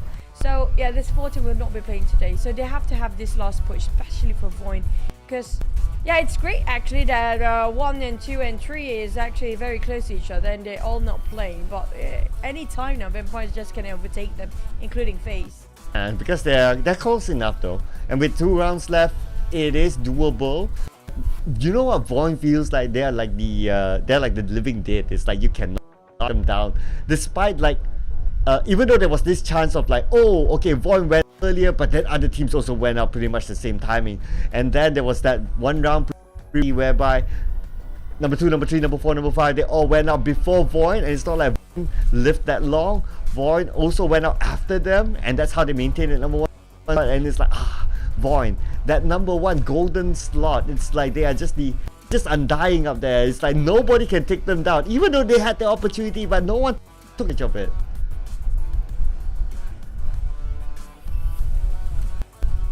Yeah, but so looks like the big currently, yeah. All right, we're back. It happens. Yeah. I don't know what happened. Like something happened somewhere. Everything got disconnected. Yeah. Like it happens. You know, I almost wanted to create a sticker, but I heard you just now. Don't worry. But yeah, right. Speaking of which, for me, they have to make the gap. For the teams that will not be playing tomorrow, which is going to be the top 3 teams: Hale Esports, Alter Ego, SEM9, and VOIN Esports. This the 3 out of 4, right? They have to make the gap. If not, it's going to be. The gap is not big, Cloud, and they have to get a chance to play for the entire day here. For Vampires, FaZe, Yoodo Alliance, and SLD, they are one of the closest ones to actually reach out and just finish off at number 1 instead. VOIN has been holding number 1 the entire week because they have been playing every single day. If they stop playing now, within a day, these guys can take up to like 50 points and over. If they don't have those gap 50 points and above, or even 60 points of a gap, then I mean, like anytime these guys can take over that podium spot. Yeah, fair point. So based on that logic and rough calculation, by the end of the week, maybe VOIN is not number one. By the end of tomorrow, because they're not playing. Yeah, VOIN looks great right now, but put in your mind the fact that the other teams have not played as much as VOIN. VOIN has been playing for the entire week, every single day, 4 days straight. Now, the only day they will not be playing is going to be tomorrow. The other teams, on the other end, they still have, including extra map here, which is going to be Marama, they still have 8 more maps. While VOIN and the rest, VOIN, Hills, M9, happens to be the one on top, already left with only 2 more maps. And that's it. Yeah, so looking at, unless they can pull out something insane for the last maps, maybe they might survive that number one. Maybe they might be able to maintain the number one. But if it's looking at the current trend of today, how they're performing, then that number one will be taken by someone else. Who will it be? Well, that one will be a discussion for tomorrow. But yeah, I think it is scary for VOIN. Plus today is pretty much the only day they didn't perform. Other than that, all the other days that they played, they were superb. They've been consistent. I mean, like, not really extraordinary. They are ups and downs for them, but they always got themselves at least 7 to 8 points every single map. We're talking about them getting those consistency of some eliminations and making sure they always survive in the top 5 or even in the top 10 before everything else being finished. And barely, it's so hard for us to actually see they are the first one to be out, right? It's such a rare sight. But right now they have to put in mind they don't have that much game as the others. They don't have that much map as compared with all the other teams out there. They have to make the gap now. And this is the time for VOIN, Hill and Sem9. If not, I mean, like, you can stay the entire week at number 1, but you gotta push down by the last day at the very last minute. Yeah, like the such famous quotes, right? It doesn't matter how you start, it matters how you finish. So it matters by the end of tomorrow who's number 1, not by the end of today who's number 1. So you gotta create that comfort zone for yourself, especially if you're like up there and you don't have any more games. You need to create that level of comfort zone, level of gap, in order to hopefully be able to keep that tomorrow. Looking over at the EVOS boys, looks like doing some sort of a, I don't know, of a ritual there, head on the table thingy. I think they're just taking a nap for now. Just having a shut eye to reset their mind, having a bit of a calm. You know, it's going to be a thunderstorm inside of these guys' brains and their hearts, because it's so much of a pressure for them to actually deal with such young age. You do have Ranked in this time with Demigod out, so it's going to be a swap back towards the side of Demigod and Ranked. The one that's closest to taking number 1 spot right now is going to be Vampires and FaZe. These two teams they should look out for. If Vampires really want to close the game with a bang, they will start to go really aggressive, but so far they are playing it safe. Because Vampires know for a fact, you know what, let them take the lead for the second last day, because we will push them down the last day here. Oh, wow. Okay, so much in the air. I noticed that they have like the a similar bangle. Like they all have. Yeah. Yeah, maybe that's a friendship bangle possibly. Oh, when was the last time I seen one of that? I think during high school. When was that? That was like 50 years ago. Wow. Yeah. Now, SLD, we've seen the rise of Box. We saw just now the rise of DX. SLD, they are actually the best performing team out of all the Vietnam teams. But it's just they're always stuck in the middle bracket. They don't have the day like they outshine everybody else. They don't have this sort of flashy ending. They haven't got that one round on one map to have such a banger, an explosive ending. Oh, I think the same can be said for GEEK SLATE. It hasn't been their day at all today. I mean, despite them making the swap, changing stock stance for Zilli, still didn't work out.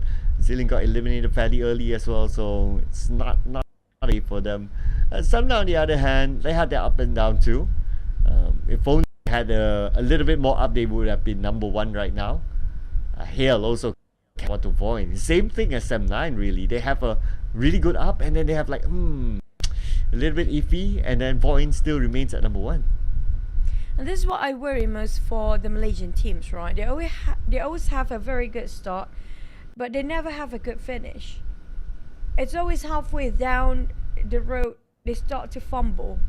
And this is exactly what's happening right now. They're having such a consistency when it comes to the first 3 days. The remaining days is just barely make it in. But you are just chilling. You know what? I agree with you. Chat, this is like one of the chilling guys. The most calm up there. Always smiling. Always having a good day. The others are having a bit of a shut eye. Meditation. Yeah, there you go. Yeah, I can feel it meditating, you know. Most of them at least. I was gaming, not meditating. They're like, oh, Marshall's calling. Okay, oh, get ready to fly. Oh, okay, put on your headsets. Okay, cool. Yes, sir. Yep, give a thumbs up. Ready to go. Yeah, everybody with their thumb sock. Some of them are not using any sort of how do I say, equipment or accessories. You mean the Just fingers? using powder. Yep. Finger socks. It's so helpful to have finger socks, really. Yeah, I actually tried using it before. It's a little bit too slippery for me, but I guess it's really down to personal preference. I can understand some of them, like, okay, they only wear it on one side because you also want some level of friction on the other side to overslip things. And normally that side that they wear is the movement side. Yeah, the dominant hand. Because of how you always tend to over pressing it and putting too much pressure on the dominant hand, and your hands start to have blisters on it because of how you've been having a lot of friction with your screen. So for me personally, yes, I love the hand socks and finger socks. But for the players, some of them are not willing to wear it. It's up to personal preference, like you mentioned. But for Yoodo Alliance, everybody have a good high five now for PERSIJA as well. They had a good start here today for PERSIJA. Then they just being tamed down for these Tigers. Yeah, very, very tame today though. Despite them making that switch that he really wants to see, the Luxy-Zuxy combo, but still hasn't really worked out for them yet. So let's see. 2 more rounds to go. Maybe their performance will change because it's a new map after this. It's going to be in Miramar, and Miramar is also the debut for the Luxy combination. Team Secret. Today looks a little bit better, but not better enough. So it's there, but not there. Hopefully things will change because it's a whole new map. They're still sitting in with the same lineup, not putting in mints just yet. So let's see if it works out for them inside of Miramar as we head on to the Dusty map.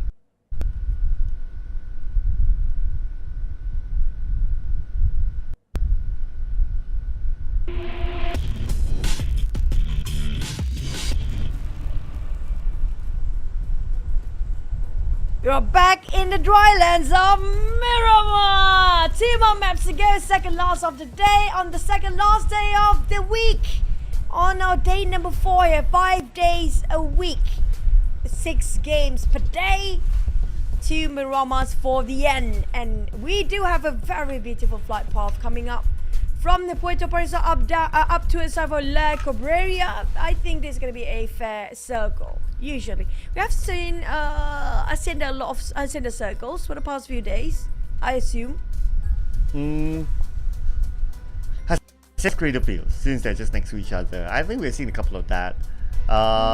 Let's see here. We have seen a couple of Los Dones-ish circle around that area. We haven't really seen like the top right anywhere there. We haven't seen the bottom. So those circles have yet to be tested. It's going to be 2 more for the wrap of the day and 2 more games before I get to my cleaning. So just saying, still in a prime scene now. Good luck with the sticky icky down there. Yep. Doesn't sound right if anyone doesn't know the context.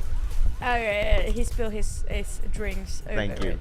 But you know that Los Leones, we had this urban warfare back then. It was quite a slow ending. It's a bit anticlimactic due to how many corners, how many buildings, how heavily, how do I say it? I forgot the word again. Never mind. Yeah, it's just so much buildings in between. So it's so hard for the players to see through those corners. And we've got that circle before, yes. But for Boom and Box, it's going to be Boomy and Boxy. Boxing or booming it out. Yummy again. Trying to close the corners against one player of Box. But here comes the cavalry. A bit of a drift. Dangerous driving. But Whoa. Winnie, a bit of trading 1-2-1 for now. Nicely done. And there's one more on the other side. Okay, that's done too. But for Boom, they lose one of their key players. Ah, man. It's gonna be yummy. The player that's almost unsubberable in that sense. But now Rabis tries it onto Lapa. If he can get this, this will be huge. But Lapa made away. 10% of health. Rabis, if only he has an extended back, then maybe he could have got. We can see a different approach coming from DX this time. Way more confident if you compare it with the other previous days. After that win just now, they have more, how do I say it, courage to actually push themselves forward by getting those fires, open up the shots instead of waiting at the other end, because waiting is always mean that you're going for a slow death there. If you're being chased, you're running, you're definitely losing. Yeah, so speaking about losing, right? I'm just looking overall again. So like Boom losing 2, despite their multiple changes. I don't know. You know what it feels like? It feels like for Boom, right? It's not about like who's the main lineup or who's playing. It's about the overall, like how do you start, how do you play the mid game, and how do you play the late game rather than who's in the lineup. Because they've been changing almost every game since game number 1. But the results are just like that. True. At the same time, results don't lie. Numbers are there. They are facts. Same goes for PBE. Nowhere near BTR, GEEK, TS. So hard for them to see a light right now. DX is starting to rise up to the occasion, but will it be a bit too late for them now? We have only a few more maps to be played here today. Tomorrow going to be last day for first week, but at least we got 3 weeks in total. So it's going to be a lot of time for these guys to make an improvement, or if they need something to be changed. True. Probably I might want to catch up with some of the teams to see what's on their mind during the race. See if we can do that, get some info, get some insight. But for Boom especially, oh man, I don't know what else to say. Like they seem to have tried everything, on the kitchen sink even. But yes, one chicken dinner, yeah, but that's pretty much it. And we all know the value of chicken dinner. It's not as valuable as previous seasons, and they're still currently down there. But on the other side, SLD, okay, we got. I think I want to big up SLD. Like when they started their PMSL, it was great, but it took them a while. But the moment they hit it, they just went all the way. So now H1 top 7, not too bad. I mean, SLD, they had a very good start the entire week. Yeah, they have been consistent, but they're always in the middle bracket. Like I mentioned before, they don't have those flashy plays. They don't have those big highlight moments. They're working well as a team. Yeah, it's actually quite good if you don't have that sort of a big bang plays where you are one of the top highlighted moments. It means that you are doing that as individually, not as a team. Just like how VOIN, we don't have their fast highlight moment like 1v4 clutch like how the other teams did. That shows that how good they are working as a unit instead of going as a solo player. TS on the other hand always got caught up in between. I'm not sure why they are taking all these lower compounds, lower lands, not much of high view. It's like it's not them anymore. TS, they always run for the mountains, they always run for the high views. Right, they always got caught up in the pits. Oh, but speaking about getting caught, let's see if Chua can do it. Ooh, beautiful angled nade onto Oleo. One nade is all he needs to take him down. And Oleo, of course, is one of the key players for Yoodo Alliance. Oh, for sure they will take him out. There's no way for Yoodo Alliance to pick him up. They're spread out, and it doesn't seem that they're prepared with the vehicle to come save him. Oleo compressed 2 angles, Chua and I think Lambo just now will close him up. There's nowhere for them to actually save him out. Yoodo Alliance only will die in vain here. No sort of redemption coming up from the team as well. They're just going to sit this one quietly. I'm not sure if they are not well equipped or they know for a fact there's no way to save Oleo anymore. Can he at least try it with M16 in his hand? Might spot that out Lamborghini. Oh, looks like a revenge here. Flax managed to get a knockdown. But can they get more from that? But oh, wait a second. Adilu made it. Oh, Leo will be picked up, but now Lamborghini or Nate off angle there. Adilu will be able to save Olio. Olio is saved. Chua on the other hand should be picked up by Lamborghini, but because of that fight, both of these teams wouldn't want to let go. That's smart coming out from Kenny as distraction. All about a ruse coming out from Kenny. While they popped the smoke just now, just on the outskirts of it, not really on top. That was another distraction coming out from Yoodo Alliance. They outplayed when it comes to getting those feet back up again and getting their full roster back up. They fooled the heck out of DX and they take the bait. They took the bait for the side of DX. Now, how did they approach DX to finish things off? Because right now they are in disadvantage when it comes to those geography. But SLD will be greeted by Team Secret. We talked about them always in the lower grounds. Now they are running up the mountains and hills. Yeah, a bit, well, right now, probably they're scrambling. Because maybe they heard SLD coming by or they got the information. So they're like, okay, let's retreat, let's just scramble. What you say, they are not the kind that is able to hold their ground as much as before. But looking at the current level, it makes sense as well. Good thing they're on their vehicle, so now they need to move towards the right side. GEEK, SLATE inside of it, VOIN inside of it, two big teams next to each other. Oh boy. This hard shift, nobody coming up from Impala, but Alter Ego are definitely coming up from there. Nobody coming up from Puerto. It's going to be right side very vacant. If they want to just get themselves parked in there, nobody is going to touch the right side. But those coming out from Los Leones, there's going to be a lot of fights going on. If you're not in the high grounds of Los Leones, you'll be gunned down and hard at it. Yeah, what are the conditions would be on the left side of Los Leones? We'll talk about that a little bit later on. This goes down to Mika. Mika, the Lone Ranger, will collect his elimination point. And that's going to be the first for GEEK, SLATE in this round. Zillion still on now. Stuxnet still taking a break. GEEK, SLATE. Mika just open up the smoke in case somebody else happened to be passing by. Kill Sky got himself intel to pass over to the rest of the team here. Bacon Time just wants to cross, but at the same time they try and decided to go and transition. The entire team of Hill will stop them from moving, denying their movement, denying their entry towards the circle. It's gonna be Bacon stuck in between here. Oh, Bacon Time. Oh no, with the blown up vehicles, not good for them. And plus it's Hale. Hale wants those points. Have vowed to overtake VOIN by the end of the day. So right now they will try to take it out on the time. Bacon Time in trouble as Hale is moving in on the shirty. Got slow with an AKM forward with nothings. Here comes Shirty on the ground. They're going in for the rush. There's one more team here. BTR seals in the way. BTR taking advantage of this circumstances. Hill and Bacon will not be happy as BTR Satan will be punished for that. You rip what you sow, but BTR's not stopping. They're just gonna go in. Oh, they're having fun right now, BTR, after those downs, especially Yuhai. He'll be happy to go on the front, but looks like he's holding it.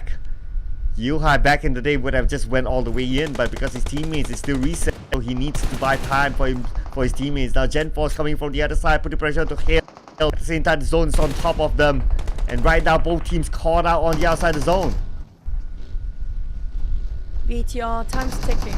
Less than 20 seconds, they have to get out from the blue zone. Lucky enough, still the second stage here. The blue will not burn them as painful. It will be later on.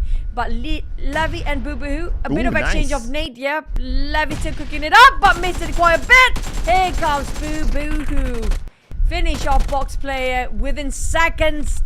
Last is Shunovs. Again, Shunovs have to clutch for the entire team. Spot out. Oh, he missed it. He missed that. Oh, that was lost. Slick. Just one stick of health left. No way. Oh, no way. If only he checked the ground floor. But now, he's... Wait a second. What, 2 teams, 3 teams in the same area with Raimon? And we're here as well. What? Who called in the cavalry? Everyone's here. Oh, it happens to be Boo-Boo winning over that last minute, and now the XMPB is there as well. Boo-Boo stuck in between, hand down. Cool and DX Exchange of fires. But DX will not bowing out. Boom in between. GEEK SLATE coming in as well. Ranking going on the high grounds, down to the lower grounds. Reposition himself on a better angle. Going for the off-angle views. Raimon stuck in between the smoke. Boo-boo on the second floor. DX taking all the ground floor down there. Frankie between the trees. Didn't spot out Raimon just yet, but the moment the smoke dissipates, everything will be clear as day. Oh, Raimon on the right. Oh my goodness, Raimon. Like what you said, the moment the smoke ends, is it Xavier? But then again, they have Boo Boo Hoo to deal with too, though.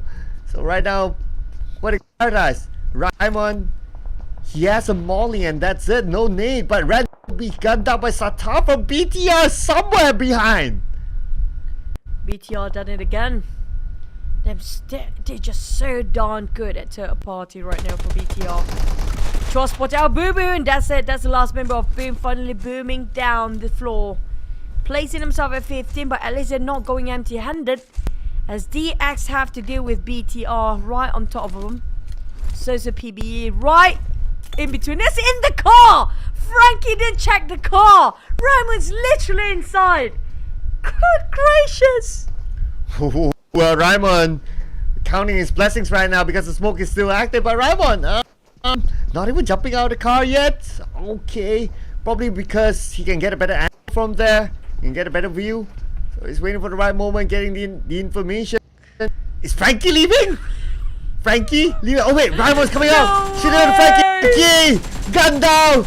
Oh man.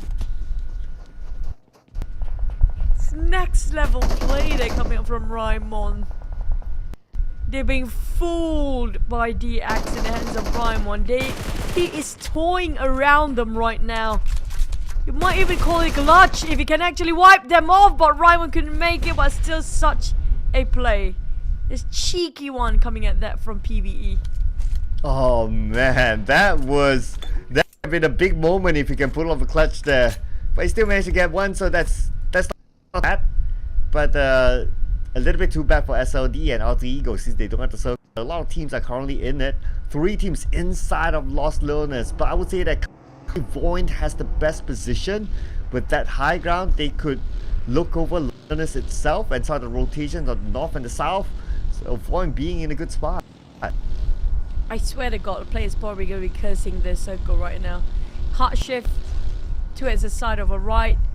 Out of Los Leones at first. Now pulling back in the circle on top of Los Leones. Now they have to secure all those apartments, all those buildings, and it's going to be urban warfare again.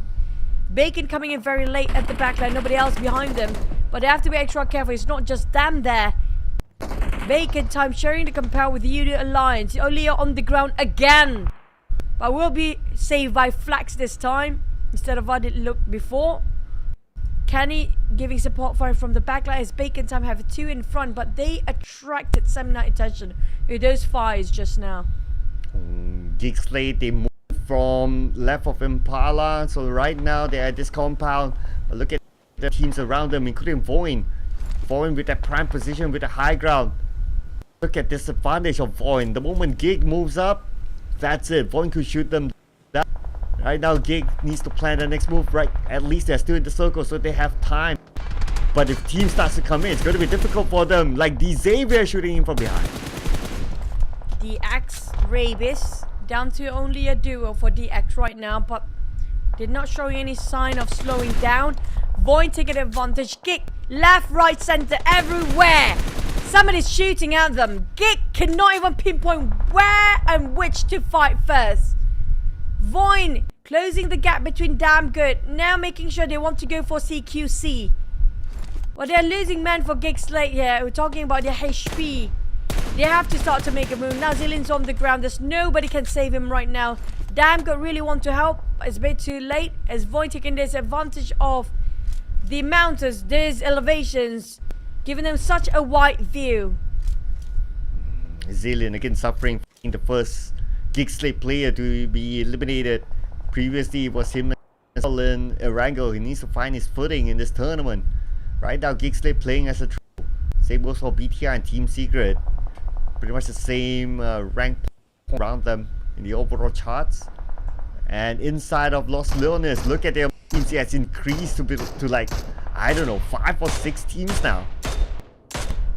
Funny enough, in my head right now, all 3 teams, 15, 17, 18, are all the teams that Yuha used to play with. Oh yeah. Oh man.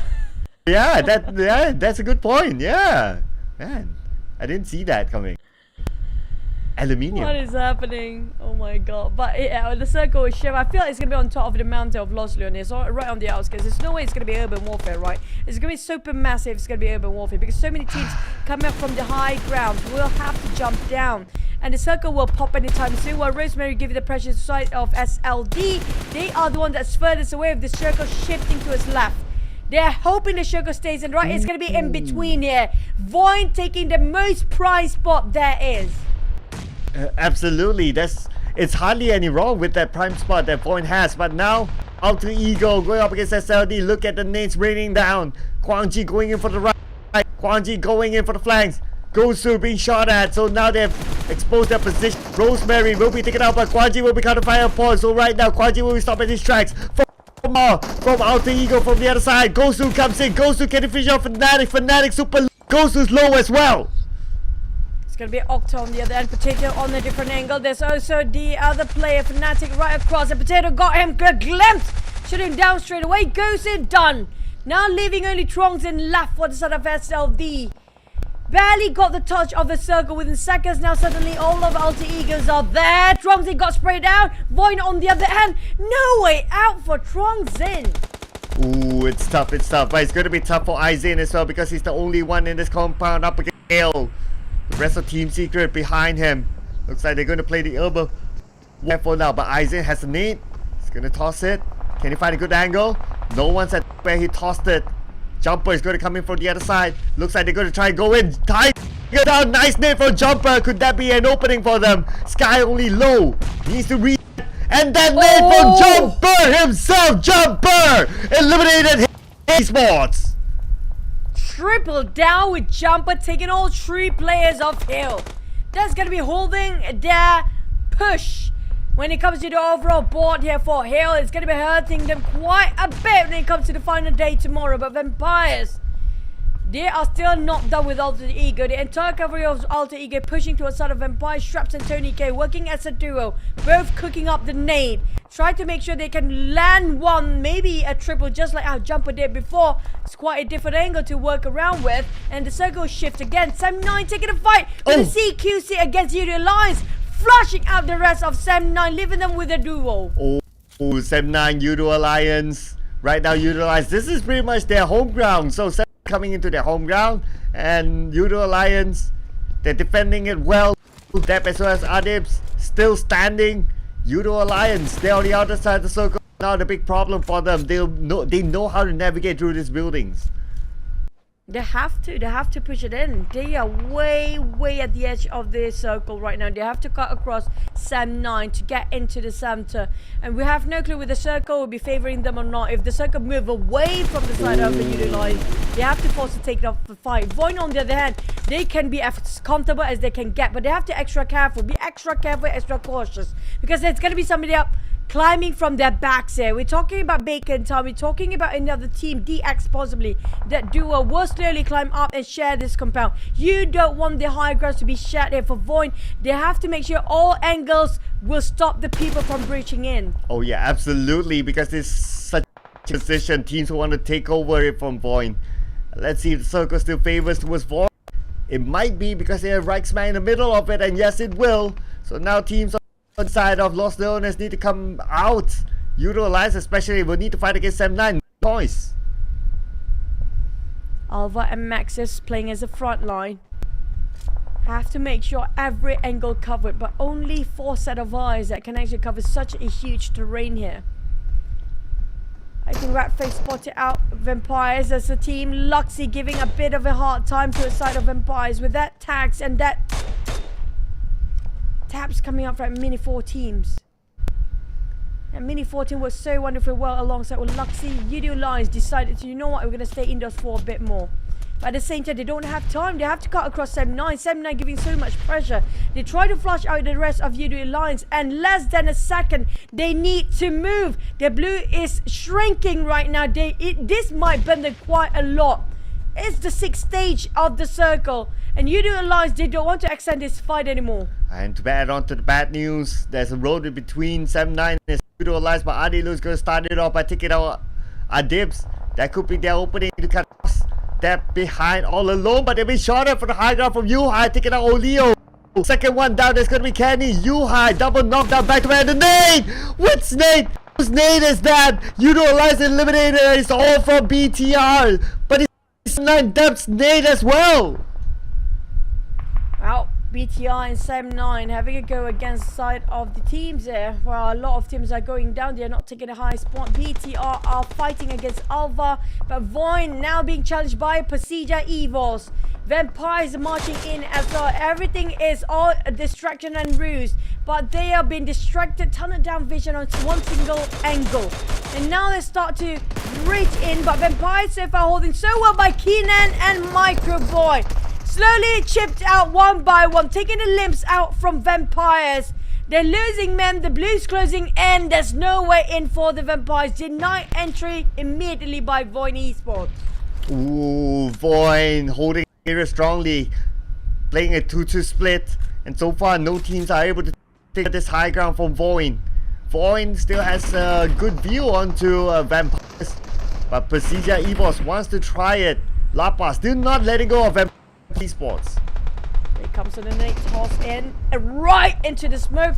If it hits a perfect ending goal, it's going to be him wiping off Vampires off the floor. They got one. Finish off Shrub down to Stone.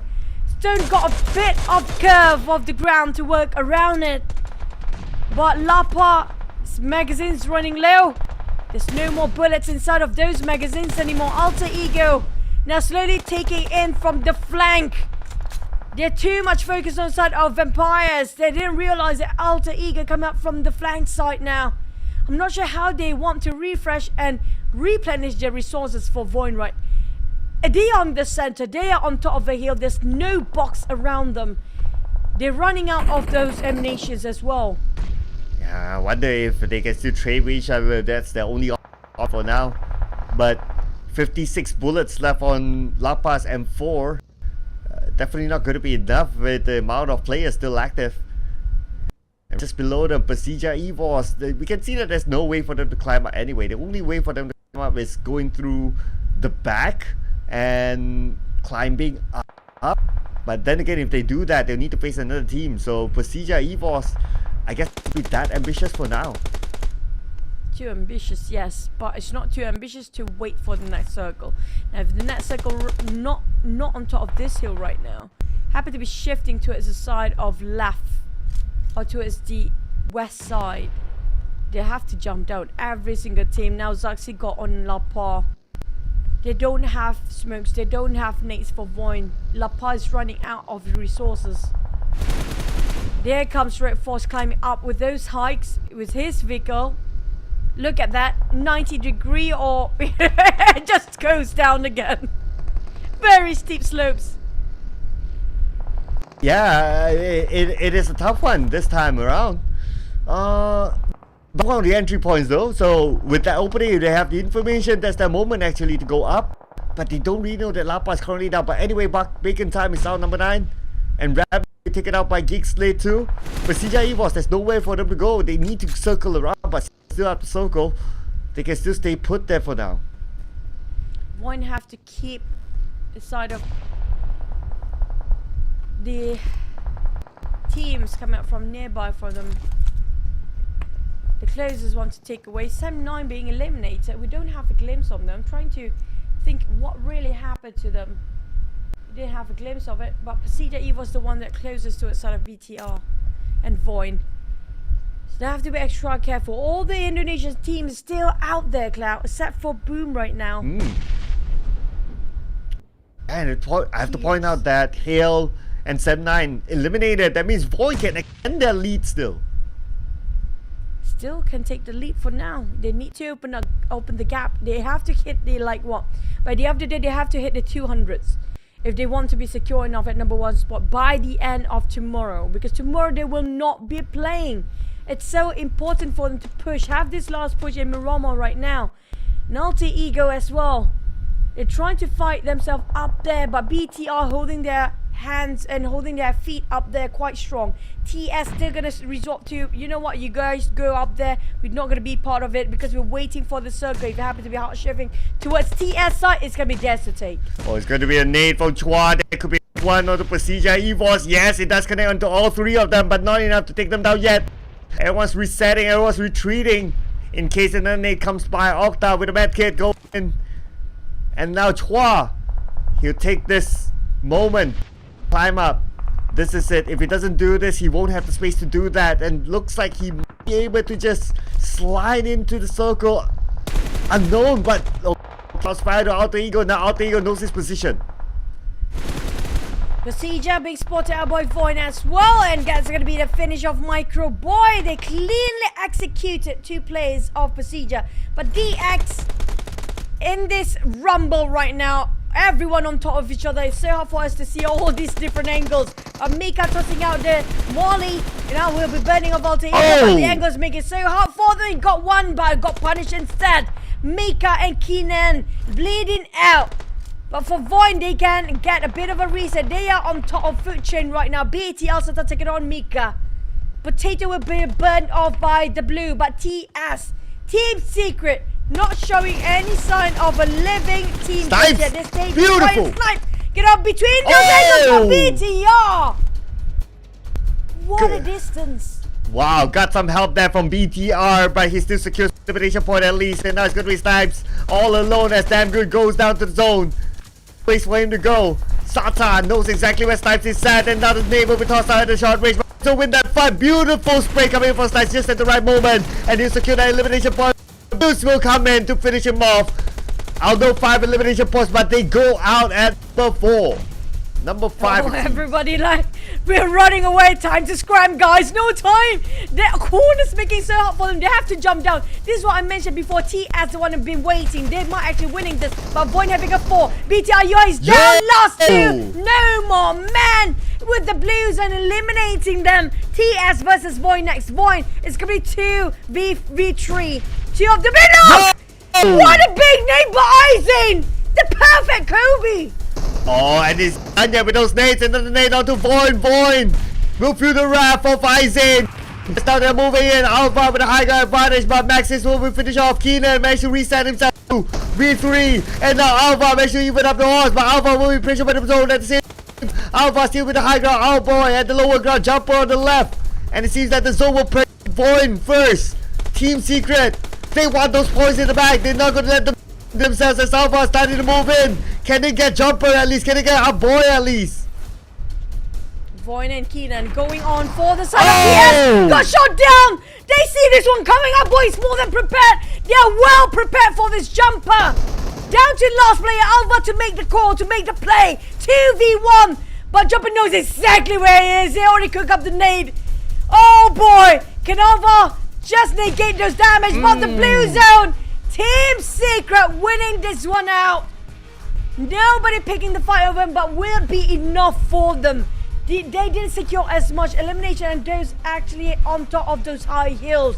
They were playing the lower grounds all this while. But at least they secured themselves 10 points. It's a good improvement compared to all the other days back then. Absolutely. Even better than the last time they got a chicken dinner. The last time they got a chicken dinner, 9 elimination points. But right now, it's even better. So it's good. It's good, Team Secret. And plus, they went up against VOIN, a big team with a solid location. It's just that at the end, VOIN managed to deny 1 point out of Team Secret by giving himself to the blue. But anyway, Jumper, double MVP for it. The last time he was the MVP, now he's the MVP again. That is why this guy is, his value is just unmatched in Team Secret. It's me? Wait, it's me? Can say what? It's like somebody calling Jumper, look at the camera. Why? What? I'm MVP? Yeah, MVP. Yeah. But when it comes to teams to watch, I still have like VOIN, Hill, Alter Ego, and 7-9. This is their last push. I'm not even surprised if VOIN start to be aggressive, because just now we saw them playing a bit conservative. They have the high grounds. They just abuse the high ground and make use of it at full potential to take all the teams outside. TS on the other hand, the only team that is not being spotted by the rest of the others, because they were on top of each other in the same compound, Cloud. Yeah, terrain was rough, not gonna lie about that. And everyone's like, oh, even though it looks like one team is like on top of each other, but because of how the terrain is in a 360 kind of imaginary view, the other team cannot see another. So you kind of like really need to know like which terrain will give you the best advantage in that situation. And Team Secret having Jumper as the IGL, he's very experienced, definitely know maps like the back of his hand, and he guided the team to getting this chicken dinner. This is a very good round. And if you look at across this graphic, 4 teams shown, they had the least amount of time as they got, but yet still able to come up with a chicken dinner. Well, like I mentioned before, they decided, you know what, we don't want to be a part of those very messy fights, because the circle was unsure. They knew for a fact that nobody can sure about the circle in the last 3 shifts due to the hard shift in the last minute. 1 minute it was pulled way out of Los Lunas and then pulled back into Los Lunas, ended up in between. And then in between there, it's going to be the mountains between Los Lunas on the outskirts. Now, if you want to climb up the high mountains on the outskirts of Los Leones, if you don't go there early, there's so many teams are going to shoot you down. So they know for a fact that's not worth it for Team Secret. They're still in the circle. They're not a bit too aggressive and not taking it as hasty as possible, just taking their own time. Patience is a virtue, and it was really portrayed by the side of Team Secret this time. Oh yeah, and let's not forget as well, that nade from Jumper was the nade to eliminate Hale. So that was a big play by you. It's a very clippable moment for him.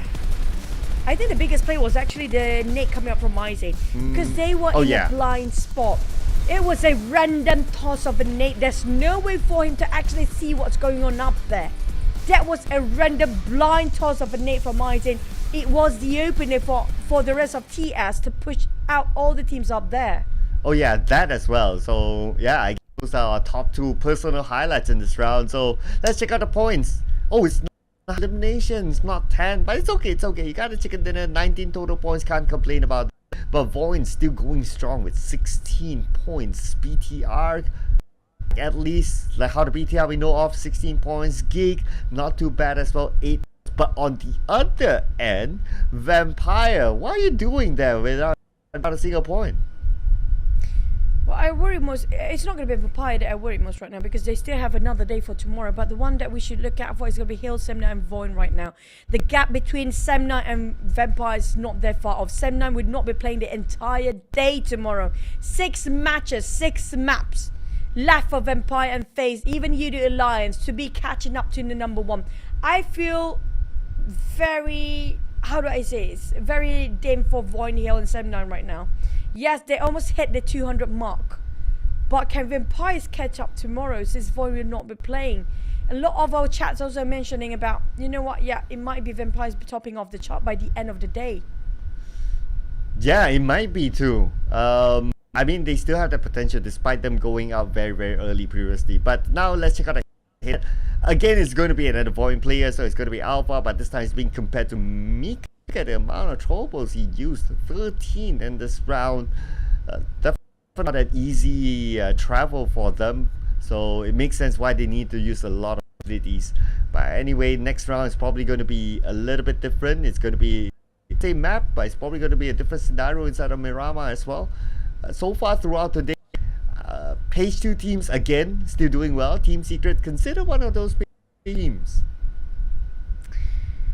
Okay, for the last Miramar, I'm expecting it to be as aggressive as possibly can be, due to the top teams are dying to hold their podium up there. I'm talking about them have to hold their ground and making sure they will not be shaken by the last day tomorrow.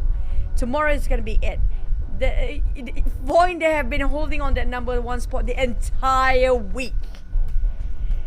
And the last minute to be pushed down, there's going to be pain in the back for them. Yeah, I know.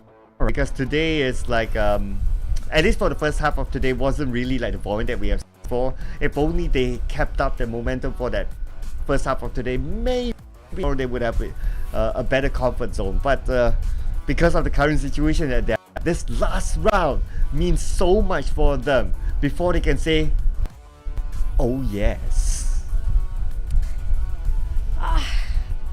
I mean, like, it's reachable for Vampires right now. I mean, it's not that big of a gap if you compare. Like, yeah, you say 30 points is quite a lot, but remember, like, the teams that have been taking at number 1, 2, 3, they has been playing a entire week. They have been taking a lot of points every single round, every single map. But tomorrow they will not be getting any point at all. Vampires is just like what, less than 50 points away. And that's within their reach. We're talking about Vampires can actually just cook up double-digit eliminations within one map, got 20 points. 2 maps, and that's it. They are at number 1. Yeah, 30 points with 6 games more to play. It's definitely doable for teams to catch up to them. So definitely can't be complacent there. They have to use, they have to make use of this round as much as possible to gather as many points as possible. And then tomorrow, be like sitting back at their hotel, just kicking back and hoping the other teams catch up to them. And that's going to be the worst feeling because you can't do anything about it. And the worst part is they will not be pushed out at 2nd place if that happens. They're pushed down to 6th place or even 7th place. Yeah. We're talking about the gap is not that much when it comes to down to 7th place. Whoever hits 100 over mark can actually reach out to number 1 place anytime they need to, anytime they want to. Now VOIN, they have to know how important this last map for them right now, because that's going to affect the entirety of the bonus weekly point. It's going to be 5 points of difference as a start for week number 1 weekly points. Yeah, it is. And it's where it's important, right? Not only besides the ranking, but because of the bonus points will be carried forward onto the grand final. So you don't want it to be like, oh, because of that 1-2 points, then you suffer inside the grand finals, or during the last 3 seasons, it's like 1-2 points to get the championship. You don't want to look back and say, if only in week 1 we did this, if only in week 2 we did that. Now it's too late by then, so they have to really put on their A game every round. Down to the last wire to see. It's like you don't want biting your nails at the bench and just waiting for somebody to take you over. That's the worst possible feeling ever. But for the teams down there, the teams actually on the last place here. Tomorrow we're gonna have GE back, right? PBE on the other hand, they have to push themselves up. Bacon time, they're swapping out back touch with Ice. I feel like Ice plays such a big role when it comes to Marama. He always plays himself in an unusual spot, in a different angle that nobody can actually think about, and make such an opening for the team. He's important for Ice. I mean, not discredit Touch, but I like the dynamic with Touch, with Ice more this time. Yeah, probably they have like a different combination for different strategies that they want to play. But for 3 Touch, yeah, even though he got the MVP from, they got a chicken dinner, but it just shows that, you know, it doesn't really matter. At the end of the day, it's teamwork. So if you got an MVP, then doesn't mean that your position is safe. The coaches, managers will do whatever it takes, even if it's the hard call, to sub in, and players need to be prepared for that. That if they come with substitute players, if they off, that's where the hard call needs to be made, and they need to accept that as part of being a competitive team. But for side of Box Gaming, they had a really rough first few days here. Up to today and yesterday, they start to push back up when it comes to those numbers. You can see they're a bit happy due to their progress. But for VOIN now, smiles, yes, but headaches as well. Oh man, those head patch. It really helpful for the players, because, you know, you have to strain yourself. How many hours? Like three games, 3 hours non-stop. Have a 1 hour break, then another 3 hours non-stop. No downtime for these guys. Yeah, except if you go out early, then that's your downtime. But definitely not the downtime that they want. They would rather be like, to be playing to the end. Like, give me to the end. Continue on the game because they have that momentum. And normally for players, they would think like this, right? So even when I interact with the players, their preference is that, okay, if we had a chicken dinner, we want to start the next game as soon as possible because they're on the high. Like they have that moment, they have that confidence. So they don't want that break if possible. So I can understand what the players are feeling sometimes. And the moment they got eliminated early is the worst feeling ever because you get to see everyone else play, everyone else cheer, especially in an off setting, and that affects your mental health. That's true. That's true. They are on adrenaline rush. They don't want to be cut off their momentum. But same goes for the players that are actually down there. They need those momentum. They need those breaks. Speaking of health here, and mental health, I mean, like, if you guys having a hard time, don't forget to reach out to anybody. You guys can reach out to us too. If you're having a tough time, more than happy to help you guys. So I've been with the players back then for 5 weeks, even for a few weeks, not just those 5 weeks in China back then.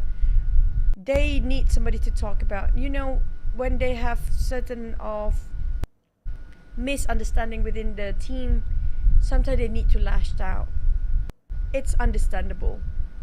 It's the thing that the team has to go through. You don't have your families, you don't have your friends, you have only your teammate around you.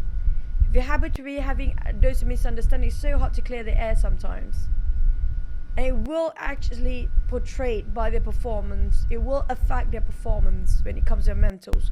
So these guys really have to keep a cool of their head. Yeah, that is very important.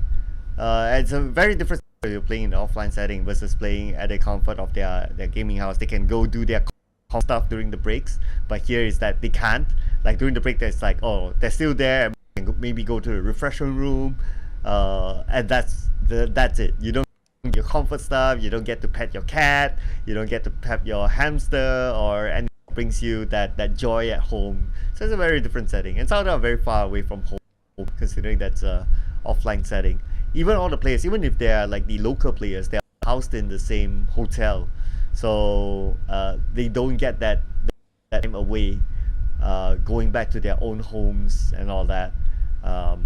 So it's pretty much the same challenge, even though if they're locally here. That's true. So that's why it's so important for you guys to give extra positive comments for these players, because they need it, we need it, and you know you need a very good day. So you don't want to treat people bad as well, right? You don't want people to treat you with disrespect. So how about we starting off with the right attitude, where we treat everybody with respect? Because right now, respect or no respect, we're gonna head over to our last map of the day, Miramar. Back to our last map at the second final day in the week number 1. Let's head into it.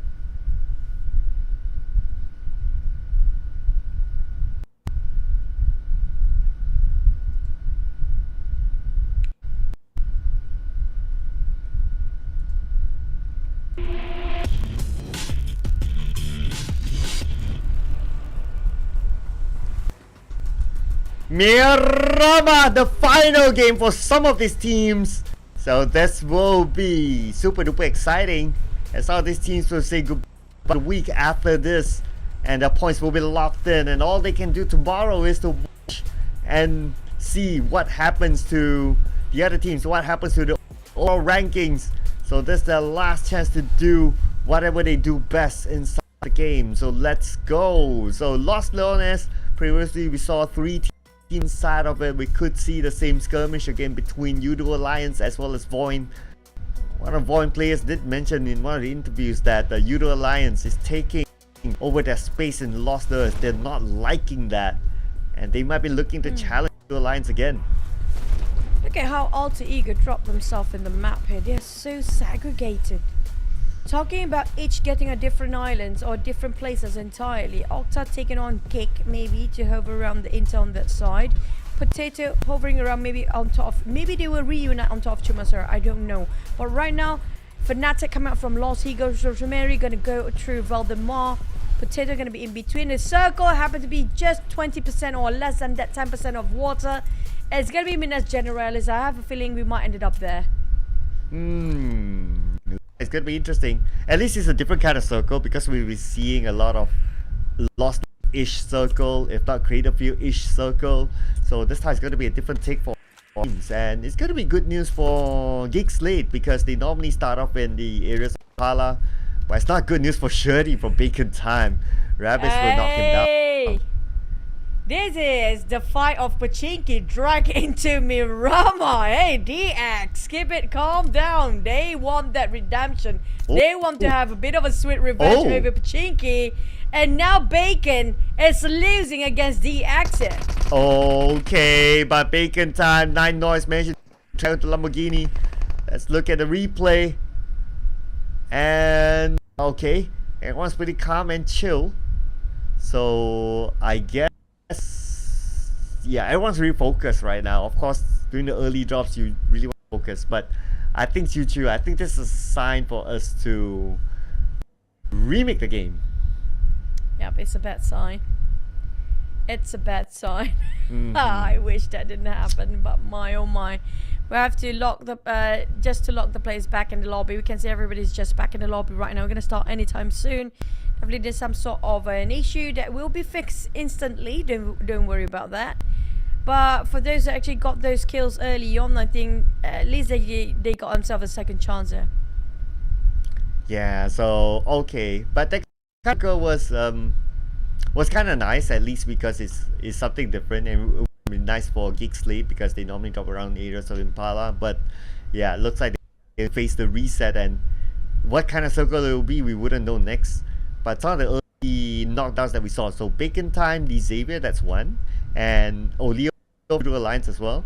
So I guess because of that, then they'll be happy that it resetted. Like, look at Yoodo Alliance. It's actually a good reset for the players due to the circle ended up in no man's land just now, due to how far the flight path, just a different sort of an angle with the circle. I think it's a good restart for these guys. But for the teams out there that's still having a tough time here, talking about like TS, GEEK SLATE, no, GEEK SLATE used to be one of the best in Malaysia.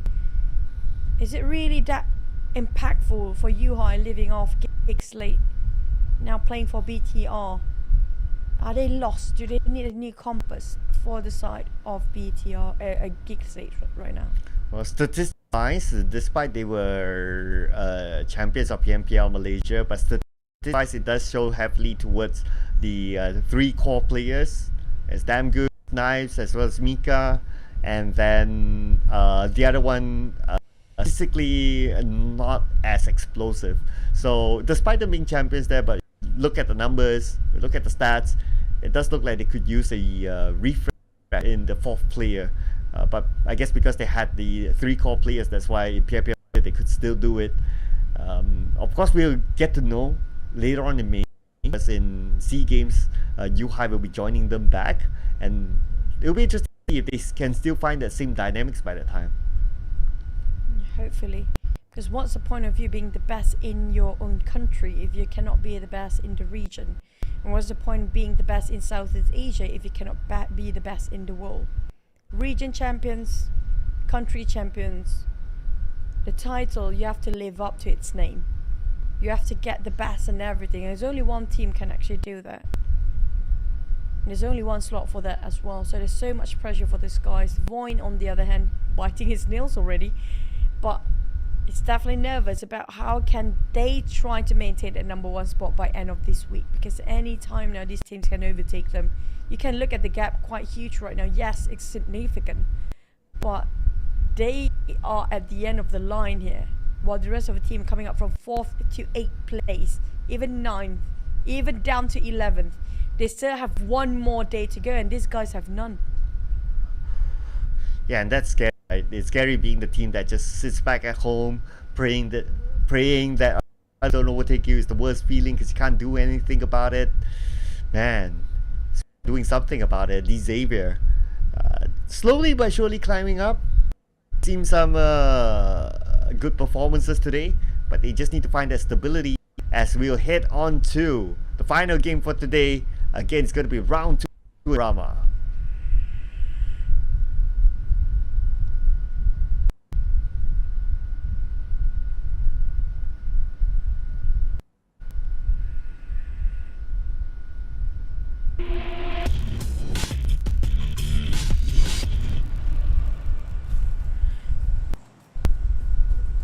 So scared to say we're back, but hopefully everything goes smooth this time. It's gonna be smooth sailing for our last map of the day on the second last day. The flight path still favors on the left side or towards the side of the west where we have Minas Devel up to La Cabrera. Is it going to be another Minas Generales circle or not? Because just now we saw a glimpse of Minas Generales circle. It favors more towards the eastern side, contradiction to where the flight path is right now. So the players have to be more than prepared. I'm looking at Alter Ego dropping exactly where they were at before. One in around Los Higos, one around Valdemar. The other two right on top of the edge of Los Leones. They're doing the same execution again. They have a lot of strategy behind the sleeves here for Alter Ego. Yep, and if it's not broken, you don't fix it, right? So far so good. It was a good start for Alter Ego. It was a challenge. So right now they're doing it again, and that's totally fine. And actually that kind of drops by at the southern side, like what Alter Ego is doing is not really favored by teams. You know, you kind of loot those small areas, so it takes a little bit more work.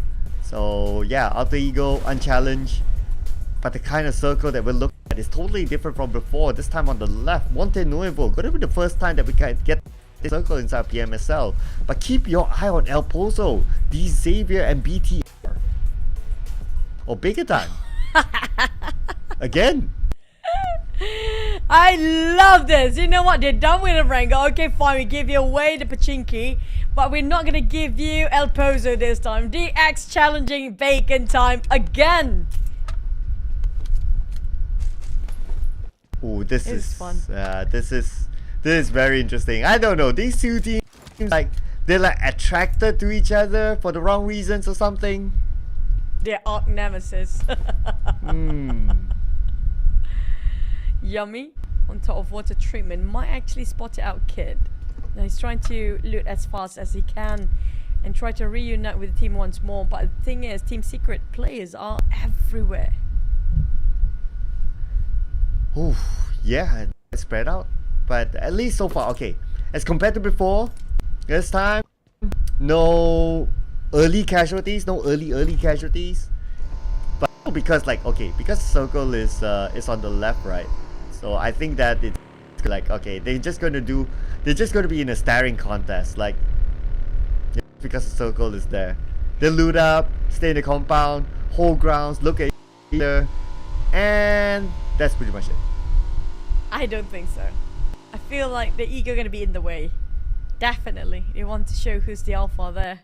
But we're going to have to wait and see a couple more minutes before the second stage starts and the circle shift. Then that's where everything gets a bit more hectic, a bit more frenzy. Because all the players realize, you know what, we're not in the circle. It's kind of a tough journey. They have to go in as fast as they can. They need those high grounds to work around it. Box Gaming, I love what they have to offer when it comes to the final day, the last 2 days here. They are way better than before. Oh yeah, absolutely. I do have a gut feeling that they will definitely be point mark above. It's just a matter of what placement will they get at the end of the day. Hopefully at least 10 finish, considering they've been doing fairly well. It's true. VOIN on the other hand, this is everything for them right now. They have to push the numbers up. Have to have over 200 marks, 200 points to make sure they can be a bit more secure of getting that top 5 by the end of this week. I'm talking about top 5 because they can push down to the 11th place anytime within tomorrow. Ooh, it's so scary, so scary. Yeah, you're right. Just looking at the numbers, right? Oof. It's tough being VOIN. But this is a good start for them now. This is a good start for them now. So, so far so good. I mean, VOIN, as long as they have a good start, then they definitely know towards the late game. Not like, you know, we haven't seen them playing as a trio to get the chicken dinner, so still able to do it despite. But if they have a 4-man squad still towards the late game, I mean, VOIN is just unstoppable. Vampires closest to actually finish off 1, 2, 3 here. Because all 1, 2, 3, this is going to be the last game. VOIN, Hill, 7-9. It's down to the side of Vampires to make a change when it comes to the top 3. It's going to be devastated for VOIN Hill and 7-9 Vampires managed to push in the last minute tomorrow. It's all down to the other players and other teams too. When it comes to the last day, nobody have anything else to lose anymore. It's down to, you know what, I'm just going to pick up the courage and just go in and have it a go. Get those numbers up with those kills. I really want to see like PBE, how far they can go. They still have one day tomorrow. But then again, those teams around them are also playing tomorrow. GEEK, Boom, Vox, PERSIJA.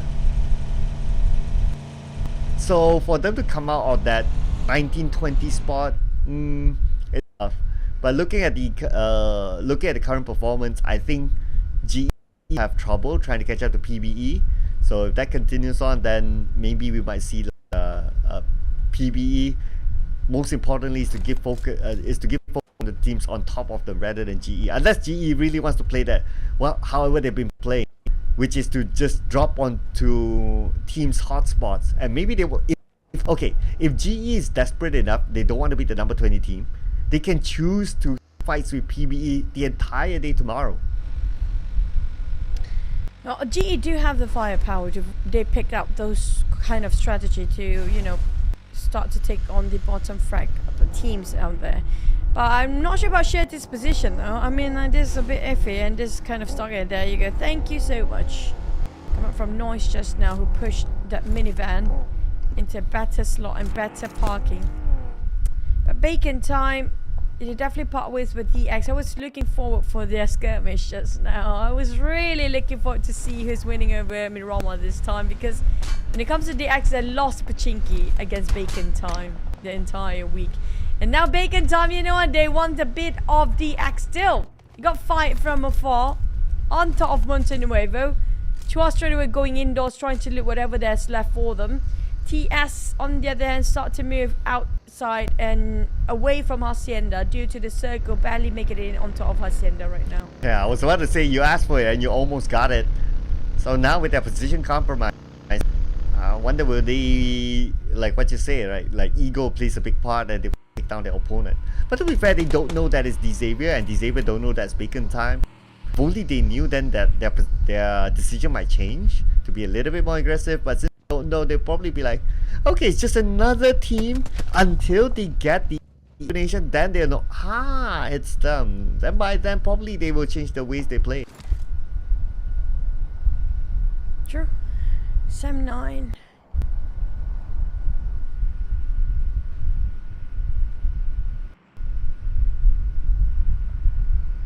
Taking a bit of a longer stalemate between DX and them. Raby's definitely gonna see ice from this angle. Bit cautious this time. I think they know exactly who they're fighting against for the X. Boom and GEEK on the other end, taking the blue zone for a bit more. It's gonna be on the junction. This is gonna be interesting circle. Look at how vacant coming off on the left side because of how nobody can actually jump up onto those mountains. PBE taking on the valleys. So many valleys around here. We're talking about Chumacera coming out from their box gaming, Alter Ego, BTR, Sam 9, all clustered as heck. Right on top of Chumacera town just now. And Montenuevo is just nowhere. Nowhere of any sort of a breather in there. Yeah, right now looking at the circle, he has the best position. It's one of the prime spots in that circle with that high ground. And right, the far left, that sort of a curve is actually unplayable. There's no way to climb onto it. So we can say that 20% of the current circle is cut out as a playable area. So with that, yeah, it's going to be a little bit crowded on the right instead. But PBE, as long as they can hold on to the mountain for now, this will be a good spot for them. But because this mountain is so good, Alter Ego wants a piece of it. For PBE, they can take a fight. I mean, like, these guys know how to fight. They are super smart. These guys are playing cerebral PUBG, definitely playing out of the box sometimes. But it's just coordination wise within the team players, a bit of miscommunication will just put them down in shambles just within seconds. That's what happened usually. Yoodo Alliance reposition for Olio to be the scouter, making sure he's trying to go for the flank side. Adit's being knocked down, trying to finish off the kills entirely and translate into 1 point. Olio going in for the push. Slowly but surely close the distance between them. DX on the other hand now have a glimpse on 9. We do remember there's sort of bacon time around that corner before, but I'm not sure where bacon time is right now. Yeah, not sure. Hopefully we get a visual later on. But look at how precious this mountain is, or this high ground is, right? This prime position. BTR wants it, Alter Ego wants it. And I remember there was one time that Yuhai gradually got a chicken dinner here, but here we go. BTR, Alter Ego. Mary gets one of the BTR. Rosemary is always trying to clutch for the entire time, but Yuhai see that through. And Yuhai being such a sneaky guy coming out from the back line, jumping up and down. And he got himself even a ghillie suit to work around with, but will be spotted out by Octa. Octa trying to shoot from above, down below. But Yuhai is trying to make so much play here. Potato on the other end. Yuhai fighting against all the other teams of Alter Ego. Where are the others of BTR? They're still not climbing up here. Liquid holding on to us at Octa, but Octa already cooked up the nade. It's going to be a perfect one if you can drop it right on top of Liquid. Almost close enough. Ooh, and look at how Yuhai navigates this hill. I remember there was one time, I think in PMPL Season 2, he was playing with Team Secret time. He infiltrated this hill and his opponent didn't know it. So he knows this hill very well, how to navigate around it, and he's just showing it again with BTR. SLD squeeze into the circle. Not really in, just outside of the blue zone with Boom stuck in between. Boo Boo who have to fight against Gosu. They're playing in the blue zone. They're playing a very risky game here. As Gosu trying to toss another, cancelled it out, trying to spray. He hurt the gunshot. He hurt the knockdown. But he couldn't spot out one. But Yummy with a DBS. Mirama or no, DBS always a good gun. Absolutely, with the kind of distance. Definitely a Yummy weapon. Gosu still alive, pops out the smoke, gets away to safety. He is one man down, so with a one man down, not favoring him right now. BTR still holding on to this high ground. And Gen Force down. Gen Force can still be safe, but Team Secret eliminated. Rosemary again trying to make so much work for the team. Buying them time to reset themselves. Down to Satar for the side of BTR. Liquid is just too far off. Rosemary will drop those nades on top of Satar. Akobi! And it's going to be Octa pushing in. Oh, Yuhai and Liquid is just too far to give support fire. Octa might spot them out as well. But Yoodo Alliance just beneath them. Right on top of each other. Octa going in for the push slowly. But spotted out Yuhai again. Clip a bit on those helmets. But Octa have to have a go for a reload, having another go. Spotted out Yuhai silhouette within those pillars, right beneath those tanks. And Octa heard the Odo Q coming out from a Yoodo Alliance. They definitely know there's another team down there. Yes, look at the amount of teams that won the area, but because right now BTR is down to 2 men, there's no way they can finish that high ground that was precious to Alter Ego. At least this area is kind of for them as well. But we can look at the number of teams wanting this kind of area with the long range coming in for Liquid on Long. Long immediately gunned down just like that. Liquid, even though they lost 2 men, heavy casualty on their side. They make do with what they can. Spotted out 7-9, might as well get those points before they're being decimated by these teams. You do whatever you can do best. That's going to be shooting whatever there is to move outside. Rosemary taking on Hill Tiger next. Rosemary again. Ooh, again and again. Rosemary, like what you say. Definitely want to stand out, play out the ego. And look at Alter Ego's position. It's great. PBE unfortunately holding to the high ground. That was a good vantage point. Just look at the amount of teams that went in that area. But now the circle may change that. No, the circle still is on that high ground. Again, the circle ended up right in the center where the mountain will be at. And Alter Ego do have the vintage spot. They got the prime paramount for them to hold this ground as well. But Hill closing in. They want to force the fight. They want this place as well as much as Alter Ego wants to. Bacon time. Exchange fire with PBE possibly. Bacon time spotted out. PERSIJA now. Zaxi in trouble. OnStar didn't spray just yet, holding his ground, holding that trigger discipline. He knows for a fact there's going to be an entire cavalry following up towards Zaxi. Now he shot it. And no, spotted out the rest of PERSIJA Esports for Bacon. DX on the other hand. Compressed Sem9 on the other end. BTR on the other. Sem9 hammed down. Yeah, not only hammed down by Xavier, but also BTR. With a high ground onto Sem9, the last saw them, they managed to get a knockdown onto Low. But Low managed to be saved by teammate. But Xavier is moving here, but Xavier is shot by Loyu. DX 2 down, double down. Long finish off the job with that. Alongside with that, Sem9. They just go in, and whatever there is, they want to get those kills. Now they want to push to a side of Lamborghini. Definitely they heard the gunshots early on. They know exactly. They spotted out the death boxes. They want to go for the loot. They want to have an upgrade. But Lamborghini is still there. Final finish off by Truongzen. SLD. Where are those shots coming up from? That was definitely off screen there. Long range inside a mirror.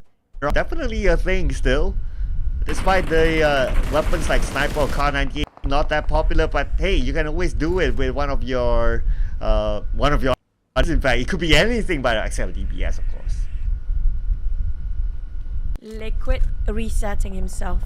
BTR been holding on those high grounds for the longest there is as a duo. Bacon time moving in a line. Want to push towards the northern side, but have to be extra careful those behind them because the gunfire is just now. It's big too hectic for them to ignore what's happening behind. Bacon time OnStar just try to spot anybody on that horizon right now. BTR, they cannot even pick out. Again, Liquid chucked quite a number of HP. They are starting to dry out when it comes to their resources here. No more nades. 3 smokes, 1 first aid. That's it for you, High. BTR have to save and salvage whatever they have to work for the next couple of shots of next couple of war because Sem9 is planning to push in. Yeah, even if you want to trade ammo, they only have 2 players. Normally, if you are like, you can still trade it healthily, but because of 2, it's a little bit tough for BTR. With the AGA3, uses a lot of ammo, and now PERSIJA EVOS on. We got 3 teams close by with each other, including Bacon time. Ice tossing the nade over to the side of PERSIJA. Clip half of FaZe HP right now. Vampire's taking on BTR. UI on the ground. Leaving only 1 player for BTR right now. Not great for them. But here comes the circle. Shrinks even furthermore. Box getting themselves almost at the center. GEEK just gonna play the low ground. You know what? We want to be the TS last game. They want to be just like how T-Sim plays, but they are not the only one who's thinking the same sort of a mindset. We're talking about Yoodo Alliance, Vampires playing the low ground as well. Yeah, I totally agree with the GEEK's position. If you can't take that high ground position, it's the next best one because it's hard for those on high ground to actually spot them at the low ground. They will normally give a little bit more attention to the ones behind, to the ones on up north. That's where the terrain is a little bit more slanted. That gives a better view instead of where GEEK is at. So GEEK should be okay there. I have to be extra careful. Too many latches here coming from the teams that are playing the high grounds. It's a very slippery slope down there. Very steep indeed. But Rosemary as always opening for the team. With Octa along his side. But Rosemary secures 2 eliminations. Out of all 2 eliminations, he's the only one who's clutching for the team right now. But Octa have to be giving support fire from the back. Making sure nobody breaching from the back line. Sem9. Lucky they are covered by the terrain. Loyu trying to flush out Yuhai's back up on his feet. But he's running low. I swear to God. BTR, they don't have first aids anymore. Yeah, BTR, I believe they're super low as well. Like even in terms of ammo. Sem9 from behind by Hill. And here they are in the circle too. So Sem9, though you wanted to find a different exit, but unfortunately Hale was there, so it's gonna be tough for them. Don't have any other exit. Saudi, they realize a bit too late now if they want to overstay themselves there. They have to move. Alter Ego just keep on spraying, but they are the ones that are running low as well. We're talking about the nades are going dry. 1 hand grenade remains with 1 molly, last first aid. Got a couple of energy shot, yeah, why not? SM9 start to move against BTR. They want to take this compound. They want to finish things off. They go in for the flush and rush. Getting on one, left with only U-High trying to save Liquid, but it's just too far. Too risky as that toss the high nade up. Almost clip it down. Here comes the Molly to bend them alive. And they have to force out and beat TR. Down in the drain. They couldn't hold on much longer. That is it for BR. Number 48 still can be caught up by Box Gaming. Now the long range coming in for the other side. SLD Parajin gets a knockdown to Bacon Time. Beautiful knockdown there. Homestar still active. Trongzin at the forefront. Right now they want to secure their elimination point. Nate will be Trongzin tossed on to the other side. Will it land onto Bacon Time nicely? Looks like it will. It did. But now Ghostu's coming in at the forefront. Ghost is just going to finish off the work here. He definitely wants to sweep the floor clean. Coming out, we're following up with what a timing with that grenade just now. Goes with an AKM across the window and down he goes. Porigin, can he do damage control? Armstar with the DBS, finish off, holding his ground as long as he can. Bacon Time, Armstar still have the fight in him. He will not go down easily as Rosemary now taking on Hill next. Even the pre-fire didn't help him there. Unfortunately, the DBS just too strong. Right now, look at the circle. Alter Ego still has part of it. VOIN as well has that high. GEEK SLATE still on the lower ground, will not be spotted through that angle. So it'll be okay for them. Right now, PERSIJA EVOS, they need to fight their way up to the high ground. Ladrilera circle make it so hard for the players with the valleys and the mountains in between them. They have to figure out which place they should be staying the most important one. Do they have any structures in between? Can they take covers? Because if they don't, Max is just gonna pin them down. PERSIJA caught themselves off guard. Zuxi and Luxi, the twin remains for PERSIJA right now. Can they make a wonderful clutch here? There's gonna be the legendary twins, the veterans in PUBG Mobile. Can they clutch as a duo? Ooh, it's a tall order for them considering they're still on the outside. So we pressure with the blue. 7-9, King of Miramar at some point. Number 10, 4 eliminated was this time around. Zuxi Luxi combo against the newcomers VOIN. VOIN, Maxius, Lapa in a triangle mode right now. They are forming a strong formation. But Maxius making sure he got an eye out for the side of PERSIJA Esports. They are barely in the circle, but Rosemary again take it on Hill. Oh, Rosemary! But at the same time, first eight's running low, and Octa have to give support fire, following up what Rosemary have to offer. That's gonna be last first eight coming out from Rosemary. He had got nothing else to use with. And Octa bleeding out and Sky start to breach in. That's going to be loss of Octa as Rosemary still holding on for Alter Ego. Oh, but the duo Luxi Zuxi eliminated. Number 96 elimination points taken out by VOIN. VOIN still a full squad and they still have this high ground. Alter Ego eliminated. That means Rosemary was out. And now shots taken out by Zealand. GEEK SLATE starting to make their move.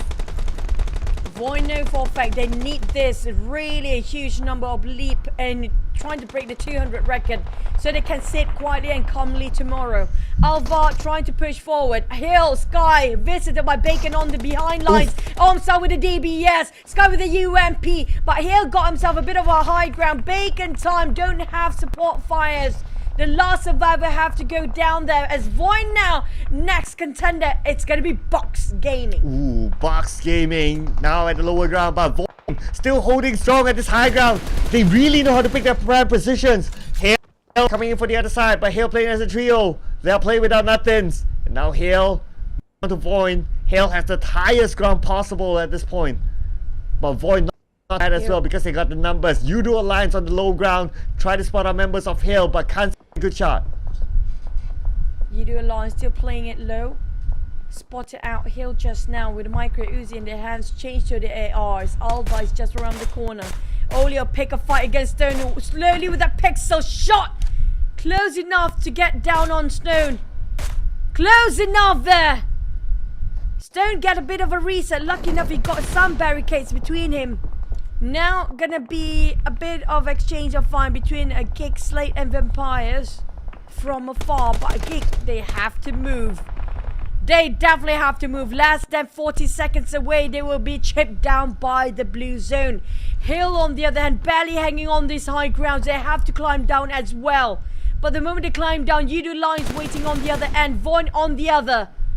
He'll compress every way possible. Ooh, Hill, despite them having that super duper high, but VOIN is no pushover. And speaking about pushover, VOIN is pushing right now, and one of them getting into the circle. Vampire on the other hand, being shot down by GEEK, SLATE, Zealin.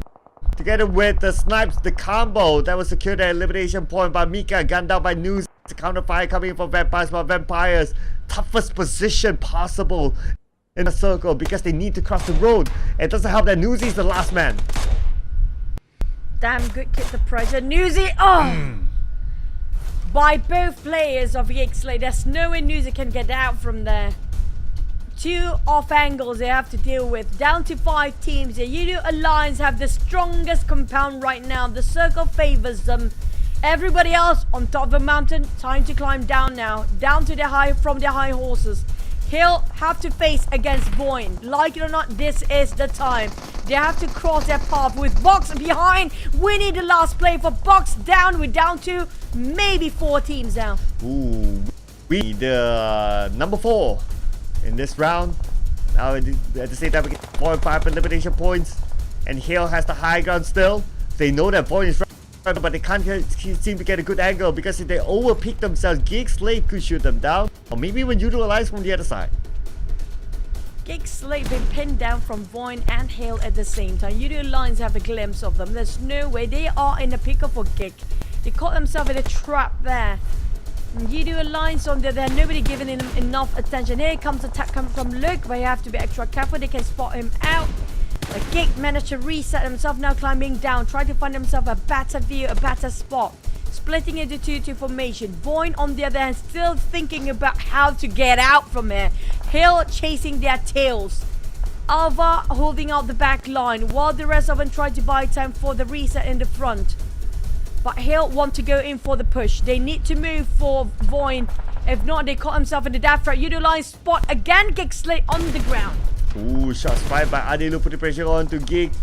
But we can see that the pixel shot isn't favoring him. Yoodo Alliance still part of the circle. So right now, it's mostly for the teams on the high ground. They will be forced to move down, and Yoodo Alliance is ready to take them out.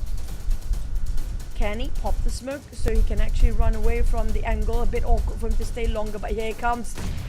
VOIN trying to push to the side of Hale. He'll still got the elevations, and Gatslow really trying to hold his ground here. It's really low. He got nothing else. He got no nades, nothing. He tried to reset himself and replenish from all the desk boxes. But there's nothing in there. Oh no, Gatslow. He's really low right now. Oh. Where did the shot come from? It was from Mika. Still able to find a good angle. That one player of VOIN, but they'll reset. Should be alright for them, but Alpha in trouble. Mika will be blown up. Mika almost got in Alpha. But then again, actually evade himself. Mika failed to do the business, but it's okay. As long as GEEK SLATE, they still maintain a full squad. That is what's more important for them at this point. Flax is making so hard for GEEK fam to outflank them. They're holding this so well for the side of the Yoodo Alliance. Know exactly where the pick should be done.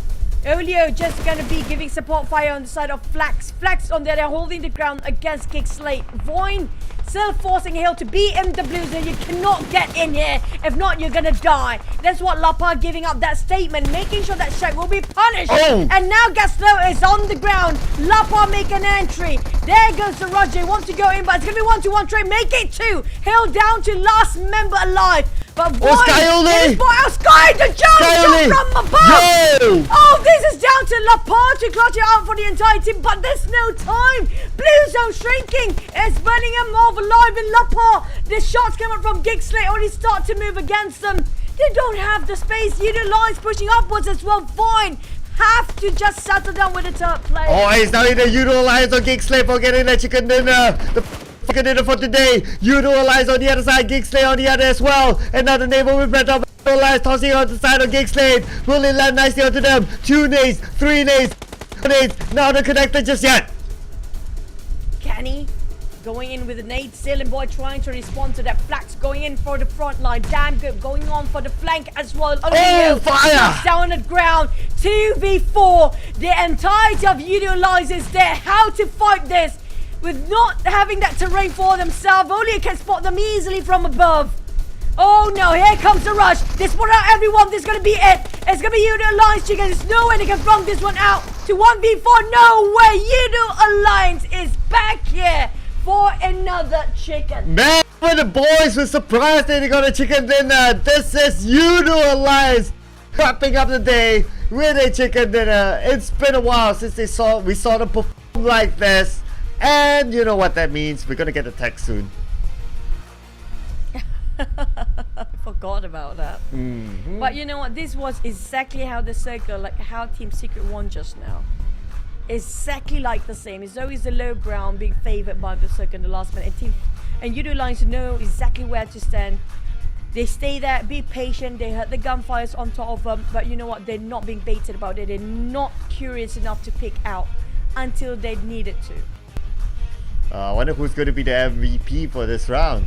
So it's going to be Luke. Oh, it's been a while since we last saw him being the MVP. 4 eliminations, 1,106 damage. Ade Luke from Farang led Yoodo Alliance, keeping it strong. Nice post there. Not intimidating. Look, when you're that shy, I mean, nobody's scared of you. He's super shy with the camera.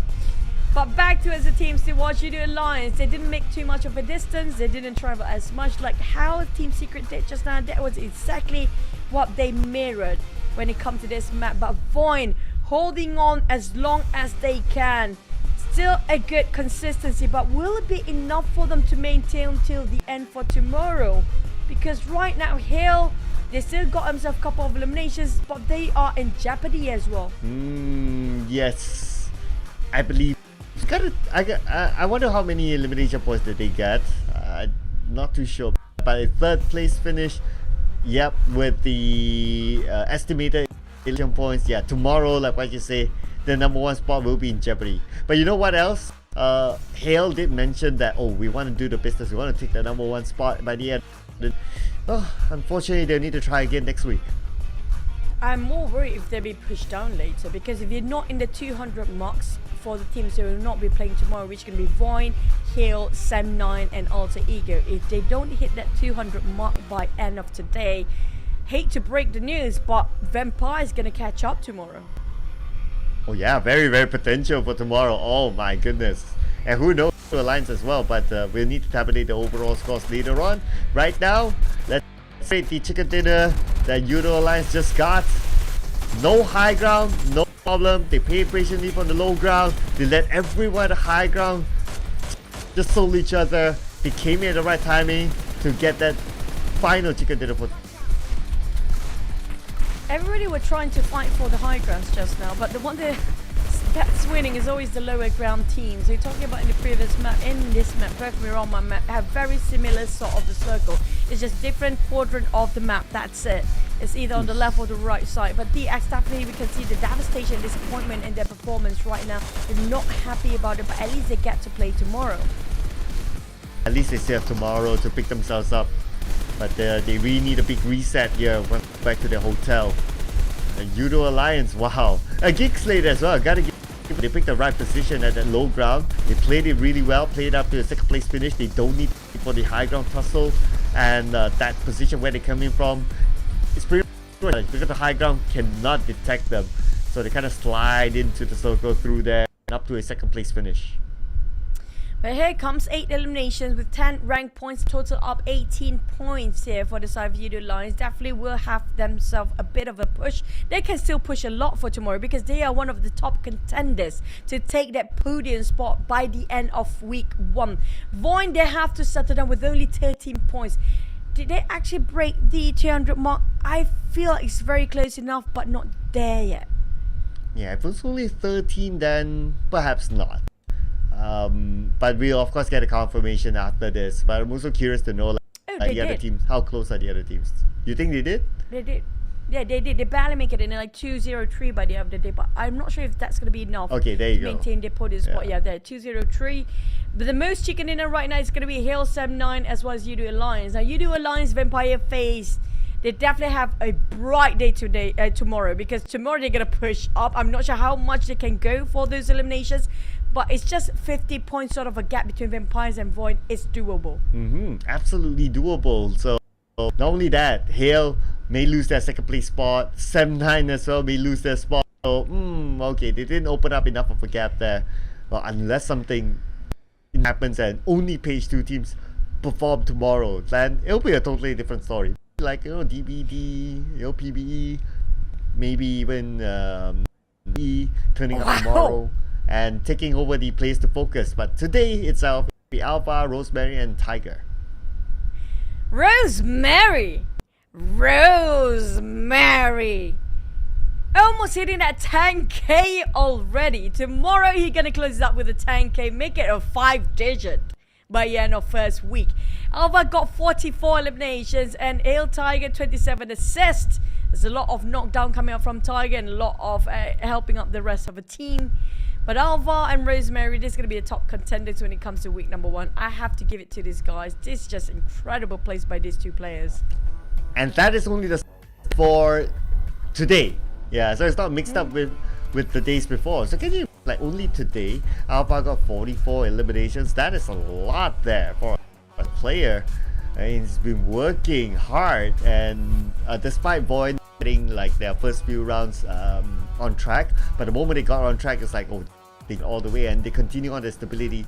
3rd place finish, not too bad. 2nd place finish, too bad. They did gather a good amount of elimination points along the way too, so that's okay for them.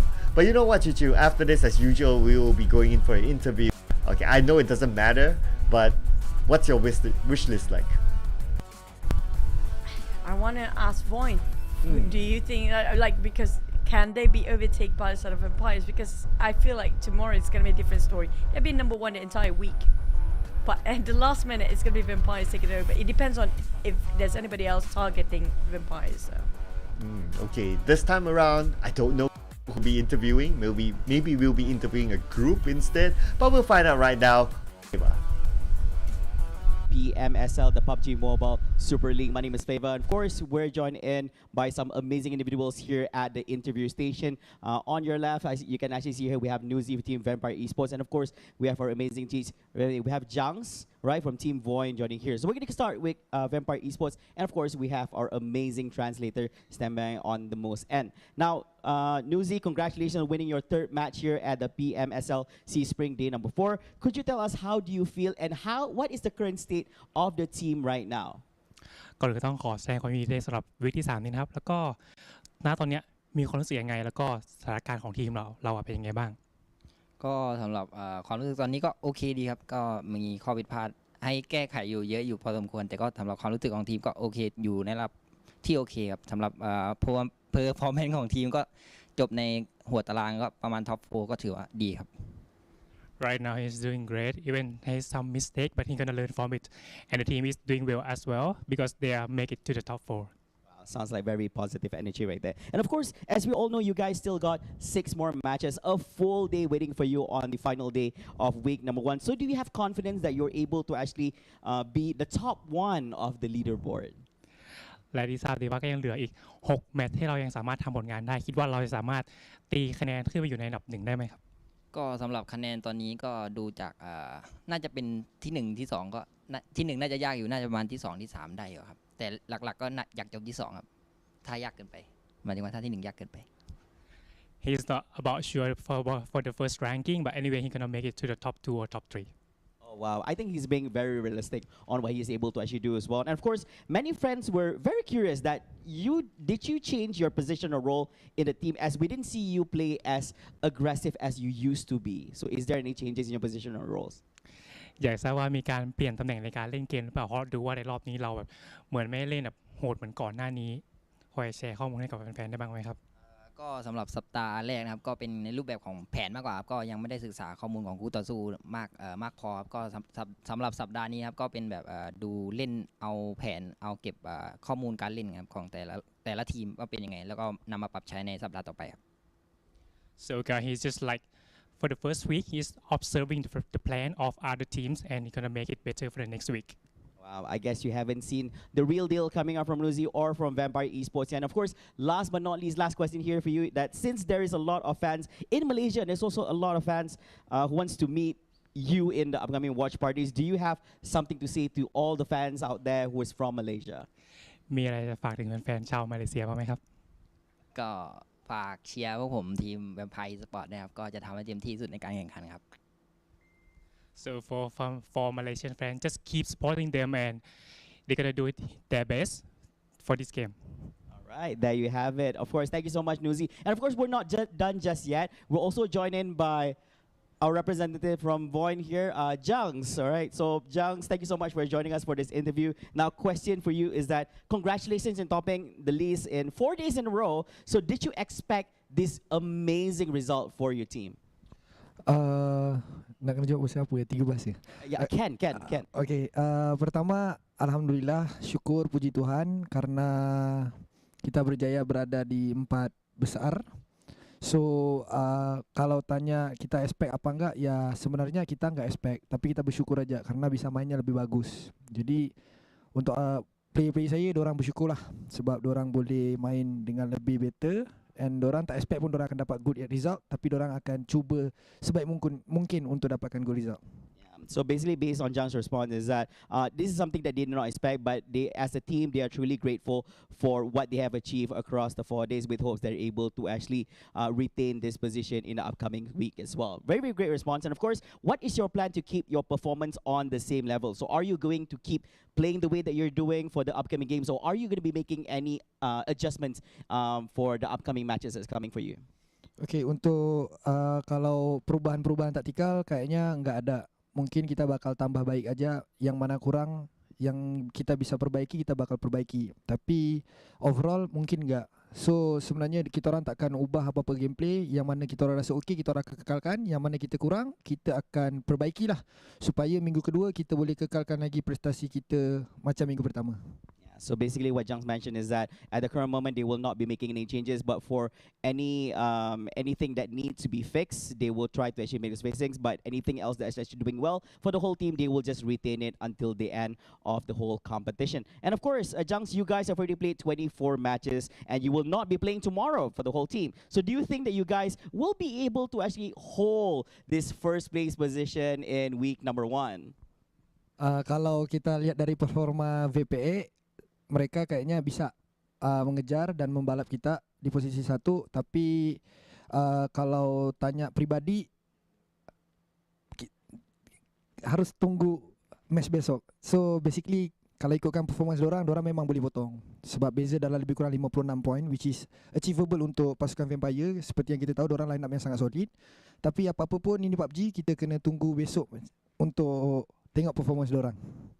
So basically, based on Jung's response, he mentioned that based on the performance of Vampire Esports, they've been very consistent, and because of the point difference of 56 points only, there's a very high chance that they might be able to actually overtake them. But to get to know more about this, they will just have to wait and see tomorrow's results themselves. And of course, last question, Jungs, for you is that finally, is there anything you want to say to all those fans out there who are supporting you and your team currently right now?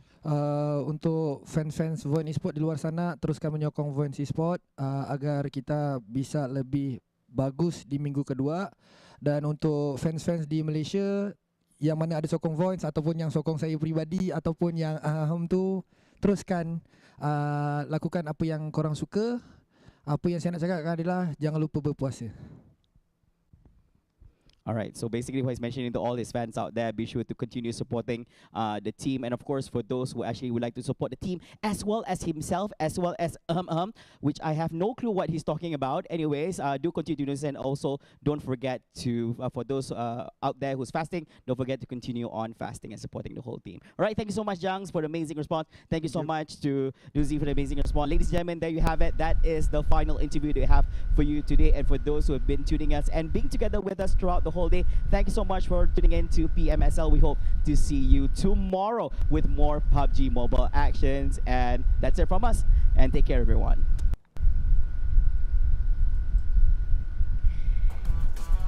But yeah, I mean, like, I saw the cheekiness of Nuzi. He definitely understands the question and he definitely knows the answer. You saw just now, it didn't tally out. I'm sorry, there's so many drama from that interview just now. I have to break it down, okay? we saw for the fact that Jung's already shaking his head. No, Vampires cannot catch up to us. But realistically speaking, they can. But Vampires just, we're gonna give you a bit of a respect. You know what? We're gonna say it's quite hard. You're just gonna go for second and third place. But second and third place is not that far off from first place either. You know what attracted me in the interview is the fact that Flavor 2-second pause to look at Jung's like, oh, okay. I hope he didn't break his neck. I hope he didn't break his neck as well. I know, right? Today, so Tony K was tall. Junks is super tall, so he had to like do this like twice today. It's like neck exercise. We need a taller host just so that the talents will not be looked down on. Yeah, but anyway. We need you. You're tall enough, so yeah. Yes, maybe to try to compare heights with them, but maybe we should take a break after this. We will be seeing you guys again tomorrow for the last day of week 1 in the PMSL. So that will be all from us at the English desk. We love you so much. Thank you so much for watching. Totally appreciate your presence together with us. My name is Sir Cloud together with Choo Choo. Love you guys so much, and we'll see you again tomorrow, same time, same channel.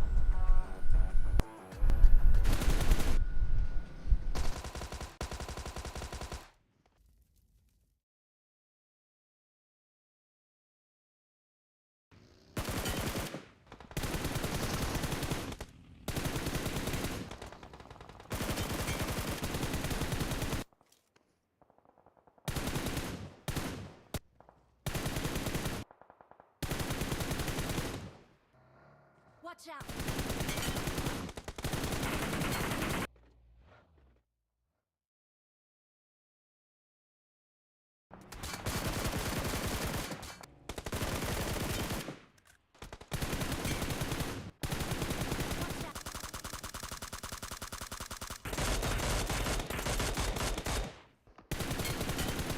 Watch out!